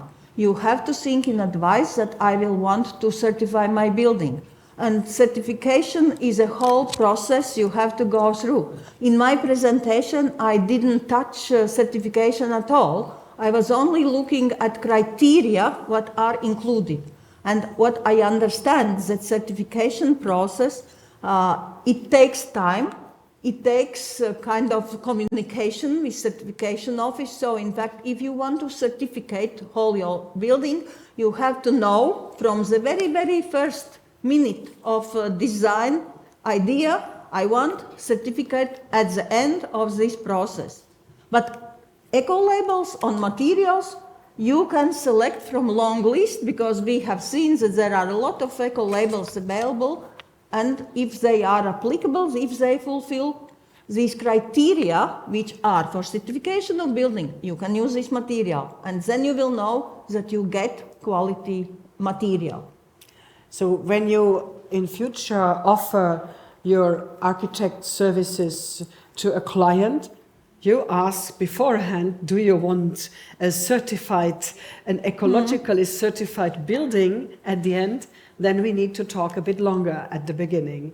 But maybe when we are looking to our goal in thinking the procurement, so public authorities procure probably the construction service. They are not purchasing, except maybe renovation stuff in schools, might be some products. But in most cases, I assume a public authority purchases the making of a house. So with that, the question of do I want the house to be certified is actually a thing at the beginning of the step. Yeah. They are probably not purchasing single products eco-labeled, in opposite to maybe detergents in their bathroom services. No, depends. Depends. They also purchase cleaning services. Cleaning services. Yes. So it's both possible. Cleaning service or cleaning products directly. Yes, yes. Yeah, so not so easy. Ilse, the microphone here to the front. Hello, my name is Ilse and I'm from Eco Design Competence Center, and I have devoted a lot of hours for researching eco labels. Yes, your favorite topic. It's my favorite topic, and I would like to advocate eco labels. Because I think they are like lighthouses in a big ocean of greenwashing. But there is always a but. We should understand that not all green labels are eco-labels. And what I'm trying to promote, the idea that eco-labels are only those who are like first type eco-labels and who correspond to this ISO 14 scheme. And I would like to correct Andre, because this ISO 14 criteria, it's not for the producers. This system is for eco-labels itself. And it's always hard to communicate to society and also to procurers what is a label, what is a green label, what is the eco-label, and what is first type eco-label. But first type eco-labels are only like 3 or 4 in our market, and they're really, you can trust them. And as your presentation showed, it's only Blue Angel, Nordic Swan, and the third one is EU eco-label, and there is one fourth, also one Swedish Bra Miljöval. And criteria is, of course, they are not covering everything. They're covering they're looking from the life cycle of the product, and they're covering most significant impacts. And who are deciding what is most significant impacts? The development of criteria is process quite complicated, but it should be open. And of course, if the criteria will be too hard, nobody will reach them. If they will be too low, then we could like be in doubt, or it's really trustful or not. What was missing a bit from Andres, which kind of product groups were you looking at? There were paints or floor coverings, or because each product group they have their own criteria. Because each product group has their own specifics, production specifics. For example, in paints or floor products, laminate, it's very important about how many VOCs, volatile organic compounds. Yeah, it's very important. And comparing this in dishwashing detergents, there will be completely other elements. So we have to be careful about this eco label and only trust who are those who are first type of eco label. So it's my question. Could you please specify? Yeah, which products did you look at? Because of limitation of this presentation, we were not going into details of the different groups, but we have in our two projects, and this is also, I would like to share with you some inspiration that I got from both this analysis that I did for this presentation, but also from the work groups in our projects, that we have a number of product groups and products which we have specified. And the idea is that for each of the product groups, or even products in those groups, we would be able to make some kind of analysis, how well do they address issues of climate, circularity, and chemicals, and in more details, in similar way, like Andreas was showing for the cleaning agents. And that is something which will be continued. This work will be continued. So on the next conference or presentation or working group, we will address this issue and show some more details. Sorry, but which products were you? We do have, when we talk about non-host city, for example, we do have different group of products that we are analyzing for different perspectives, and then those groups of construction materials. Construction materials, because non-host city is only for construction. Non-host city is about construction materials. So that will be addressed, and we will analyze for those type 1 eco labels. How do they address these different issues? So there will next presentation in May. So we are looking at different construction materials and try to look at different features of them. And when looking at the eco-labels, we have this phenomenon of product groups being labeled, and we have this fantastic Nordic Swan building label. So this is really a special thing, that it labels a building as such. And this is unique. But in most cases, what is labeled are different construction materials, like paints and varnishes, like flooring material or something like that. But the analysis is not yet fully complete, so that's still about to come. More contributions. We would have room for one more question or contribution.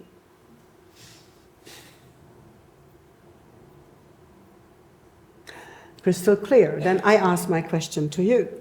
From what you presented, where you tried to compare certification systems, labels, product groups, answering to my original questions, are these labels or certification tools sufficiently good tool for procurers to if they say we use these labels or certification systems as a criterion in my procurement, how is it called, in my description of the procurement, as saying, like the Lithuanian colleagues, it should have this eco-label, and they named 3, Blue Angel or EU Flower or the Nordic Swan.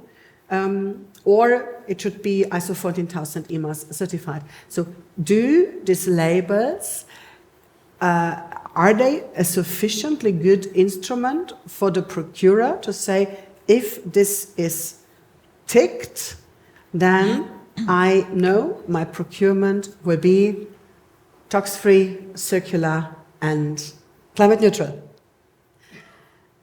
Yes or no? Maybe, perhaps, why not? For labels, it's...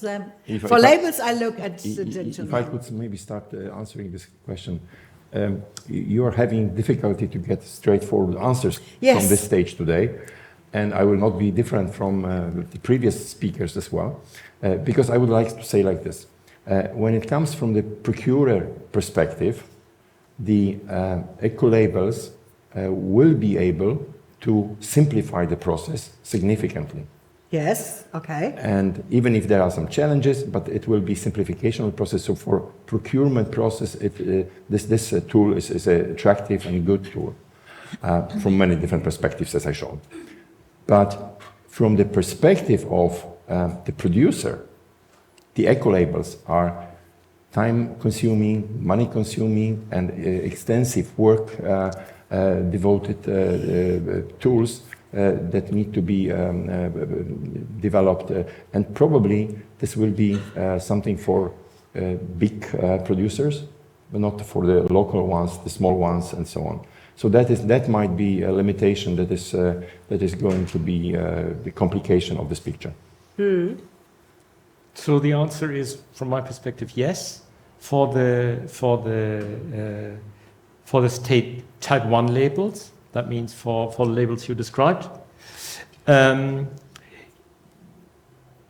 What regards hazardous substances, for the packaging, this differs a bit between the different labels. But I would also say there, yes. But I would like to make one caveat.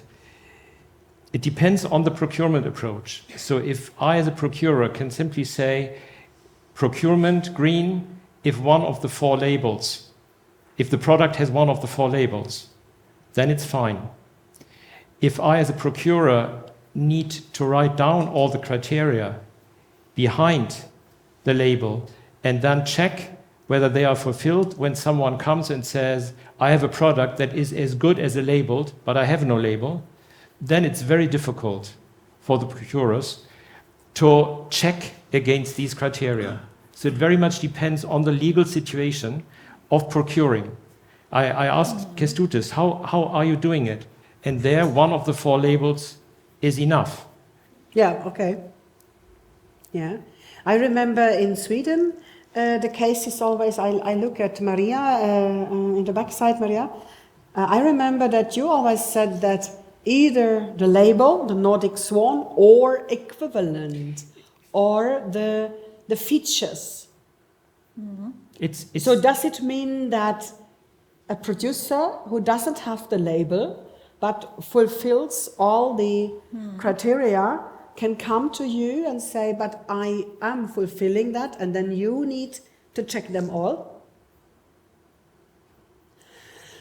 Maria Alsberger from the City of Stockholm. Well, we can ask them to prove that they fulfill the eco-label criteria, for example. So you ask then the provider, the supplier, to prove it. Mm-hmm. But that means you get the whole documentation done to your table. Yes. Okay. Very complicated to read and understand, but it's a possibility. Can I add one sentence to that? What is also important is that then for many of the special products, cleaning products, they are outside the labels. That means there, by default, companies need to come with something else and not with a label. which makes then the question on what's then the criteria. Does then the procuring authority simply copies the label into a criteria for that substance, but that already includes then own expertise, own checking, which probably is not there, or can be only organized if authorities share burdens. So if one procuring authority says, okay, our expert looks into this and develops something, and then it's used by others. Kestutis, did you think about that?